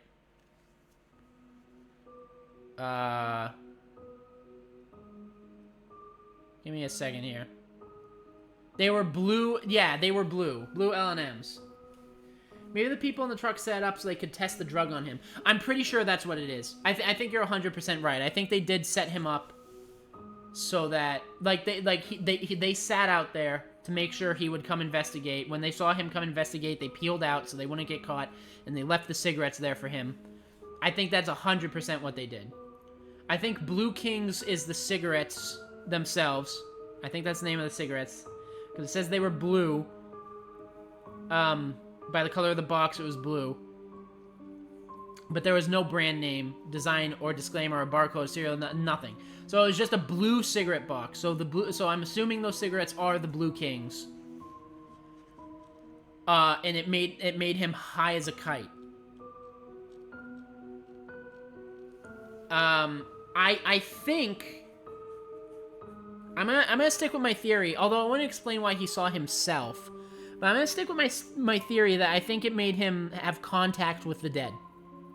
I think he smoked one, and then he had contact with the dead, who could touch him because they tried to strangle him. They tried to strangle him in the bag. He had contact with the spirit world or whatever, and now that he's had contact with the spirit world, he's linked. So that's why he can still hear voices every now and then. So I think the cigarettes were left there to test the drug on him. They turned out all the cameras. They wanted to see how he reacted. But somehow the cigarettes... So there's like two parts to the story, right? There's the people testing the drugs on him. Who made it? Why? Is it like a government thing? That's one aspect of it. And then the other aspect of it is... what did the cigarettes do to him? And I think it linked him to the spirit world a little bit. So he now can hear the voices, like, regularly. Some nights in his dreams, when he's kind of crossing that threshold. I think that's what's going on. That was a good story. That was a really good story. I like that story. That was a banger, Nick. Thanks for recommending it. Nicolectrin. Thank you. That is sick. That was a good story. I actually really like that one. It kind of reminds me of, I wonder if it's based off of Blue Mama, or whatever it's called. There's an SCP that's like blue cigarettes. Hold on. SCP Blue Cigarettes. SCP-13 Blue Lady Cigarettes. Which, I don't remember what these things do. I see her everywhere, the sad blue lady. Yeah, when you, basically when you have the cigarette, they perceive themselves as the woman. I see. They perceive them, so when they smoke the blue lady cigarette, they see themselves as the blue woman. And then what do? They kill themselves. Because they become sad. Like, the blue lady takes their body, and she's, like, severely depressed or something, so they kill themselves. Something like that. I'm looking at the story right now and kind of skimming through it. I'm not seeing anything. All changes are entirely mental, and the subject's body does not change outwardly. They're only the perception of themselves. These alterations are permanent and cannot be reversed. SCP was discovered after a suicide, in a pack in his apartment. So once you smoke it, you see yourself as the blue lady. It also came with a note saying, I see her everywhere, the sad blue lady. I feel like I used to, crossed out, know her, but I can't remember. I love her, but I don't know why. She's so beautiful and sweet and clear, but I don't know anymore. Her favorite flavor, where did you go? I miss you. So these cigarettes somehow make you perceive yourself as the blue lady that this guy became suicidal over, or killed himself over. So I wonder if it's based off of Blue Lady SCP. I think it was an experimental synthetic drug that they tested on him, and now he's addicted. Oh, you think the voices are him being addicted? I thought he saw the spirit world. That's the theory that I'm going with. I thought that somehow he saw the spirit world, and now he's kind of, like, linked with it. Clearly, I think he is addicted. I think he absolutely is addicted. I don't think you're wrong about that, but I feel like there's some sort of supernatural element to it. Especially since all that shit happened within 9 minutes. Which is, like, temporally impossible. But that's a really good story. I like that one. Alright, now we're gonna do the one that I was gonna do, Mr. Wide Mouth. And then what time is it? It is 6:25. Oh, we got plenty of time to read. We got plenty of time to read more. We got because I think all the ones that I have left on the front page here are only like 6 to 10 minutes. So I think we have plenty of time left. If we run out of creepypastas before 8, oh, we have like an hour. We have like an hour 30. That's not as much time as I thought it was. But still, if all these stories are like 10 minutes.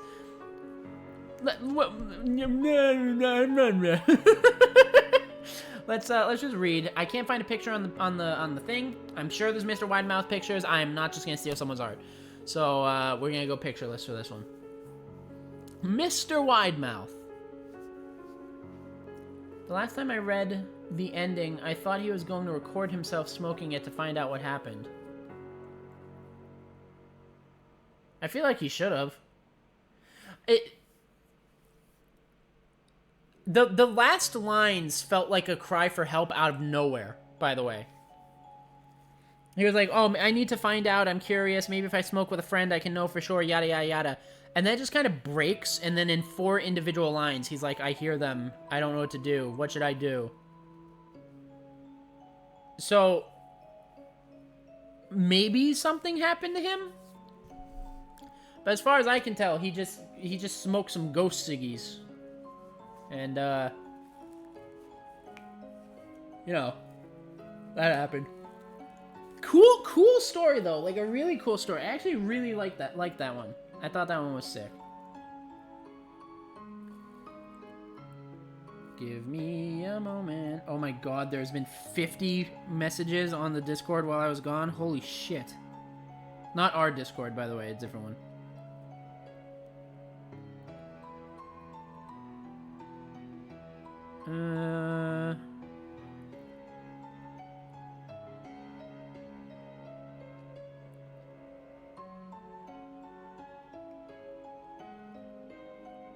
Nothing that I'm interested in talking about.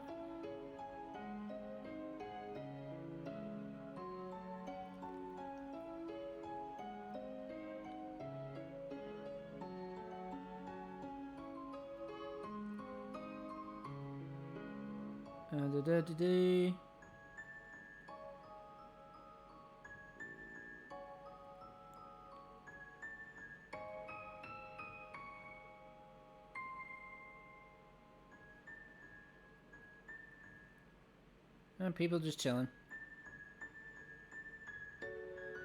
Okay, sorry about that. There was like 50 fucking notifications. I just wanted to see what the hell was going on. Alright, Mr. Widemouth. We're gonna read Mr. Widemouth.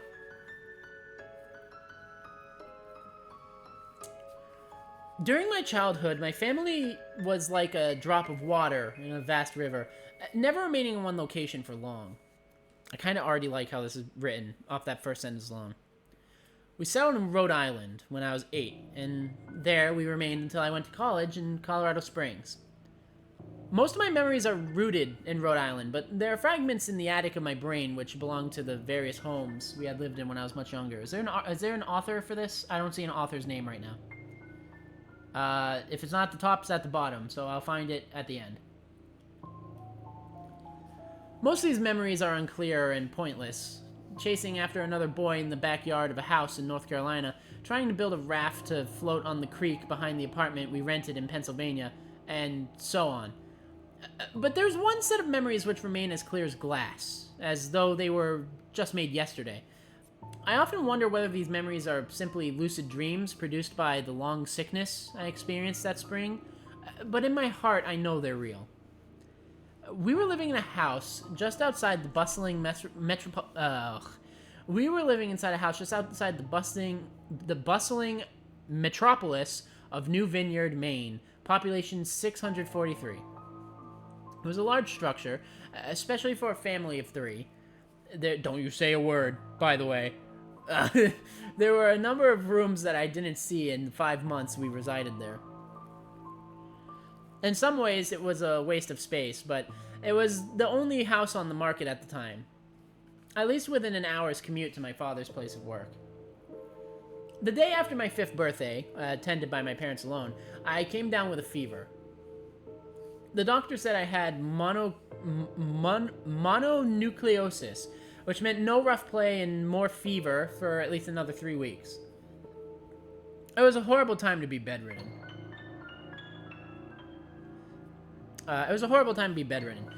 We were in the process of packing our things to move to Pennsylvania, and most of my things were already packed away in boxes, leaving my room barren.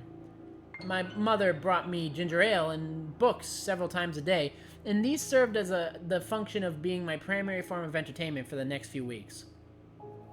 Boredom always loomed just around the corner, waiting to rear its ugly head and compound my misery.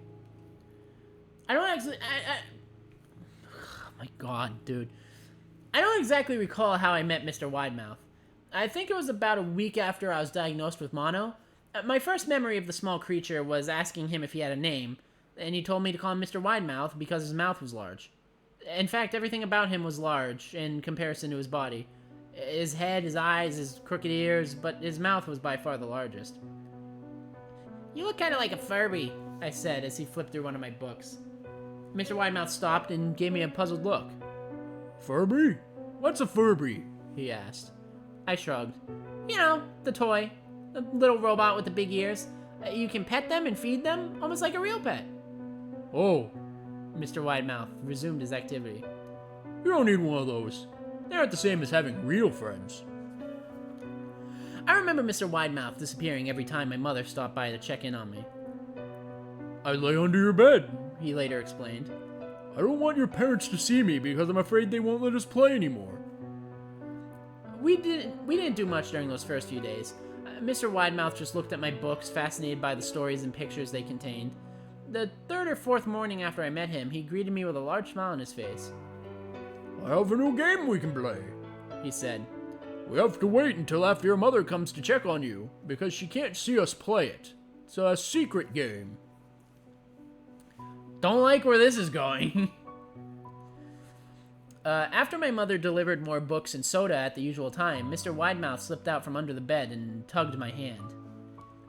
"We have to go to the room at the end of this hallway," he said. I objected at first, but my parents had forbidden me to leave my bed without their permission. But Mr. Widemouth persisted until I gave in. The room in question had no furniture or wallpaper. Its only distinguishing feature was a window opposite the doorway. Mr. Widemouth darted across the room and gave the window a firm push, flinging it open. He then beckoned me to look out at the ground below. We were on the second story of the house, but it was on a hill, and from this angle the drop was farther than 2 stories due to the incline. "I like to play pretend up here," Mr. Widemouth explained. "I pretend that there's a big, soft trampoline below this window, and I jump. If you pretend hard enough, you'll bounce back up like a feather. I want you to try." Is this guy trying to incite this kid into killing himself? I was a 5-year-old with a fever, so only a hint of skepticism darted through my thoughts as I looked down and considered the possibility.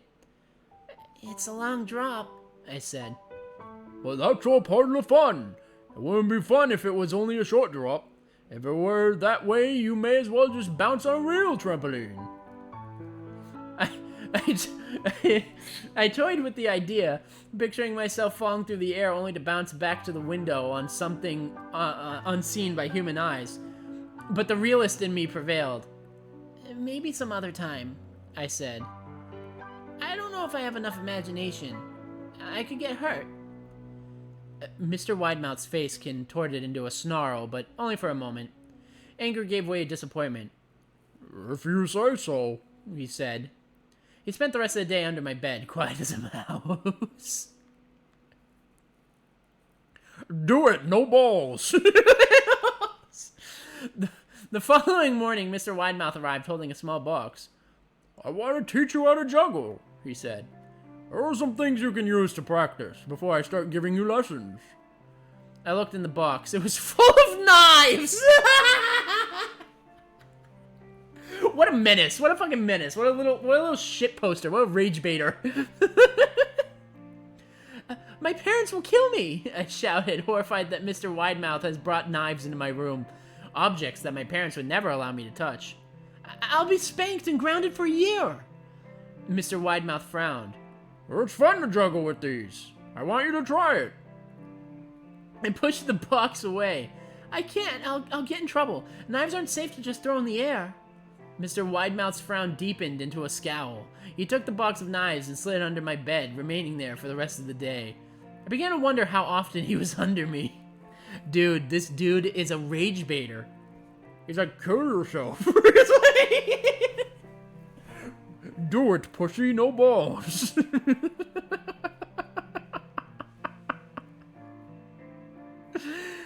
Oh my god, okay. I started having trouble sleeping after that. Mr. Widemouth often woke me up at night saying he put a real trampoline under the window. A big one. One that I couldn't see in the dark. "I do a little trolling."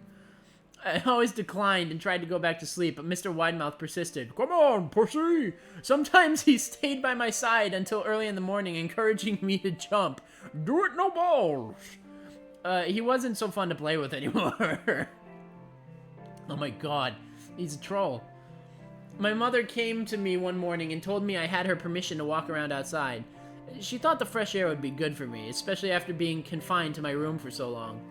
Ecstatic, I put on my sneakers and trotted out into the back porch, yearning for the feeling of sun on my face. Mr. Widemouth was waiting for me. "I have something I want you to see," he said. I must have given him a weird look, because then he said, "It's safe, I promise." I followed him to the beginning of a deer trail which ran through the woods behind the house. "This is an important path," he explained. "I've had a lot of friends about your age. When they were ready, I took them down this path to a special place. You aren't ready yet, but one day I hope to take you there." Bruh? I returned to the house, wondering what kind of place lay beyond that trail. 2 weeks after I met Mr. Widemouth, the last load of our things had been packed into a moving truck. I would be in the cab of a truck, sitting next to my father for the long drive to Pennsylvania. I considered telling Mr. Widemouth that I would be leaving, but even at 5 years old, I was beginning to suspect that perhaps the creature's intentions were not of my benefit, despite what he said otherwise. For this reason, I decided to keep my departure a secret. My father and I were in the truck at 4 a.m. He was hoping to make it to Pennsylvania by lunchtime tomorrow with the help of an endless supply of coffee and a six-pack of energy drinks. He seemed more like a man who was about to run a marathon rather than one who was about to spend 2 days sitting still. Early enough for you? He asked. I nodded and placed my head against the window, hoping for some sleep before the sun came up. I felt my father's hand on my shoulder. This is the last move, son. I promise. I know it's hard for you, but as sick as you've been, once Daddy gets promoted, we can settle down and you can make friends. I opened my eyes as we backed out of the driveway. I saw Mr. Widemouth's silhouette in my bedroom window. He stood motionless until the truck was about to turn onto the main road. He gave a pitiful little wave goodbye, steak knife in hand. I didn't wave back. Was he gonna straight up murk you, or is he gonna be like, I'll do fun game to play today. I'll tape the knife to the ground and I want you to belly flop onto it. It'll be fun. Years later, I returned to New Vineyard. The piece of land our house stood upon was empty except for the foundation, as the house burnt down a few years after my family left. Out of curiosity, I followed the deer trail that Mr. Widemouth had shown me. Part of me expected him to jump out from behind a tree and scare the living bejesus out of me, but I felt that Mr. Widemouth was gone, somehow tied to the house that no longer existed. The trail ended at the New Vineyard Memorial Cemetery. Oh, I noticed that many of the tombstones belong to children. Credit to Perfect Circle 35. That's the writer. That's good. It's good. It's good. It's a good story. Especially the reveal at the end that the pathway leads to a cemetery.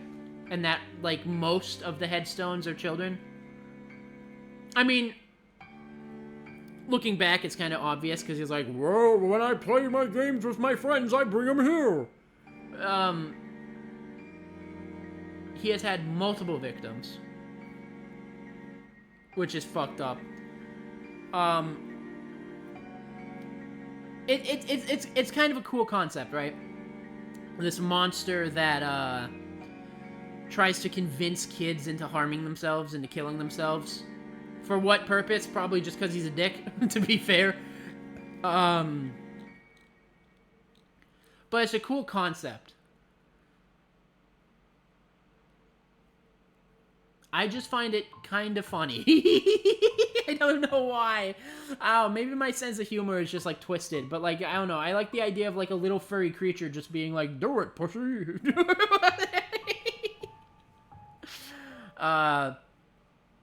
No, but that was a good story. That was a really good story. I like that one. I like that one a lot. I'm gonna get ourselves up to another one.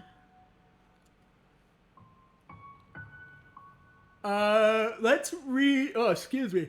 Let's read... What's another one that I, like, have to make sure that I read before...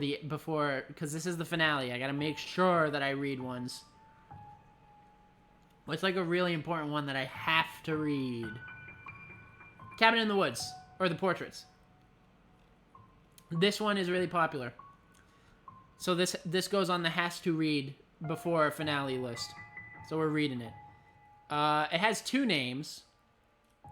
It's called The Portraits or Cabin in the Woods. I'm gonna type out The Portraits.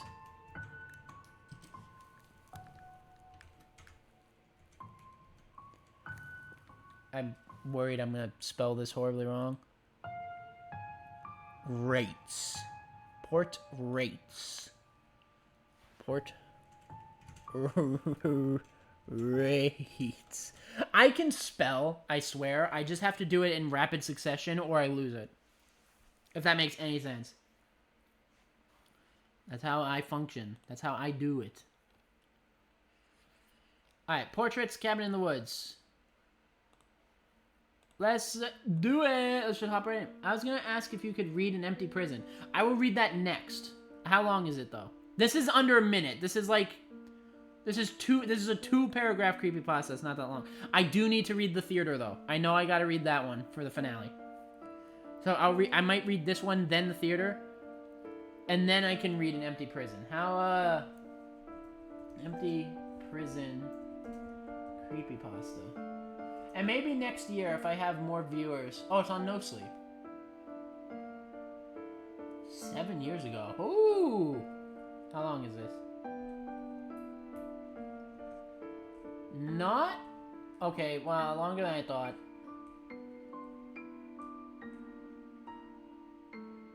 Okay. It has a bit of length to it. For this season's sake, because we're going to do, like, Season 2 next October. For this season's sake, I'm going to read Portrait, Polybius, and there's a third one I wanted to read. I'm going to read all 3 of those to make sure I get them done.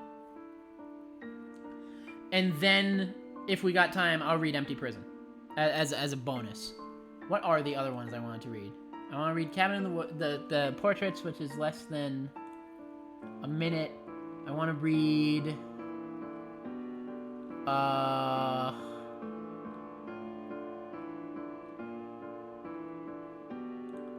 Seed Eater. That's the other one. That one's also short. So I want to read The Theater, Seed Eater, and this one. So we're gonna read these ones, and then we'll which Seed Eater is only 2 minutes, so they're all short. They're all short. So we probably definitely will have time to read Empty Prison as like a little bonus episode, bonus story. How long is The Theater? 5 minutes. So the next 3 stories are short. One is under a minute, one is 2 minutes, and one is 5 minutes. So they're all short. We probably will definitely have time to read Empty Prison afterwards. But I want to make sure I get these out of the way for finale's purpose. But the next one we're going to read is The Portraits. I don't see a writer. Credit is anonymous, so no writer that I am aware of. Here we go. There was a hunter in the woods who, after a long day hunting, was in the middle of an immense forest. It was getting dark, and having lost his bearings, he decided to head in one direction until he was clear of the increasingly oppressive foliage. After what seemed like hours, he... The fuck happened to my music? I don't know why that happened. I'm gonna switch to this one.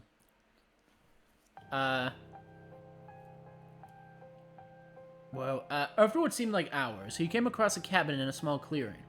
Realizing how dark it had grown, he decided to see if he could stay there for the night. He approached and found the door ajar.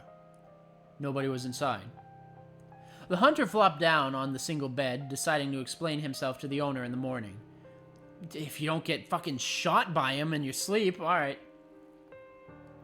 As he looked around, he was surprised to see the walls adorned by many portraits, all painted in incredible detail. Without exception, they appeared to be staring down at him, their features twisted into looks of hatred. Staring back, he grew increasingly uncomfortable, making a conceited effort to ignore the many hateful faces. He turned to face the wall, and, exhausted, he fell into a restless sleep. Face down, in an unfamiliar bed, he turned, blinking in unexpected sunlight.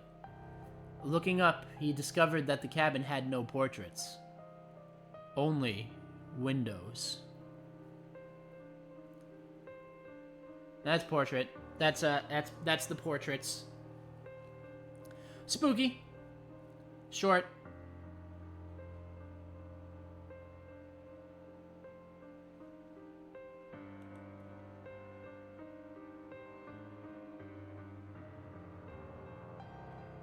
I guess the idea is just my guy got stared at in his sleep. I don't know. It's oh my god. It's one of those things that are like yeah, spooky, but at the same time, it's so short that it's just like, eh, alright, yeah, it's spooky, I guess. You know, kind of like when you read a 2-sentence horror story and you're like, eh, it's alright. You know what I mean?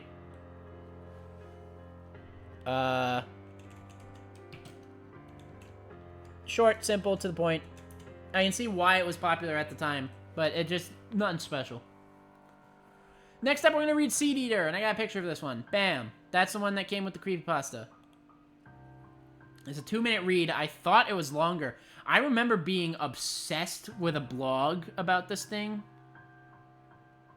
And, I remember I got upset that it just stopped updating. But, this is only a 2-minute read, which is shorter than the entirety of that blog that I could have swore that I followed. So, I don't know. I don't know. But we're gonna read Seed Eater. I remember liking this one. We'll see how it holds up. Oh, who's the writer? Seed Eater, I don't see an author. Credit Orphe666. So Orphe666 is the author of this. Whatever he goes by now, I don't know. But that is what it is. Okie dokie. Seed Eater. I wish he could have stayed home, away from this cruel world that we live in. Okay, I have to say something here. A lot of these sentences are crossed out. So I'm going to tell you what sentences are crossed out because that has, you know, context, I guess. I wish he would have stayed home, away from this cruel world that we live in. Home, away. Oh!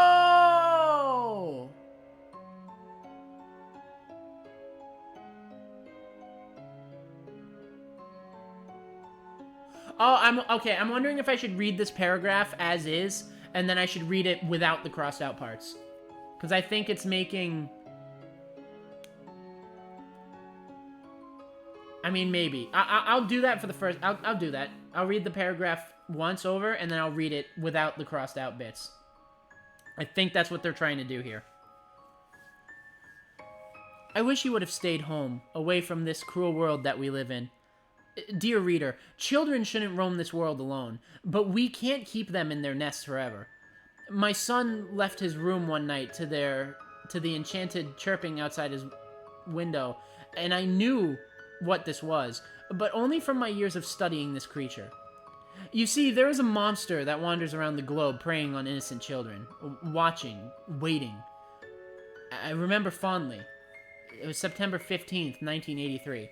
Now I'm going to reread that without the crossed out bits. I wish you would have stayed, dear reader. Shouldn't roam this world alone. Nest forever. Left his room one night to the enchanted chirping outside his window. I knew what this was. This creature. Monster. Innocent children watching, waiting. I remember fondly. It was September 15th, 1983. I think that's what they're trying to do. I think it's like the monster talking when you read it without the crossed out bits. I think, anyway. I don't know for certain.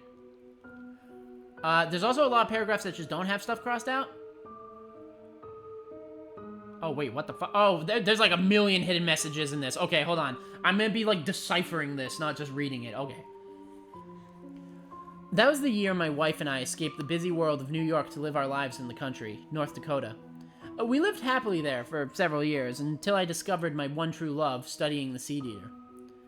The Seed Eater is a disturbed bird-human creature that roams the forests, stalking children, abducting them to be a part of the legend. On June 19th, 1987, I first saw it sitting in my tree on my front lawn. It was in a daze when I saw it. My destiny beckoned to me. It said, follow it, love it, learn it. Around the same time 2 weeks later, I awoke to a strange tapping noise at my front window. I knew it was him. I ran out of the house to see it sitting in the tree, just staring into my eyes. I was about to cry from the majesty of it. I remember it telling me that it wanted my help. I would do anything for it. Dude is down bad immediately. He sees like a Birdman and he's like, oh shit, dude. Humana. Dude fucking. He calls it the love of his life. I discovered my one true love studying the Seed Eater. Okay, studying it. Dude is down bad for a fucking bird monster. Okay. On April 3rd, 1988. It's a harpy. I mean, it actually probably could be a harpy. On April 3rd, 1988, the Seed Eater arrived at my window again. I was overjoyed. It said it was time, and I remember. You see, the Seed Eater devours children to keep itself alive. Yeah, you see, you understand, right? You get it. Indulging in their youth to live forever. I remember the little boy. Oh, what was his name? Ah, well, it doesn't matter. Alright, this is kind of stupid. This is a little dumb. I remember going to his house and just simply knocking on the door at 4:29 a.m., but nobody would answer. I saw the bay window. It was the boy's room. I went to tell the Seed Eater, let's just call him SE for now. He told me how to get to his attention the next day. But a couple of weeks went by, and the stench of the flesh was getting disgusting. Where was Seed Eater? The parents of the boy put up lost posters last week. I wonder why they didn't worry for the first 2 weeks. Oh well, I'm not concerned. This is so... On May 14th, 1988, the boy was nothing but bloated, rotting flesh. And the Seed Eater was nowhere to be found. I guess my services weren't needed. A dude got stood up for his dinner date of a child with the Birdman. May 15th, 88. He came. He took the body and requested another. Yeah, don't be late next time, huh? May 16th, 88. 6 kids. You killed 6 kids within a day. And 6 kids devoured. 6 more requested. Okay.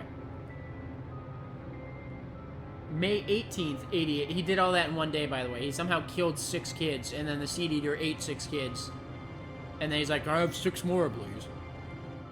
May 18th, 88. However, losing people makes me wonder. And then there are letters highlighted. Like, it's not subtle at all. It's bold and underlined and caps. HELPME, help me. And then this paragraph has a cross in it. The killer monster Seed Eater came tonight. He said kids weren't doing the trick anymore. He wanted something bigger. And then reading the paragraph again without the crossed out bit. The Seed Eater came tonight. He said kids weren't doing the trick anymore. He wanted something bigger. If you're another paragraph with crossed out stuff, if you're reading this, you may be the only hope of finding out the truth of this thing. In my room, there's a journal entry on page 49. You'll discover how to take the life out of this monster, but he's had me under a tight death grip. I couldn't do it, but maybe you'll have more strength than me. And then I'm going to read that paragraph without the crossed out bits. If you're reading this, you may be the only hope of finding out the truth of this thing. In my room, there's a journal. You'll discover how to take the life out me.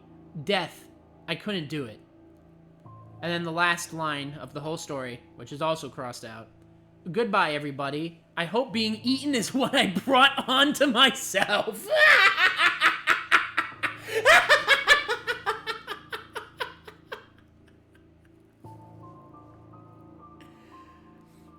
Alright. Okay. I don't know. Maybe it's what he was looking for. Maybe it was what he was looking for. Maybe it was what he's looking for. He got ate out by his bird boyfriend.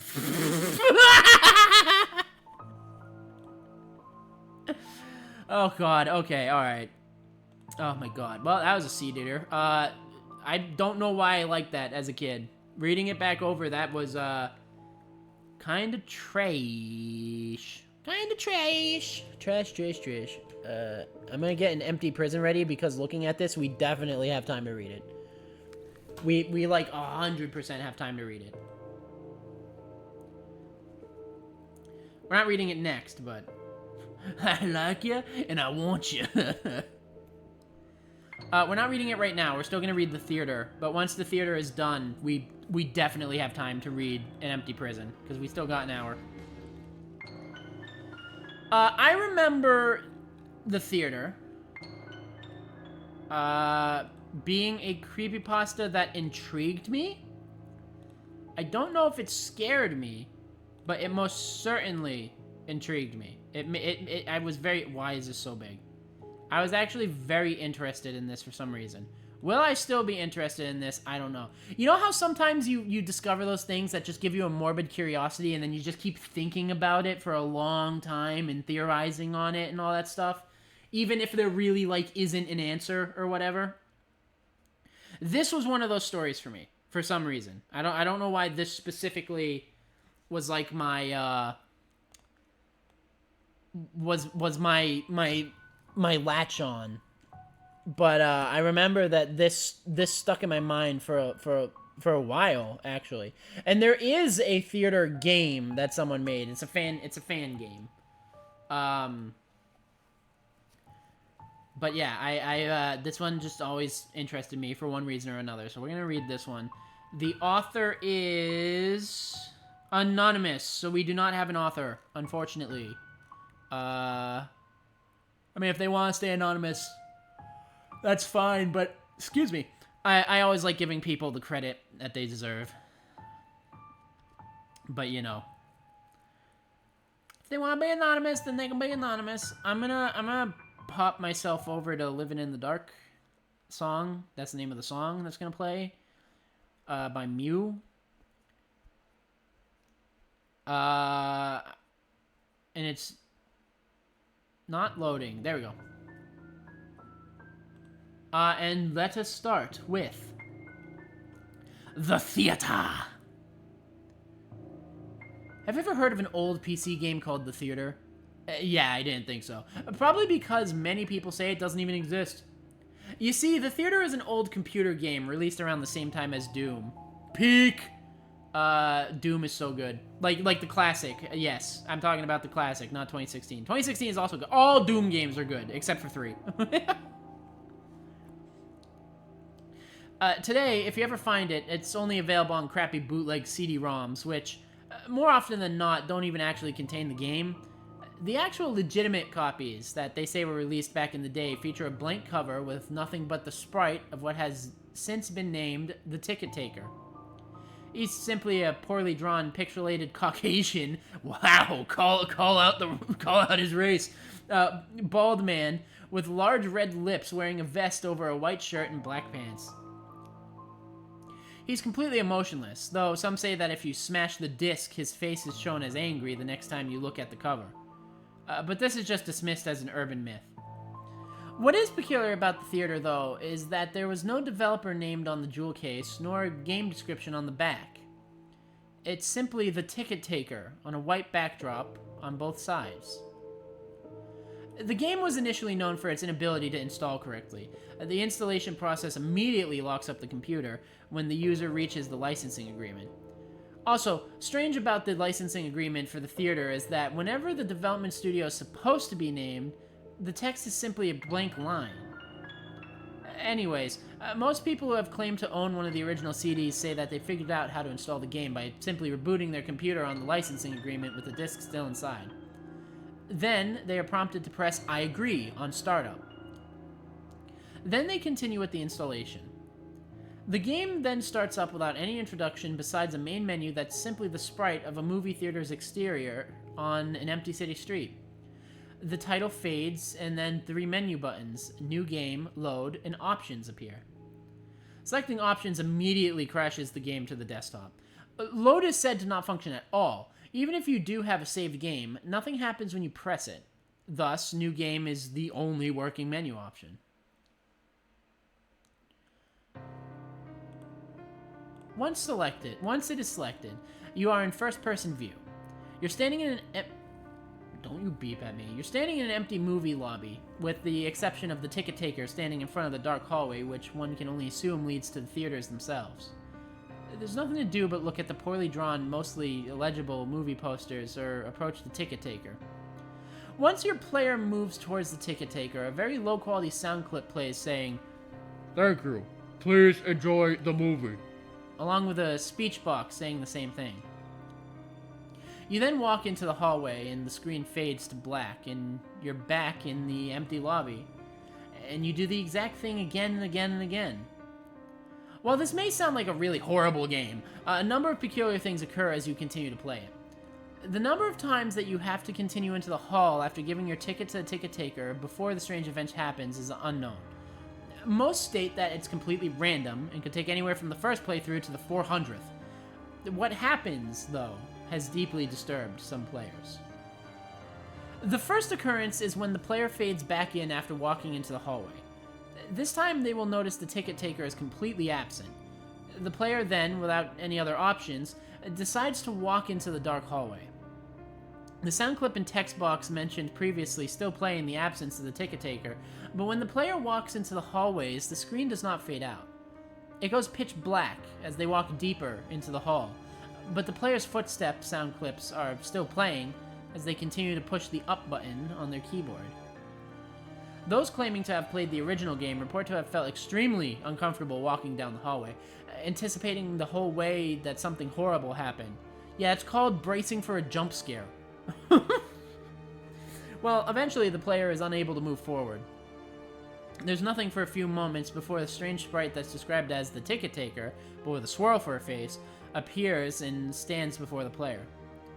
The original players of the game say their bodies immediately froze up and their stomachs churned as they saw the sprite, which has been appropriately named the Swirly Headman. Nothing happens as the Swirly Headman stands before them. Then, suddenly, a piercing screech plays as the game glitches out. This lasts for a few minutes, with the screeching being continuous. Then the player is abruptly returned to the lobby, with all the sounds and graphics being as they should be. Yeah, it's called a jump scare. The game continues normally for the next couple of cycles of entering the hallway, with a couple of the original players claiming the Swirly Headman would briefly appear and disappear in the corner of the screen as a brisk yelp sound effect plays. Ow! Then at some point after meeting the Swirly Headman, the player sees the ticket taker pacing back and forth, though there's no walking animation. The sprite's limbs are completely static, so he just hops up and down slightly as a substitute. Oh, that's goofy, I like that. With his eyes being wide and his mouth open to simulate a worried facial expression.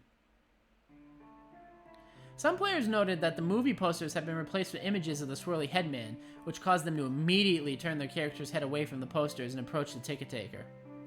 Then, another different low-quality sound clip plays, but the speech box contains nothing but corrupted characters that cause whatever text that would have been in the box to be completely illegible.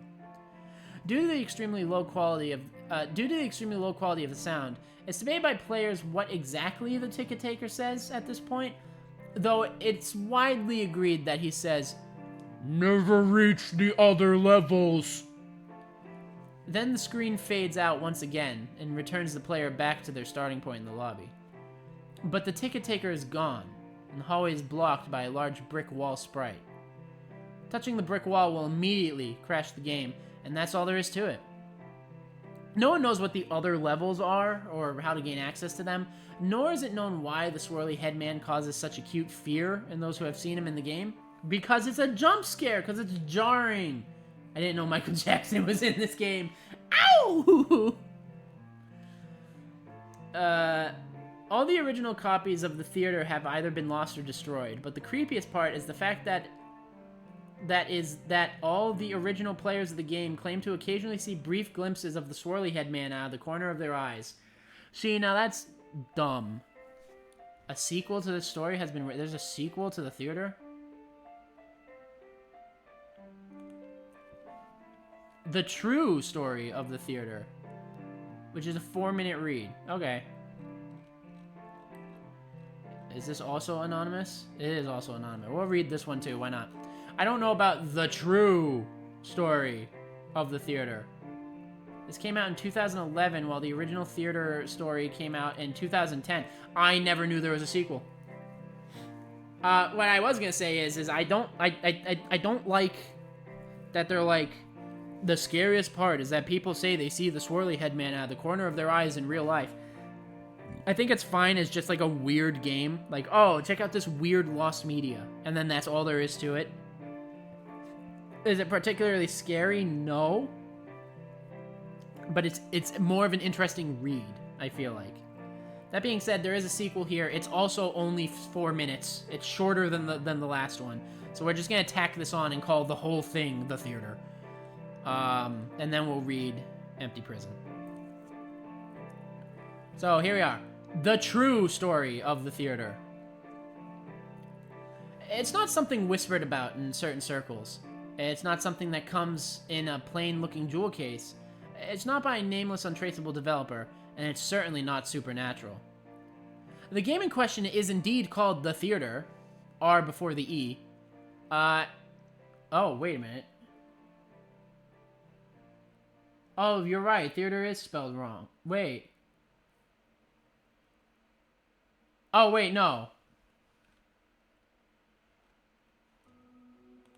I spelt theater right, and theater is also spelt right in the picture, but apparently it's Theatre is what it's supposed to say. Alright. And it was developed by a company called Salida Software. I'm fairly certain it's an English company despite the Spanish name. Okay, what does that stand for? What does that stand for?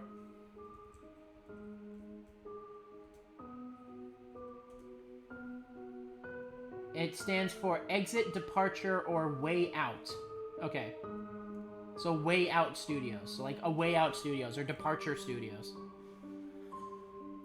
I think that is inspired by Polybius, with its company name being like Mind Erase or something in German.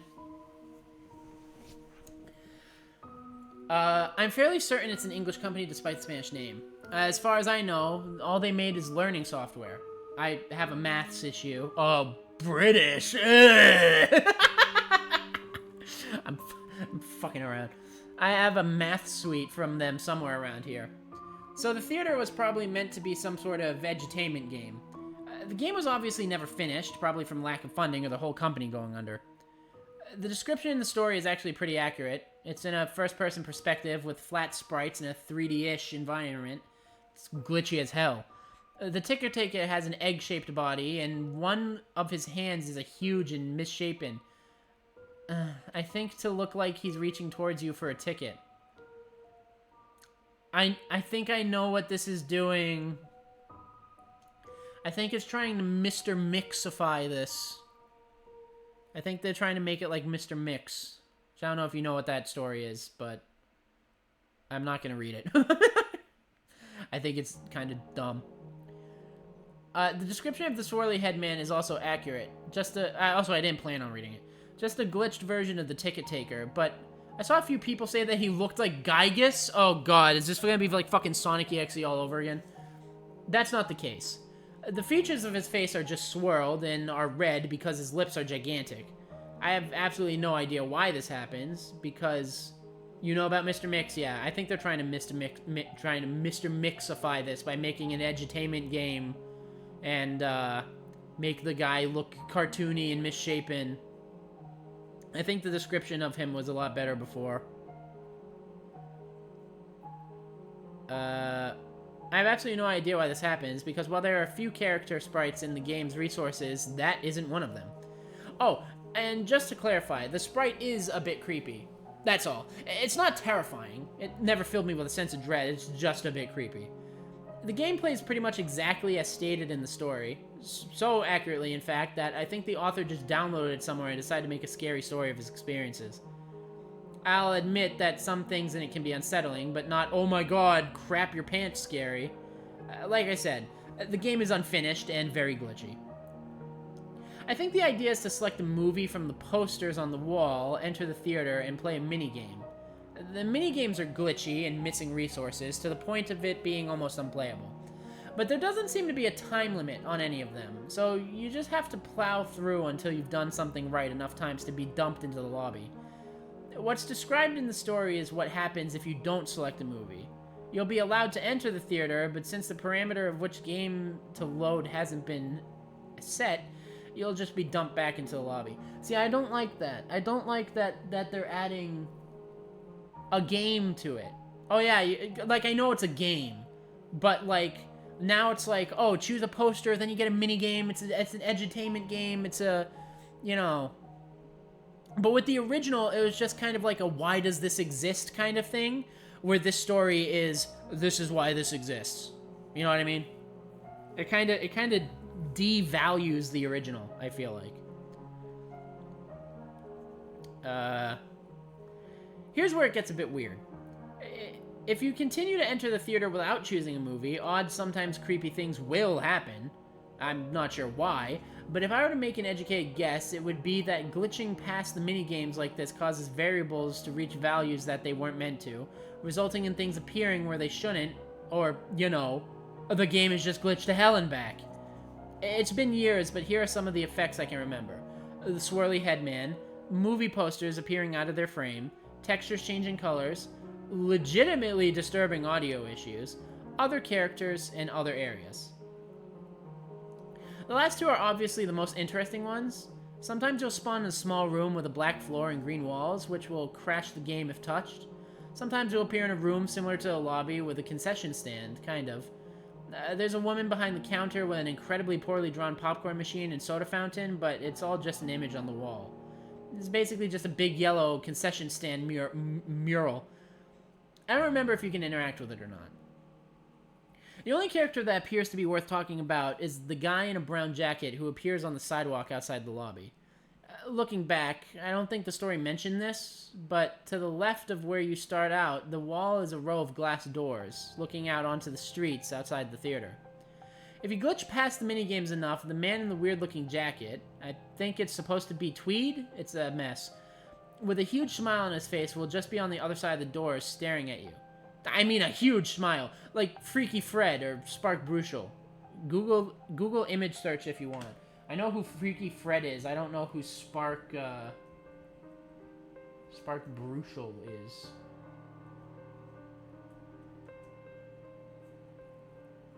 This is like what, an anime character? Wait, what the fuck? Spark Brucial is a mint breath freelance reporter and licensed notary who is always looking for his next big scoop. Oh, Ace Attorney. Yeah, it is Ace Attorney. Oh, and there's a picture of him smiling. Okay, I get it. I can see. Yeah, he's got a huge ass grin. What a random reference. Although it's random because I don't get it, I guess. I get the Freaky Fred one. Courage the Cowardly Dog is GOAT. Alright. Actually, since he has the same body shape as the ticket taker, he looks a bit like the mayor from The Nightmare Before Christmas. His smile isn't creepy, though. It's just broad. What is creepy are his eyes. While the ticket taker, ashtray, and other sprites will always face you, the smiling guy is anchored in place like one of the walls. His eyes, however, are always staring right at you. Just thinking about that gives me chills. Okay. Well, there's nothing overtly scary or supernatural about the game itself. That's one thing that I will admit legitimately scares me. Like a porcelain doll. Ahem. That's pretty much all there is to the theater. If you can find it somewhere, I'd recommend downloading it just to see what it's like. One thing I'd forgotten. As stated in the story, getting the thing to run is, to say the least, difficult. I think someone got a hold of all the code and resources and just compiled it and added their own installer or something. Again, there's nothing paranormal about the installation. It just doesn't work well. And that's the sequel. That's the true story of... So all the sequel does is try to say, oh, there's nothing weird about it. It's just weird. Or like, no, why is it tagged Haunted Gaming? What's haunted about that? That whole story was basically the guy just saying, oh, it's not haunted, by the way. Here's an explanation on what everything is. It's just a glitchy-ass game. So they de-creepypastified my creepypasta. In the first one, it was like, oh, this is weird. It feels supernatural, but it's just weird. Why does this exist? What is it? What does it do? And then the guy shows up. He's like, oh, there's nothing weird about it. It's just really buggy. Anyway, see ya. They de-creepy the pasta. Now it's just a pizza. A pizza. Pizza pasta, put it in the box. They de-creepied my pasta. Now it's just a pasta. That's what I meant to say. Oh, Jesus. Okay. We're gonna jump right into the next one. Let me get the picture off the fucking screen here. And, retitle this. Current story, at the suggestion of Nick Electron, is... And... Oh, shit, I got rid of... Uh-oh, hold on. There we go. I can't undo it. I don't want to remove everything. I just want to... Can we not? Can we not? Can we just highlight like normal? Okay, hold on. And... Empty...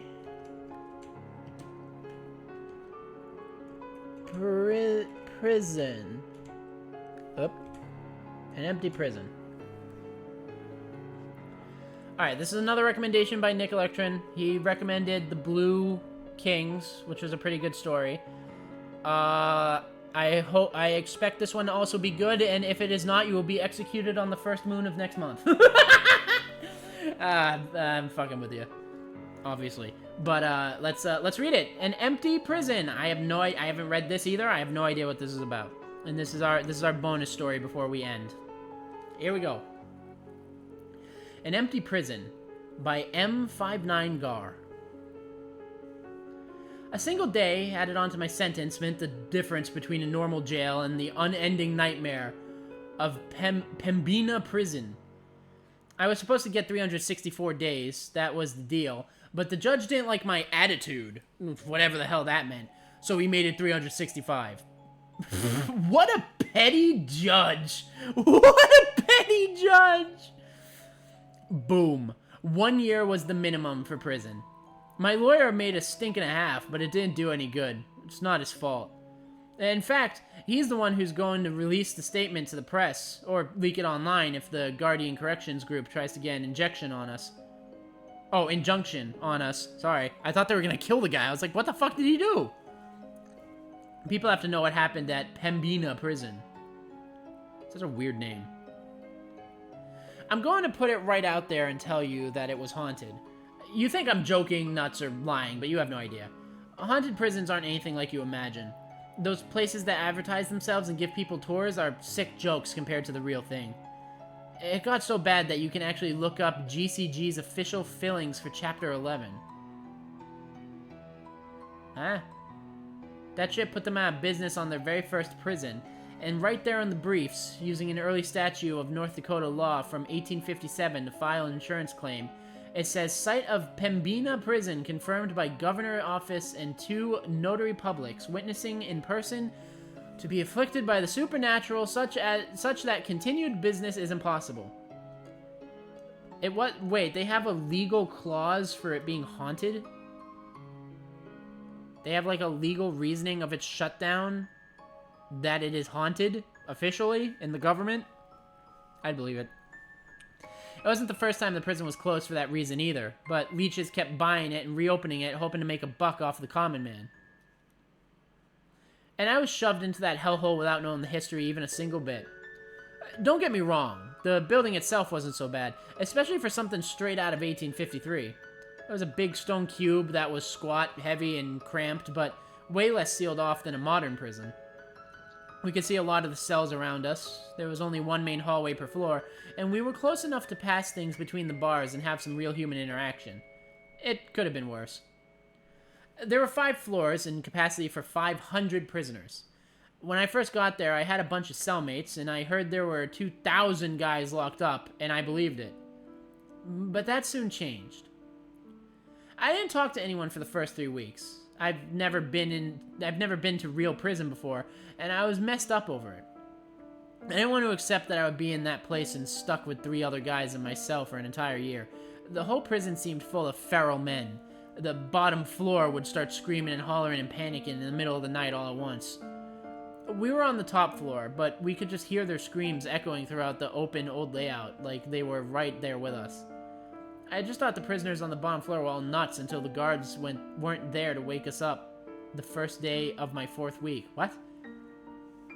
I just thought that the prisoners on the bottom floor were all nuts until the guards weren't there to wake us up the first day of my 4th week. When I woke up in the corner without some asshole guard banging on the bars of our cell, I finally had to talk. I asked one of my cellmates, Dante, Dante,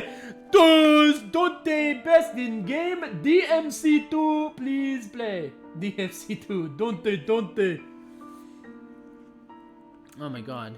Am I still live? Oh, I'm dropping frames. Hold on. I'm gonna let it stabilize for a bit. I don't know why I was dropping frames there. Alright. Dante. Alright, we have our first side characters. Dante.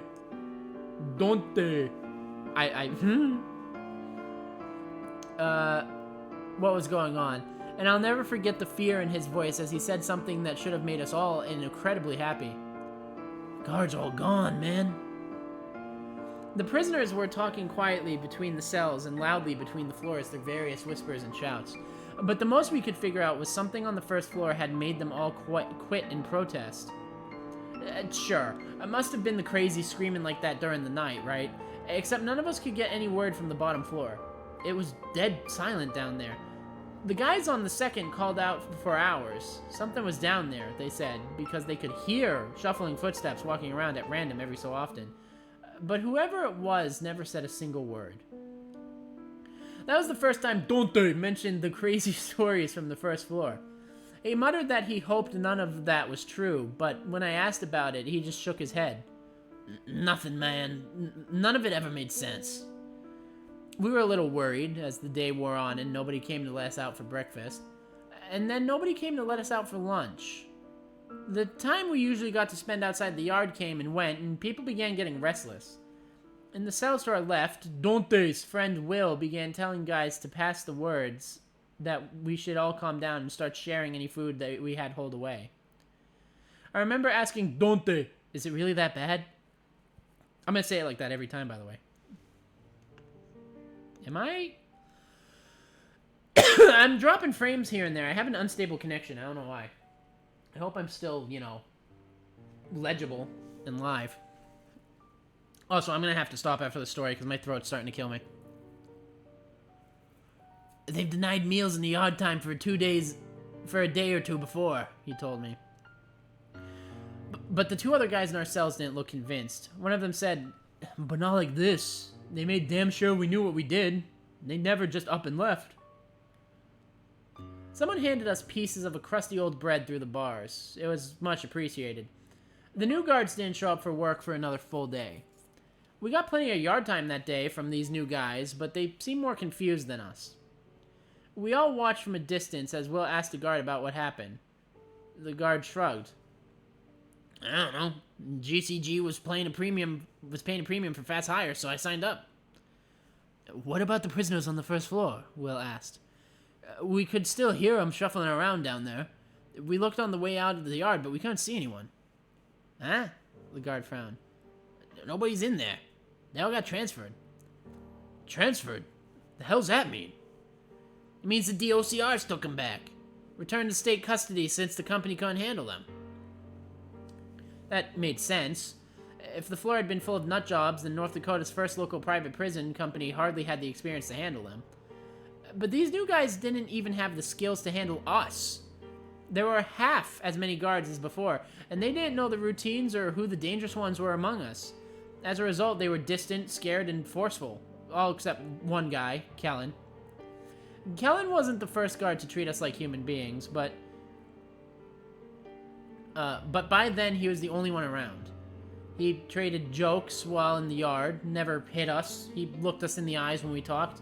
He went and found some paperwork to confirm the crazies had actually been transferred, but it took 3 months to get that info out of GCG. By the time he told us he'd heard back, we'd sort of forgotten the whole thing. 2 nights later, maybe 2 hours past lights out, the guys on the second floor began screaming. Oh, it's going up. It's going up. It started with the first floor, and now... Oh... Dante leapt up and fell on one of our cellmates by accident before shouting, Shit! It must be a fire! Other guys in our row began banging on the bars and shouting for guards, but the uniforms charged past and headed downstairs without talking to us. We could hear them shouting, and then the guards are going to be gone now because they were on the second floor. We could hear them shouting orders down below and then yelling in confusion. The prisoners' screams were clearer coming from the second, and it sounded like they were terrified of something in particular and wanted help. The sounds of gates being slammed and people running reached us after about 10 minutes of shouting. And then it was silent. I keep noticing I'm cutting out. How's my... It says my kbps is fine. I don't know if it's my laptop or my mod view that's just glitching out or what, but I'm seeing a lot of instability all of a sudden. Internet, can we please just get through this last story before you decide to shit yourself? Thank you. Other guys in our row began banging on the bars and shouting for the guards, but the uniform... Oh, I already read that. We sat in the dark, waiting and listening until morning. When the new shift came in, they were surprised and confused, and Kellen came back to ask what had happened. We told him what we knew, but he'd shown up and found open gates and empty second floor. There was no indication what had happened, but he promised to check with corporate and figure out if the absent prisoners had all been rapidly transferred again. Dante gripped the bars and made sure Kellen was looking at him. Please find out who the hell's walking around down there at night. Kellen blinked at that. I mean, I'm day shift, so I don't know what I can do, but what do you mean? The prisoners are gone, Dante told him fiercely but quietly. But the guys on the third floor said they still hear someone, maybe 2 or 3 someone shuffling. Their feet every hour or so till morning. What's it? I'm curious of what's happening to them. And it's coming upwards. So it's gonna happen to the third floors next. The image I have in my mind are all of these prisoners inexplicably being hung. And the shuffling is them swaying slightly. They're all hung from their cells somehow. That's the image that I have in my head right now. I don't know if that's anywhere near close, but that's what I'm picturing. I guess I could go look right now. Dante reached through the bars and grabbed his uniform, something which usually got us a beating. Hear me. Do not go there by yourself. Stay in the stairwell unless someone's with you. Kellen nodded fearfully. It looked like he finally understood how spooked we were. He waved another guard off, and Dante let go. By the way, the reason why I'm going Dante is because it's D-O-N-T-E, not Dante. It's Dante, which is a meme in a circle I follow. Dante is best in game DMC2. It's a Vinny bit. But nothing more came of it for a whole season. The night shift had quit, and more guards got hired at an even higher pay. Callan and another uniform scooped out the first 2 floors, but found nothing. Dante thought that it was because they were looking during the day, but he wasn't about to ask our only friend to risk himself. It was maybe 3 months later. Yeah, I was halfway through my sentence, and I had taken up drawing, so I had a pen and paper. We woke up in the middle of the night to everyone on the 3rd floor screaming in absolute panic. This is sick. This is cool. I like this. It also doesn't all happen at once. Which I find really cool. I find it really sick that it's not happening all at once. That it's a few months in between. First it's the 1st floors. Then several months pass. Then it's the 2nd floors. Yeah, don't spoil it for me. There's a twist at the end that I'll tell you about if you don't, if it doesn't say. Yeah, don't spoil it for me. Let me know what the hell's happening once I'm done with the story. But I really like this. I like how, like, every month's apart, that whatever this is seeping upwards. You know, it started at the 1st floor, a couple months later, started at the 2nd floor, a couple months, now a couple months later, halfway through his sentence, so half a year in, it's now hitting the 3rd floor. This is really cool. This time we were less scared during the event itself. Will offered a guard racing past $500 from his commissary account if the man would come back and tell them what was going on. Dante listened intently, trying to hear individual screams from the third floor over everyone else's shouting and confusion. I wrote down any words he thought he heard. What I wrote down. Jesus Christ! Killing him! God! Let us out! Coming this way! We weren't as scared when it was happening because we'd lived through it twice before, but this time the long-term fear was much deeper. Now we knew for sure it was going to happen again. And any prisoners that had means began lawyering up and doing everything they could to transfer to other prisons, even if it meant worse conditions. The problem was, the North Dakota prison system was already overflowing, which was the whole reason GCG got started in the first place, so every guy that got out meant it was much harder for the rest of us. Both of our cellmates transferred, giving us more space, so that was nice, but it was a small consolation.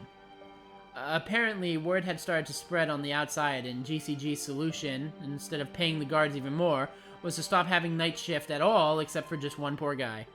Kellen was a bit miffed he hadn't gotten a raise out of the whole thing, but he was starting to believe us that something was going on. By then, he'd been around a while, and he knew we weren't bullshitters. And too many other prisoners had told him they heard someone walking around the first, second, and third floors at random during the night. It was just a few steps, sometimes as many as 20, but it only happened every so often. Only once it had been long enough that you thought it had stopped for good. One guy on the fourth floor said he heard a full run from one of the third floor hallways to the other. Clear enough that he'd expect a guard to come charging up the stairwell, but nobody appeared. He slit his wrists and got transferred out on medical leave the next day, so we took him serious. All that was enough to get Kellen to start doing some research on the outside. All that was, yeah. He came to us in the 7th month of my sentence with a pale face. Besides us at the bars, Will's asked. What was my voice there? Besides us at the bars, Will asked. What's the word? Kellen seemed grim. A lot of bullshit out there, but the place is mentioned a lot. It's been closed before, but I keep getting stonewalled when I ask for the historical documents. The thing is I don't think the prison itself is the problem. Get this. He pulled out a notepad for reference. 2 Canadian priests, Father Nobert Proventure and Severe Dumolian, visited Pembina in 1818, before it was even an official township. That was back when the Hudson Bay Company was big around these parts. That's how long ago it was. Penimba was the biggest town in North Dakota then, so the trading post was full, so the priest chose to sleep outside where the Pembina River meets the Red River. The folktale is that a vision of a rotting woman came in the night and stole Proventure's life. The 2 men bartered with her to split the remaining life between them, co-signing both to live only 35 more years instead of the 70 Severe had left. Severe got an extra month and 20 days as a gift from his friends for his sacrifice. He paused as if he might guess the obvious outcome. They both died 35 years later.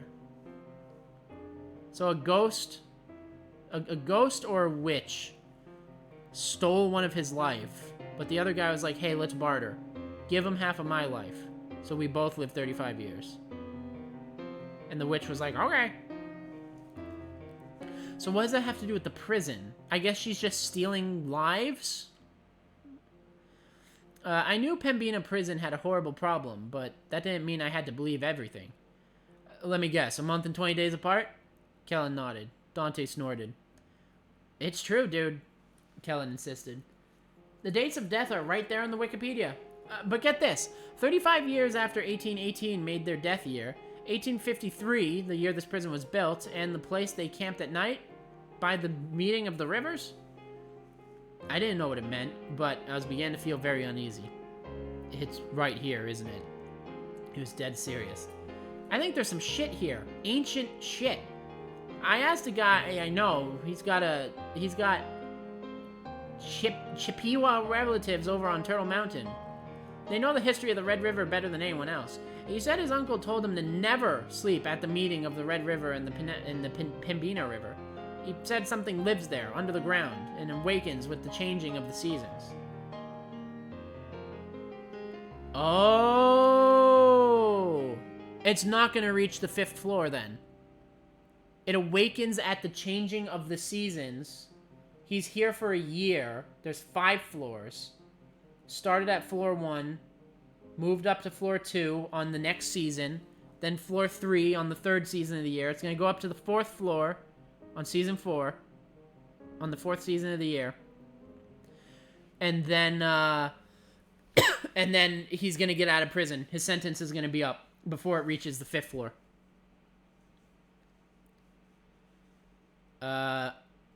That's sick. That's cool. We were silent for a beat after that. It was folktale nonsense, but it was as good a theory as any. Whatever it was going to come back, and it wasn't friendly. Will talked to Kellen for another few minutes, but Dante was silent. After he was gone, I asked him, "What's wrong?" He sat on one of the now unused bunks and told me, "I got another 5 years in here, and I got no money for a lawyer. Your sentence will be up before it reaches us, and I'll be here alone." Will it?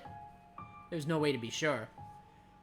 It'll be back in 2 months for the 4th floor, and then 3 months after that for us. I could get out a week before or a day too late. It doesn't seem to be exact. Remember I said that? That he's gonna be gone before the next season?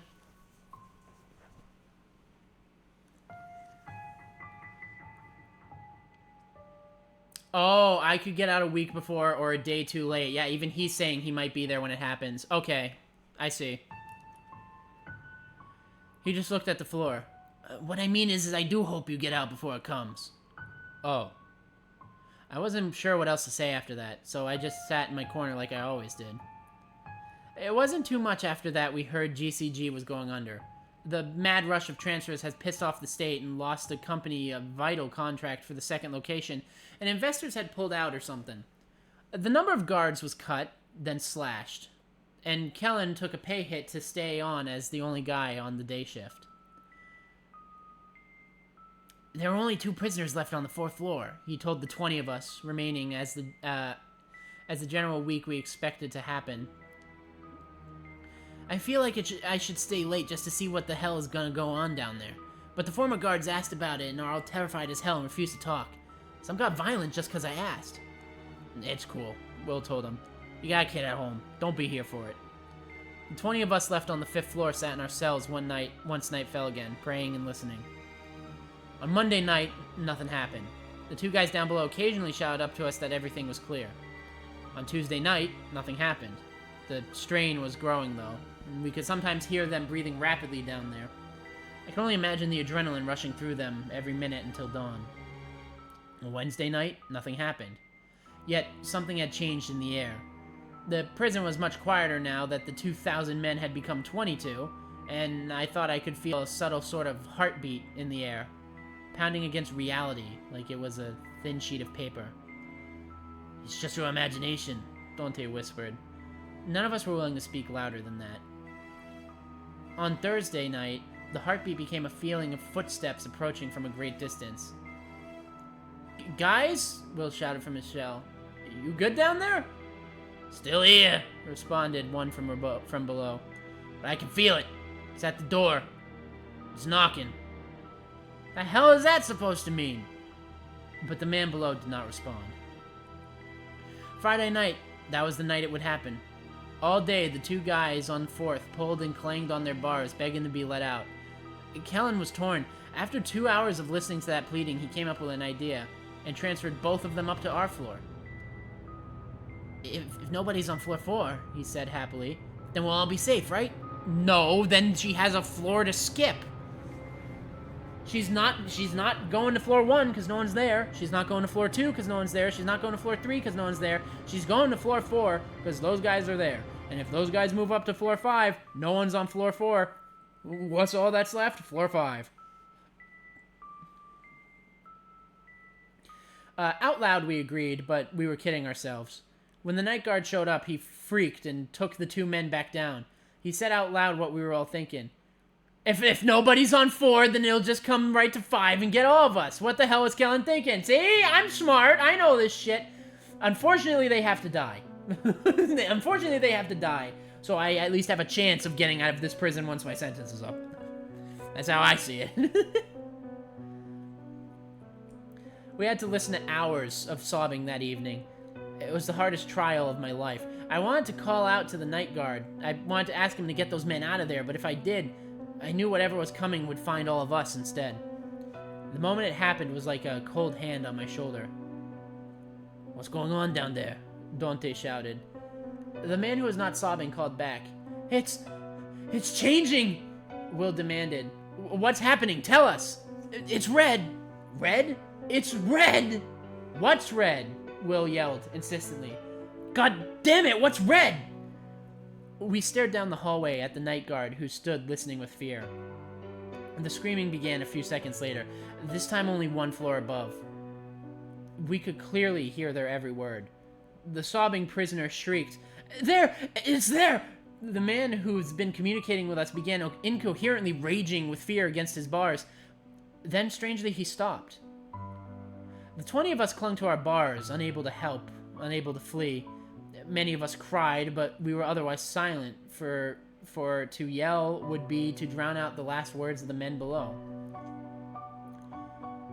Why not let these people out, Kellen? And guards who are witnessing this happen. 4 floors of prisoners were fucking slaughtered overnight at the changing of seasons. Let these dudes out, my guy. Like, come on. Sure, you'd get in trouble or whatever, and no one would believe that, like, there was a haunting going on or whatever the fuck, but at least you'd save these dudes. Like, come on. They were eerily quiet for nearly 2 hours. We waited in strange silence as random footsteps traversed the 4th floor every so often. What was happening? For the first time, the victims of whatever was going on down below had chosen to be quiet instead of yelling for help. Why would that make things different? At long last, the sobbing man broke the silence. "Oh my god, it's coming your way!" "Shut up, it'll see ya! Distracted, hit your bars!" The sound of clanging echoed up the stairwell. The sobbing man said with terror, It knows! It knows! Jesus Christ, do something!" We were no longer silent. We echoed that sentiment loudly and repeatedly to the guard. "Do something!" He just stood there, literally quaking in his boots. Will screamed at him, "Snap out of it! The other guards and prisoners got away, you can too! Whatever it is, it won't follow you if you let them out and leave!"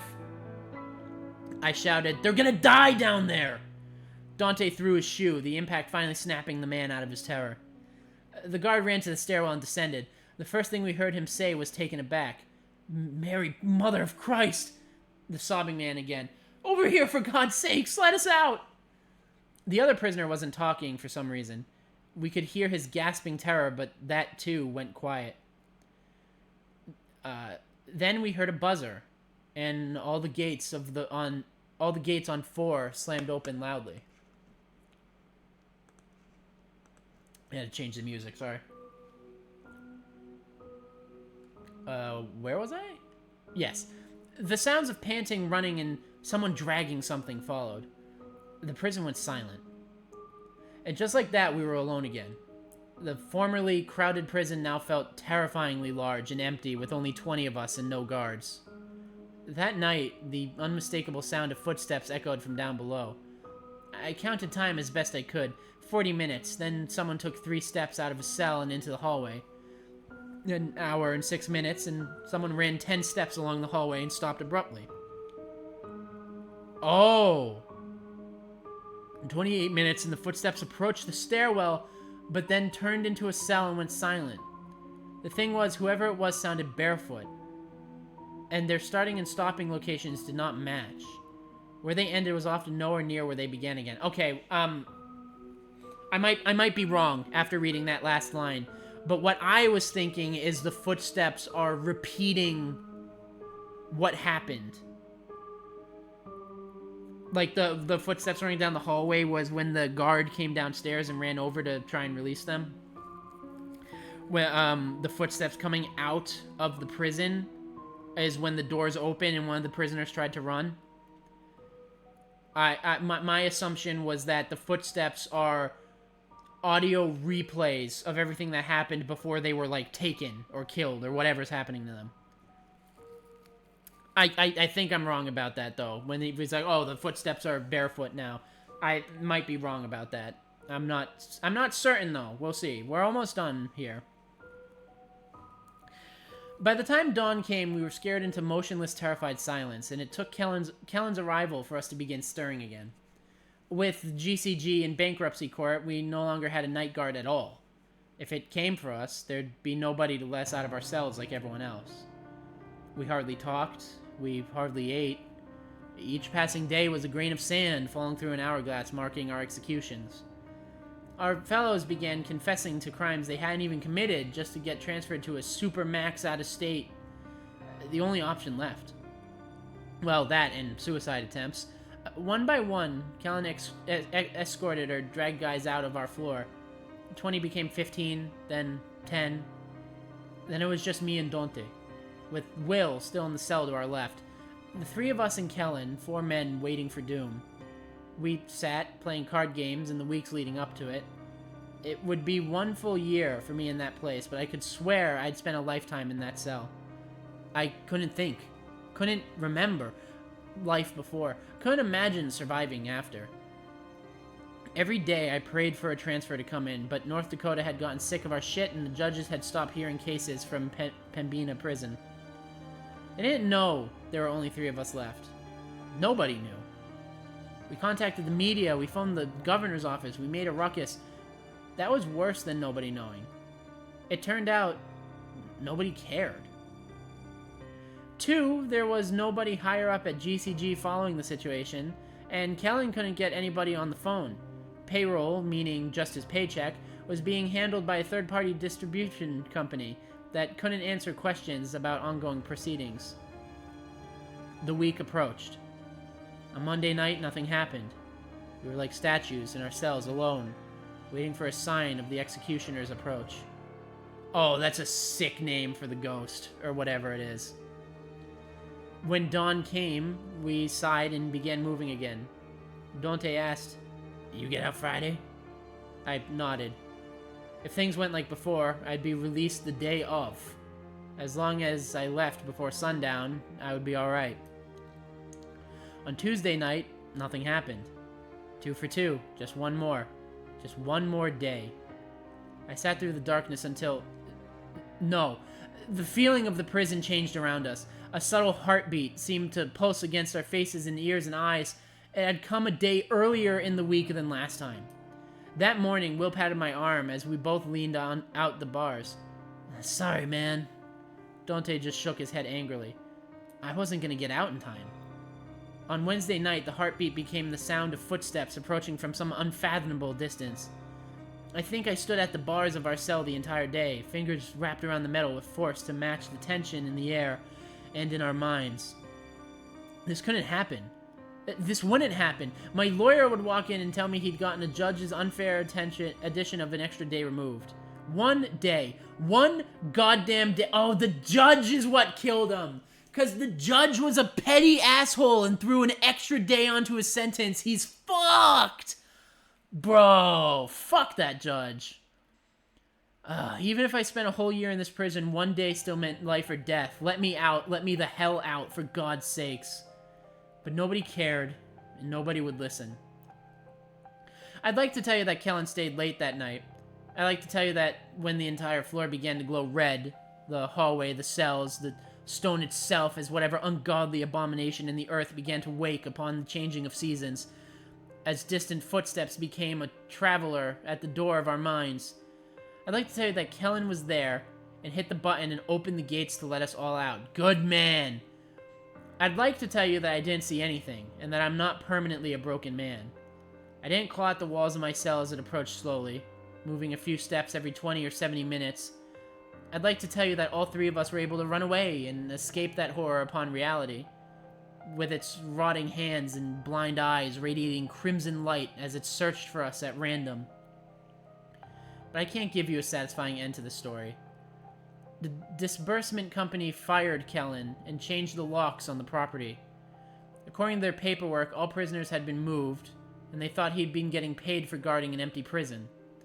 They left us in there for 11 days before the arrow was found, which meant 11 nights with that thing. For 11 days we starved.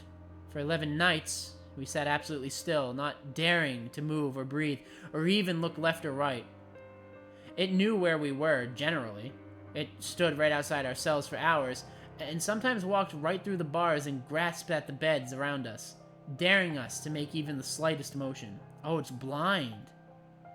When you've spent 6 hours staring into the blind crimson eyes of a rotting demon, unable to blink your eyes for fear that it will hear the air your lashes move. Oh, when you've seen what it's seen, the worlds it has walked reflected in hellish red, you'll understand.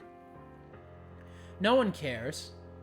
I'd like to tell you that Kellen actually existed. What? I'd like to tell you that we had a friend among the guards, but that it wasn't all bad. I'd like to tell you I wasn't traumatized by the hell I went through being left to rot and left to die as nothing more than a number on some corporation's books. But no one cares. Wait, so Kellen wasn't real? Kellen was a fake friend that he made up to cope, I guess. But the reality is that no one cares. No one cares about prisoners. Which is sad. Which is a sad reality. Dude, that story was sick. Holy fuck. That was one of the best ones tonight. Jesus fucking Christ. I love this one. Nick, this was sick. What a fucking recommendation. You have avoided your execution yet again. How does he keep doing it? Oh my god, that was awesome. I loved the whole that, like, it was going up the floors. When it took out floor 1, nobody knew what the fuck was going on. When it took out floor 2, they started noticing a pattern, but still people didn't know what was going on. When they took out floor 3, they started being able to, like, hear a little bit of what was going on. Then on floor 4, they could very clearly know what was going on, that something was going on. I can see red is the only hint you get. And now every night, it sounds like, every night, they have to stay deathly still until dawn, or this blind abomination will kill them. Holy shit. Or whatever it does to them, because the people's bodies just vanish. And I love the fucking description of, like, as it approaches, you can feel a heartbeat in the air, and you can hear footsteps that sound like they're coming from, like, an infinity away, like footsteps from another dimension itself. That's so cool. That is so sick. And they call it the Executioner, which, by the way, is the most badass name for a monster like this to stalk a prison. Holy shit. 10 out of 10, dude. Holy crap, this was a good one. Oh my god, this might have been the best one we read in the entirety of the fucking series.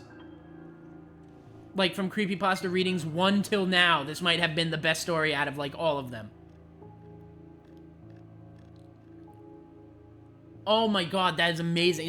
Is this guy, like, an author now? Does he write books? Does he have books? Let me look at this guy's account. M59Gar. Yeah, books on Amazon. Yeah, he has books.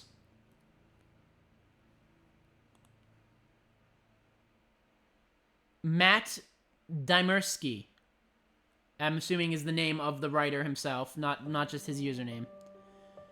He has a website, which is hisname.com. Matt Dymersky, MattDymerski.com. And it has his works on here.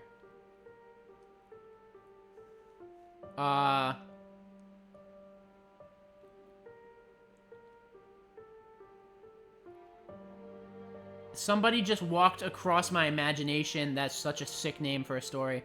I learned a new skill and it cost me everything. Your house has a hallway. My landlord keeps asking for my blood. Okay, well, that's just a vampire. That's just a vampire. He's like, hey, listen, I know you're going through some tough times, right? So we can make a deal. We have a deal. If you just give me your blood every month, then you can stay. If I had a chill vampire landlord. I'd let him have some of my blood every month. Why not? It'd be the easiest rent of my life.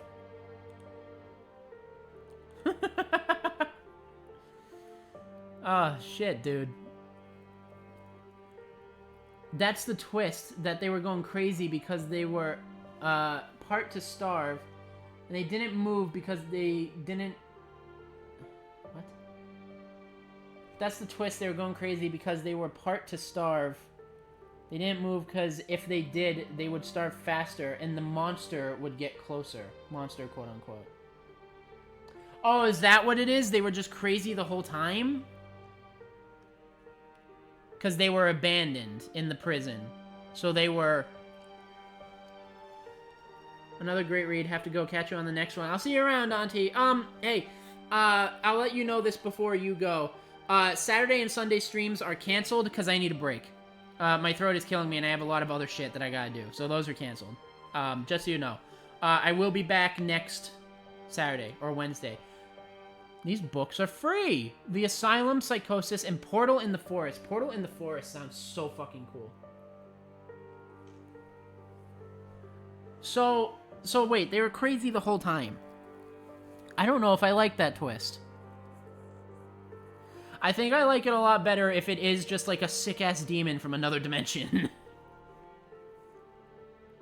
That wouldn't explain why it went from floor 1 up, though.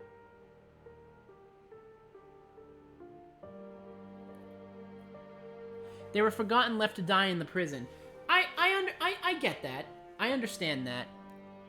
But I don't know, but that doesn't explain why it was going up floor by floor every season. Right?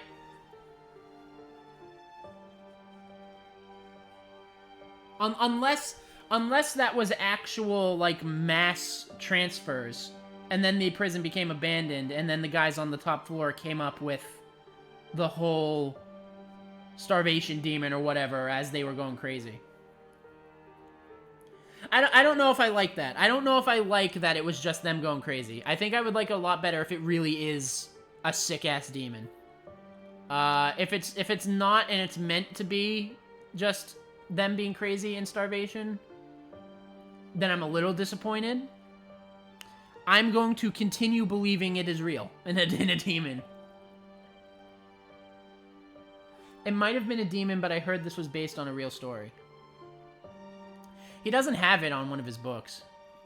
Although some of these books sound cool. Skin Crawlers, Where It All Began, World of Glass, A Shattered Life, The Desolate Guardians, Creepy Tales, that must be short stories. I'd probably willing to bet that this one is in that book. Aberrations, The Portal in the Forest, which he has 2 of them, by the way. Oh, A Portal in the Forest Compendium, and then just A Portal in the Forest, which is a full book, which is free on Kindle. The Asylum, Psychosis, and The Moon Aflame, which is such a sick title. I might read more of his works, because that story was phenomenal. And since a lot of these are free on Kindle, unlimited, actually. Actually, no. The Kindle editions of The Asylum, Psychosis, and The Portal in the Forest are free.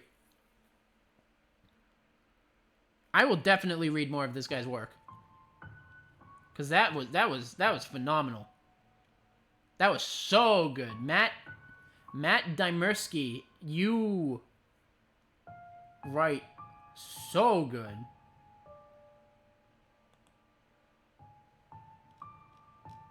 Holy shit. And then what other stories does he have on No Sleep? If he does. Your House Has a Hallway is the most recent thing that he wrote on No Sleep. Damn, what a great fucking writer.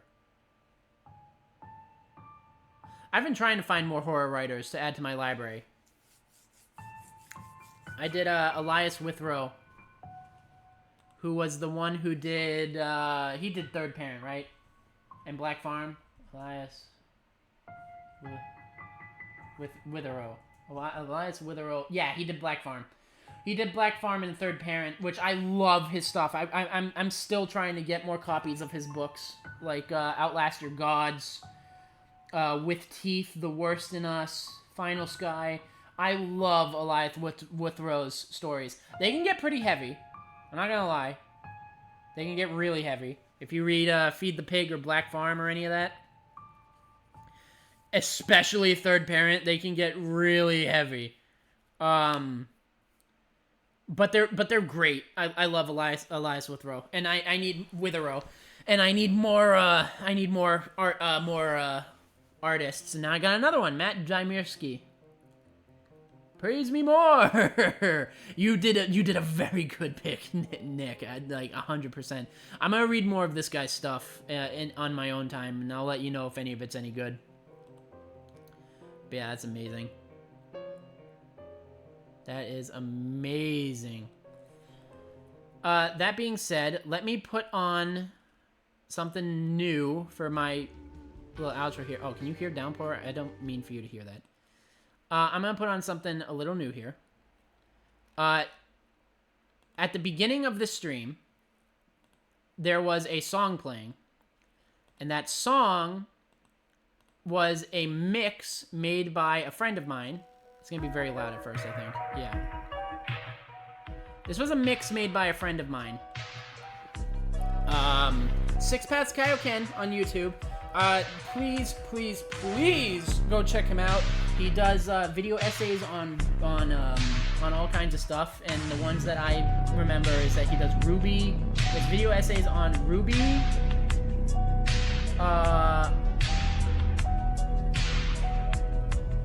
Oh, the prison one? There's a SFM on the prison one? I'll have to watch that. But yeah, he does Sixpaths Kaioken. He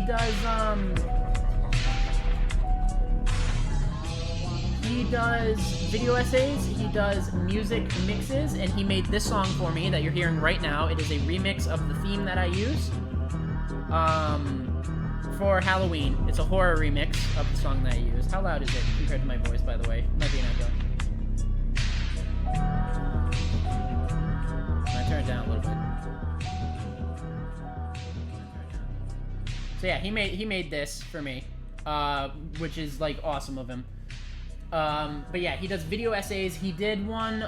His most recent one is on Pyronikos, The Cost of Victory and the Price of Failure, which is a Ruby / historical analysis. You know, Ruby, that Rooster Teeth anime thing that they did for a while. He does music mixes, where he does music mashups. Including this one that you heard now. It's not on his channel yet, but I will be encouraging him to upload. I already said he can. I will be encouraging him to upload it, so you can all, fly over to his channel and take a listen to it, show him some love. And he's also been doing a audio drama. He has been reading Inquisition Echoes, a Warhammer 40k fan story, which I think he has been narrating quite well. I don't know much about Warhammer. I'm literally just getting in there. But yeah, I definitely recommend to check him out. Again, his channel name is Sixpaths Kaioken TV, and I'll link his channel in the description of this VOD, as well as the videos that use this song that he made for me. That being said, I feel kind of bad because I'm only going to use it once in my streams until next year when it's Halloween again. But I will be using it on the outro for I'm gonna upload each of these creepypastas as their own video. So I'm gonna use them as the outro for those videos. So it will still definitely get some use this year, but I feel bad that it's only gonna be featured on stream once. But it's sick. I love it. Thank you so much, Sixpaths. Thank you for making this. That's so bro of you. Such a bro. With that, I'm not gonna be here Saturday or Sunday because I need a break because life is kicking my ass. And then maybe I'll be back on Wednesday. I don't know for certain, but if I'm not back on Wednesday, I will be back the Saturday after, and we're gonna start Paper Mario. We're gonna start Paper Mario: The Thousand Year Door, and on Sundays we're gonna do Donkey Kong Country 3, And then Wednesdays is Random Wednesday, Wacky Wednesday, where we're gonna do, like, literally whatever. And I think for the first Wacky Wednesday, we're gonna do Fierce to Fathom. So that's what I'm gonna go for. That all being said, thank you so much for everyone who joined. Thank you for sending me the video to that SFM. I will definitely watch it. And, you know, if you like what you like, go subscribe to my main channel. You can subscribe to this one if you want, but the VODs are just, you know, the VODs. And then, yeah, this is the finale. This is the finale of Creepypasta reading. Thank you so much for anyone who's tuned in and listened to me yap and read and all of that. This has been fun. This has been so fun. I 100% want to do this next year. You doing anything for Halloween tomorrow? Yes, actually. I have pictures that I can show you, actually. Not that one. I am going as Legion to... Hold on. I don't know why it's so, like, big. This is me. The picture you're about to see is me. That's me. I'm gonna go as Legion to a haunted house. And then I'm gonna hand out some candy to kids. and looking like this, so, you know, I might scar some lives. And then I'm gonna have a nice pizza and watch some horror movies with a friend. So that's what I'm doing for Halloween tomorrow. This isn't the only picture I have of this cosplay of mine. I also got this one, which I really like this one. This is my favorite picture of mine that I took. I think this pose is sick. And then there's this one, which for some reason, this is everyone else's favorite. Everyone who has seen these pictures say that this one is their favorite. It's not a bad picture, don't get me wrong. They're all really cool. I love all these pictures. This one, for some reason, people say is like the best one. And then there's this one, which is also pretty cool. I like this one a lot as well. I like the ones where I'm behind the trees, for some reason. I don't know why those are the ones that I like the most. The ones where I'm, like, stalking behind the trees. This one and this one are my two favorites. I like this one a bit better because it has, like, the casualness to it, like the way I'm holding the knife. But this other one is really good, too. Like, I'm preparing to rush someone down. And then internet's favorite is this one for some reason. Like my pals on the Discord I'm a part of. So that's what I'm doing for Halloween tomorrow. I'm gonna be wearing this and scaring the shit out of people. Pretty much. But yeah, that was Creepypasta readings. We're definitely gonna do next year. I think next year, instead of Creepypasta readings, we're gonna be doing SCP readings. I think that would be a good dive. I think that would be a good thing to dive into. But yeah, thank you everyone who's followed me from the start of this series to the end of the series. The last episode isn't up yet because I had to put in a content warning and then completely forgot to upload it. to be fair, so I'm gonna upload that, and then I'll upload this one.